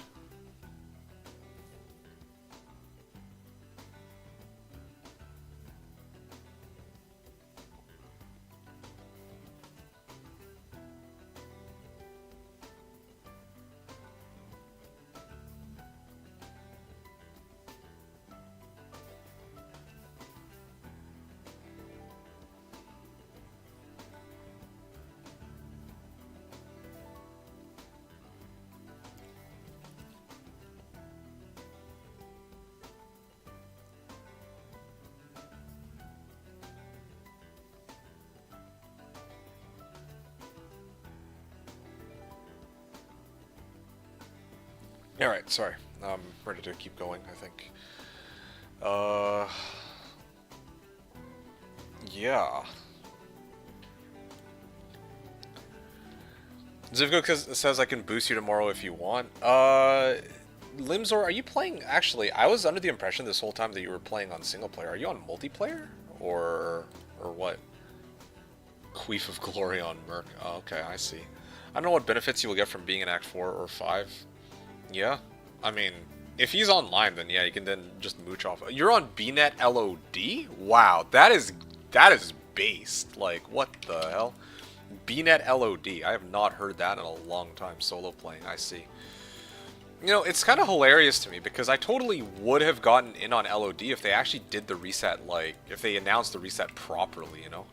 I had no idea that they were going to do a reset of some kind. Like, I was under the impression... Oh, shit. Oh, boy. I actually junked my... I freaking tossed 2 of my bow and crossbow skillers. Fuck. Earlier when I picked up the gloves, I forgot to pick them back up again. I wasn't paying attention. They do, but lacking announcing. No, that's literally what I'm saying. Like, they didn't announce it. I'm, like, pissed off about that because I actually wanted to see what LOD is like now. That there's, like, there's, like, fewer players.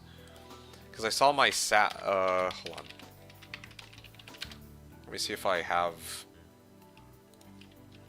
I might not have any bow and crossbow skillers. Switch mule? Come on, please tell me I still have a few. I'm actually gonna be hella irritated. Yep, I actually don't have any. I actually don't have any bow and crossbow skillers. Fuck, man. I actually tossed out my last 2 for no reason. And I think that they actually had, like, gold some other crap on them too, some stats. I feel like such a moron. I actually really just did that, didn't I? Damn, man. This is why sometimes, like, it pays to not play when you're tired, because doing dumbass shit like this. I may need to ask Slashers later if they have any... Damn, now I actually don't even want to fucking play anymore. I'm, like, pissed off. Like, genuinely pissed that I made such a stupid mistake. Okay, well, I have 1 bow and crossbow skiller, at least. I'll check my other ones in a sec. Okay, I have this.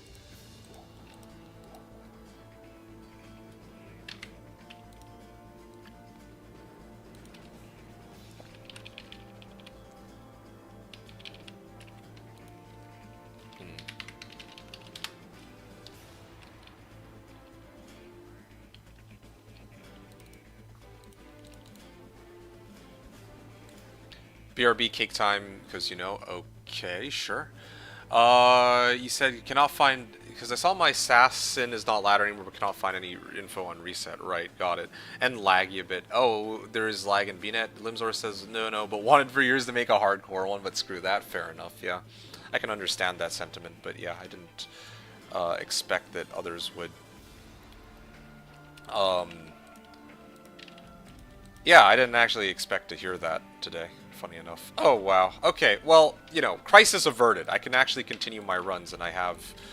I still have everything that I need.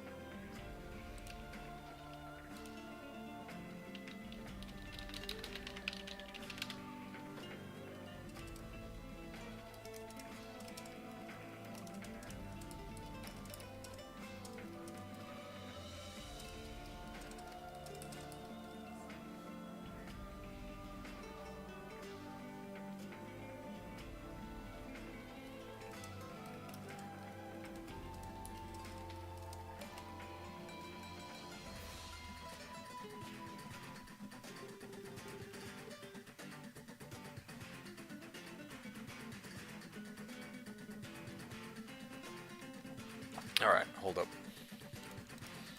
Okay, well, I'm glad that I can continue the runs, but yeah, I feel like this is the second time I've done this. If it was just the first time, I would be kind of like, whatever, but Also considering that it's like the end of the season and like these are my last 2 streams, it would be kind of a bummer if I can't actually do them at max speed because of such a goofy mistake.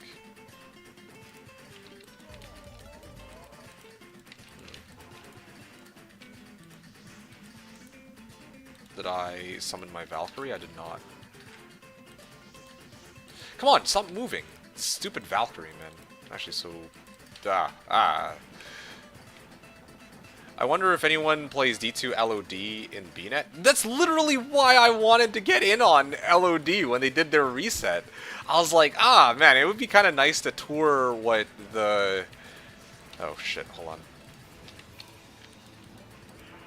Yeah, I was like thinking to myself, man, wouldn't it be cool to kind of go and see like what, how much of a desert the current BNet is now, right? And who knows, maybe there's still bots, or maybe there's like no bots. If there's no bots, that'd be kind of nice. Like I could just, oh shit, F Mancatcher, F Viper Fork, is that right? Wow. Hold on. That's an interesting find. F Grail when. Okay. F Viper Fork. Now that is a very interesting find. Yeah, I'm gonna chart that down as a drop. That is definitely a noteworthy find. I'm gonna have to put that in.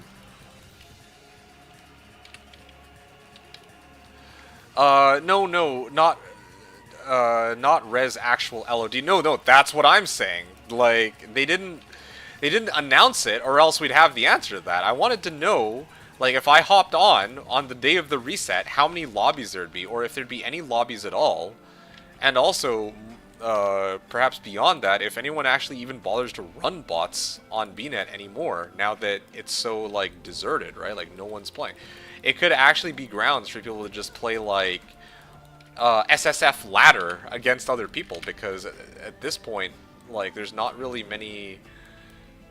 anyone left anymore, right? So, yeah, probably whoever would have wanted to bot was going to opt to bot in D2R instead.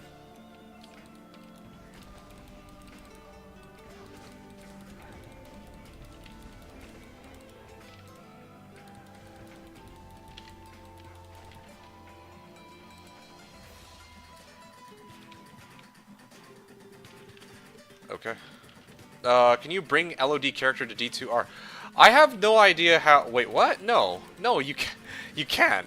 You cannot bring an LOD character to D2R unless you... Like, I presume you're talking about, like, with regards to online play, like multiplayer. Like, you can... If you have, like, a single-player character on LOD, you can convert it into D2R, yes. But if you're talking about multiplayer, no, you cannot. But yeah, I'm just discussing, like... how nice it would have been to actually see what the servers are like now, like how empty it's got to be at this point, right? That's mainly what I'm talking about here. Okay, there we go. F Viper Fork. 216 ED, 32 poison res, F Viper Fork.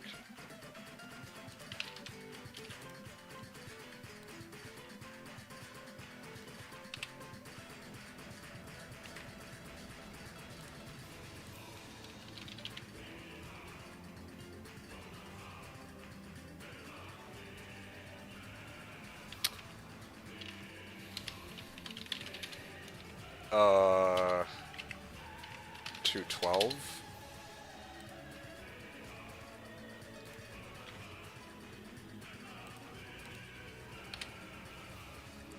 Uh, 216 ED, 32 poison res, Viper Fork. Zivko, you wrote, so you can play LOD 1.14 or 1.15, whatever was the last patch, yeah, 1.14. Use bots, get rich, AF, and transfer. I don't know where you're getting this impression. I just said that, no, you cannot.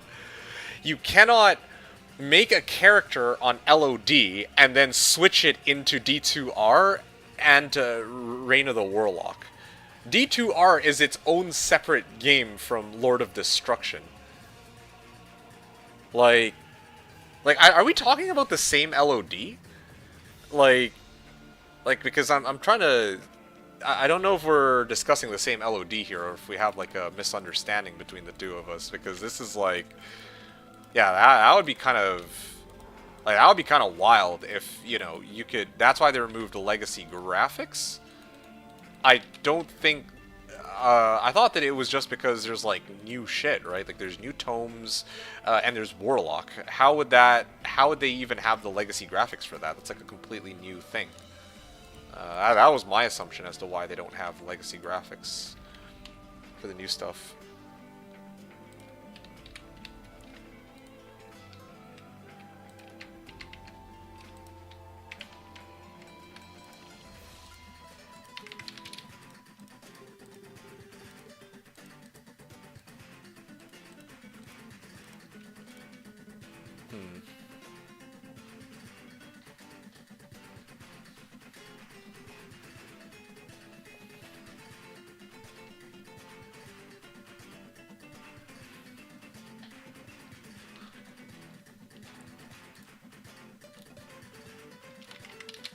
All right.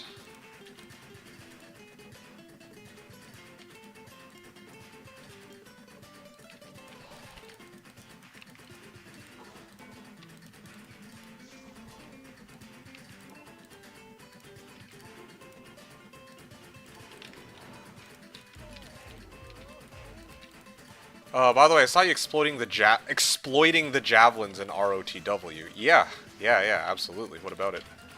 It's a pretty handy trick to have. Let's just put it like that.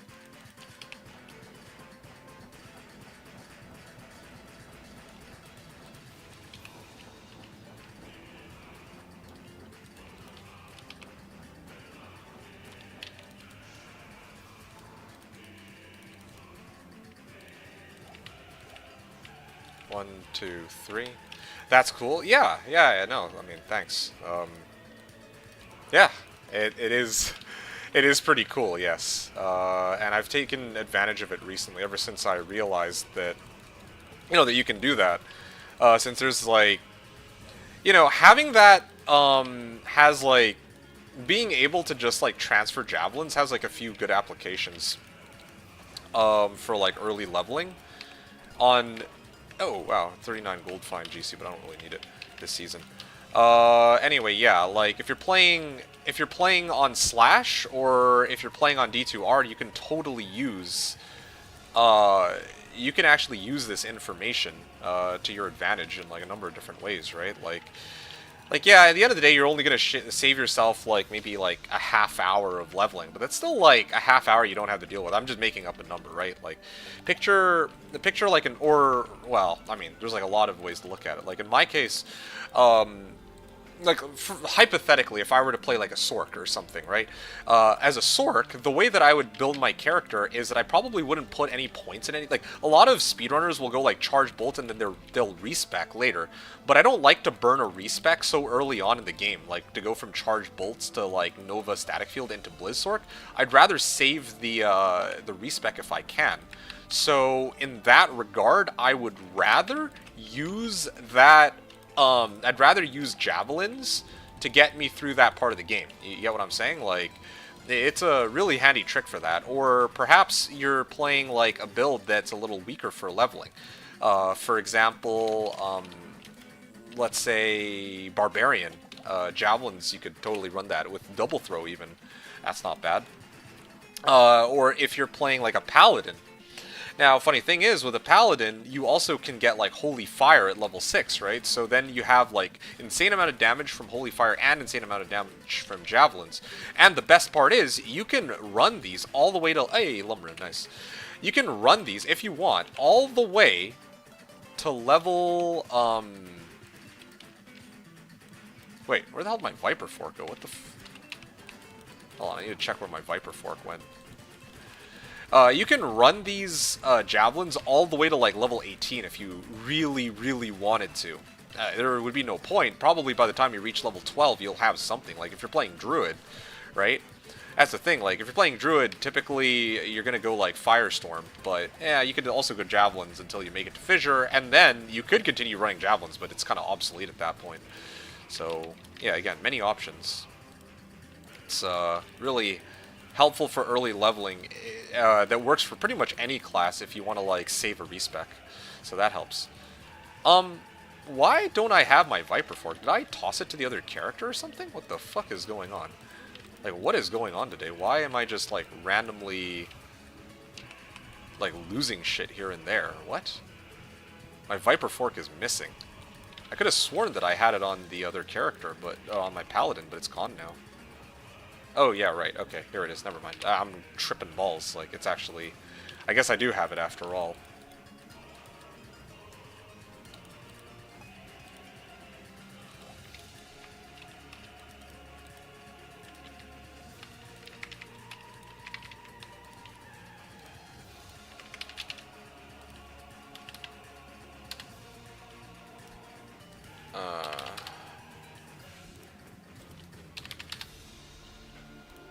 But yeah, I'm trying to come up with other tricks too, you know, like that help, not just for the early game, but just in general.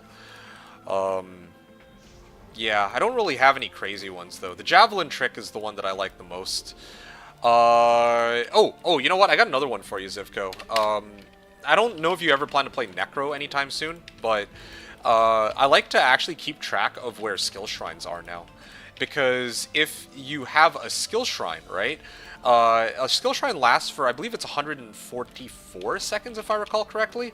And a skill shrine has like a 5-minute recharge time.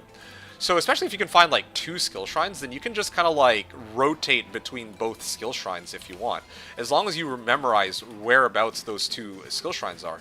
And it can come in handy if you, well, in a number of different ways. Like if you're playing, particularly if you are playing as like as a Sork or like a caster, right? Like if you get like Fissure at level 1, or at like level 12, it's going to be a level 1 Fissure, but then suddenly if you get like a skill shrine on it, you're actually going to triple your damage. So that's one use. Another option is to actually use it for Necro. I think I showed this on my my Necro run on stream even. Yeah, when I was playing like my Necro, I basically kept note, or I kept track of where the skill shrines are, and then that way I can just like pre-buff my skeletons every couple levels. And then my skeletons are significantly tougher than they would have been otherwise. So, you get the idea. Many different ways to go about it. Plus... Yeah, I think Ral, I talked about having like a Ral helmet, stuff like that. Hey, I can actually sell this one. Nice.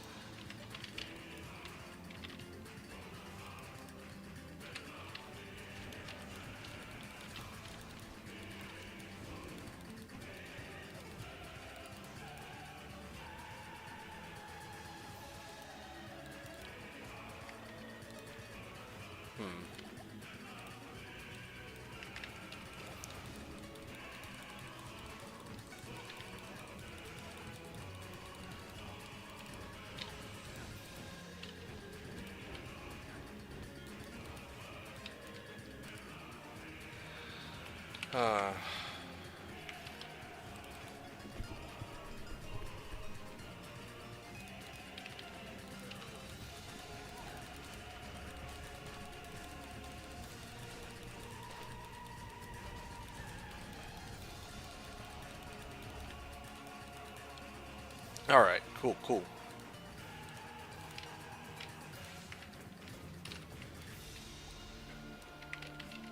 I don't know why my Paladin is stuck on walking. I mean, I prefer that, but it's kind of interesting that he's like walking, but all my other boxes are like running.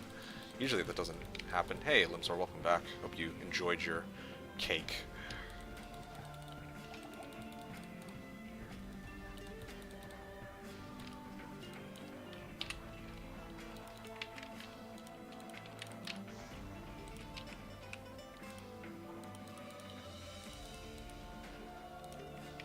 Alright, well.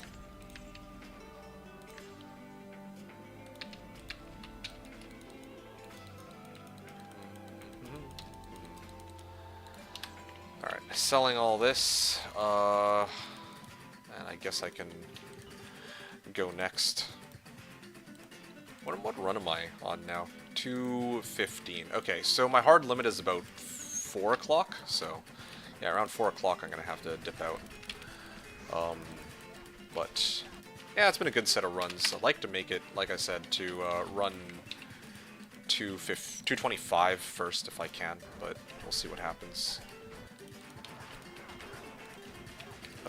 Yeah, you just start shooting.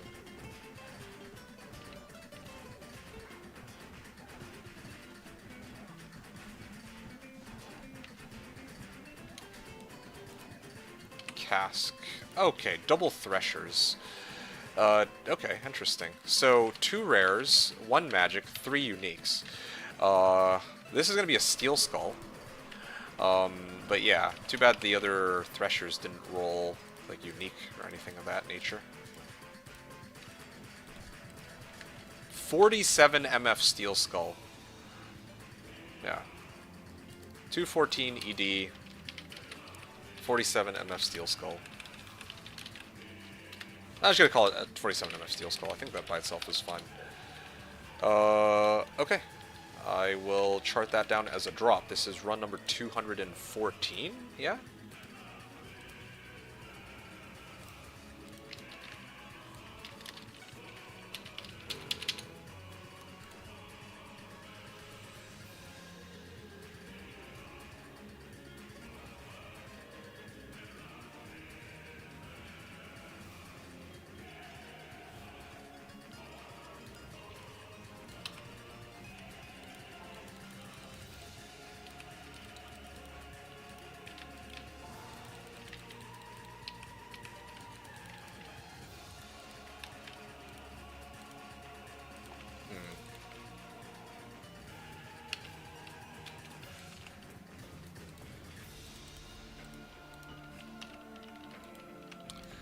Alright, I'm gonna get out of here.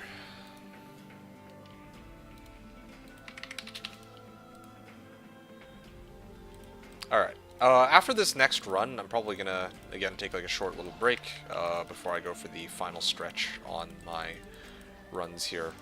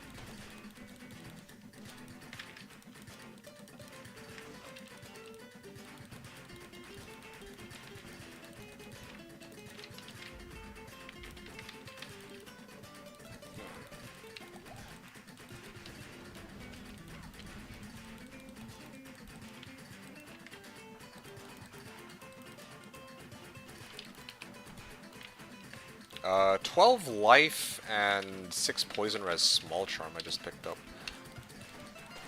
You're gonna go take a look in AT? Sounds good, yeah.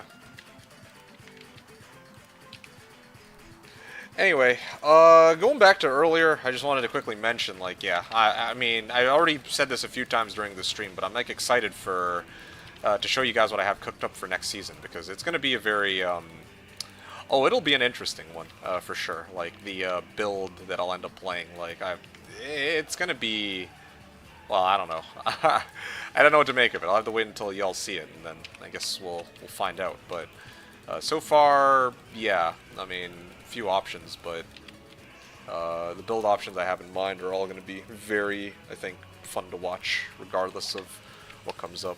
I mean, I feel like recently it's gonna, the next few that I have are gonna be pretty lit. There's a few.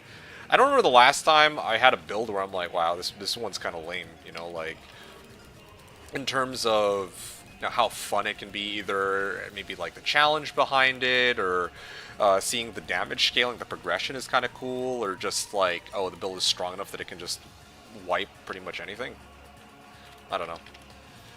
Like the Fury Druid, maybe, you could argue, was not really the best. It was probably like, not the Fury Druid, sorry, the Fishy Wolf Barb. I like that one because you get to swing like 8 times a second, though. That was kind of, by itself, it was nice.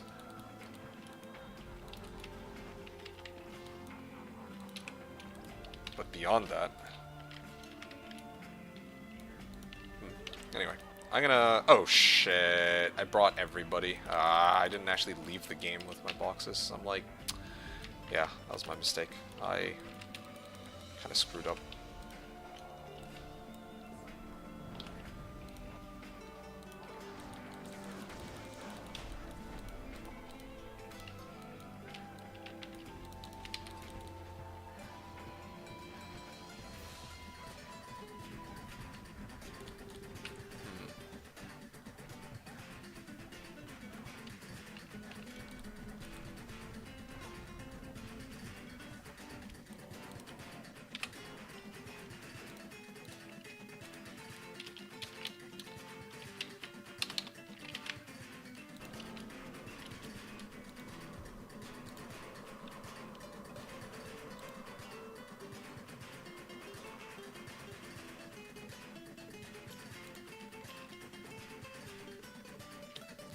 Alright, I'm going to take a breather here. I'm just going to take a short little break. I don't think that you guys are saying anything in chat right now, so I think this would be a good time for it. I'll talk with you guys more in a second, and I'll be back, well, in a couple of minutes, and I'll play probably for another hour before I have to hop off. So, catch you all in a bit.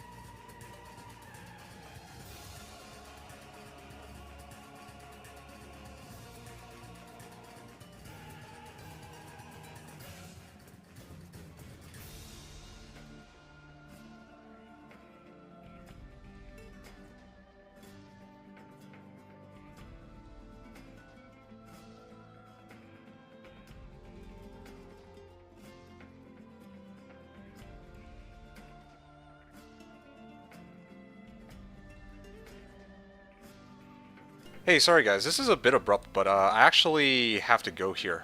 This is where I'll have to drop the stream, sorry to say. Yeah, we just finished run number 215. I'm going to mark it as 216 for next time. I don't know, like, I'm hoping that maybe I'll have some time later tonight to fill in the remaining runs that I was hoping to do today. Yeah, but either way, I'm going to try to wrap up whatever runs I can on Thursday. Sorry, next Thursday, and if I can't finish it on Thursday, I'll try to wrap it up on Friday morning before the reset takes place, if I can manage that. But yeah, that's going to be the end of my run. If anybody's interested in my gear, then you can watch the beginning of the VOD. I didn't change anything. I'm now at level 95.70%, so I guess. So yeah, I'm going to stop, and I guess we'll continue next time. So yeah.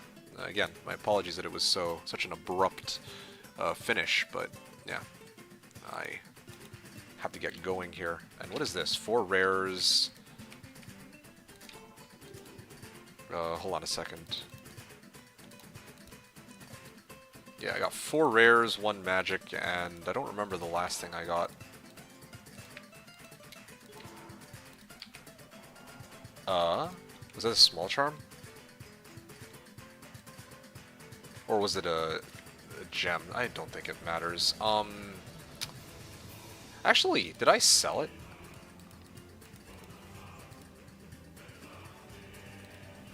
You know what? I'll chart that down separately. It's 4 rares, 1 magic, and then something else. I'll figure out what the last thing is by watching the VOD a little later, but I do have the jet. Okay. Thanks for watching, folks. I'll catch you all next time. Big shout out to Zivko. Thanks for participating and hanging out in the chat and having these lovely discussions. We'll hopefully talk more next time, and we can bounce ideas back and forth the next time for you if you finalize Rifts in or Fury Druid or whatever. I'd be happy to hear it. Okay, so yeah, I'll also have the Slashdiablo Last Minute Heroes reset team post up probably tonight or tomorrow. So I'll catch you all then. And yeah, Limzor, good luck to you and AT. And let me know how it goes next time, hopefully. Alright, take care, everyone. Hope you enjoyed the stream. Thanks, everyone, for watching. This is D2D2. Hope you enjoyed the stream. Thanks, everyone, for watching. This is D2D2, signing out.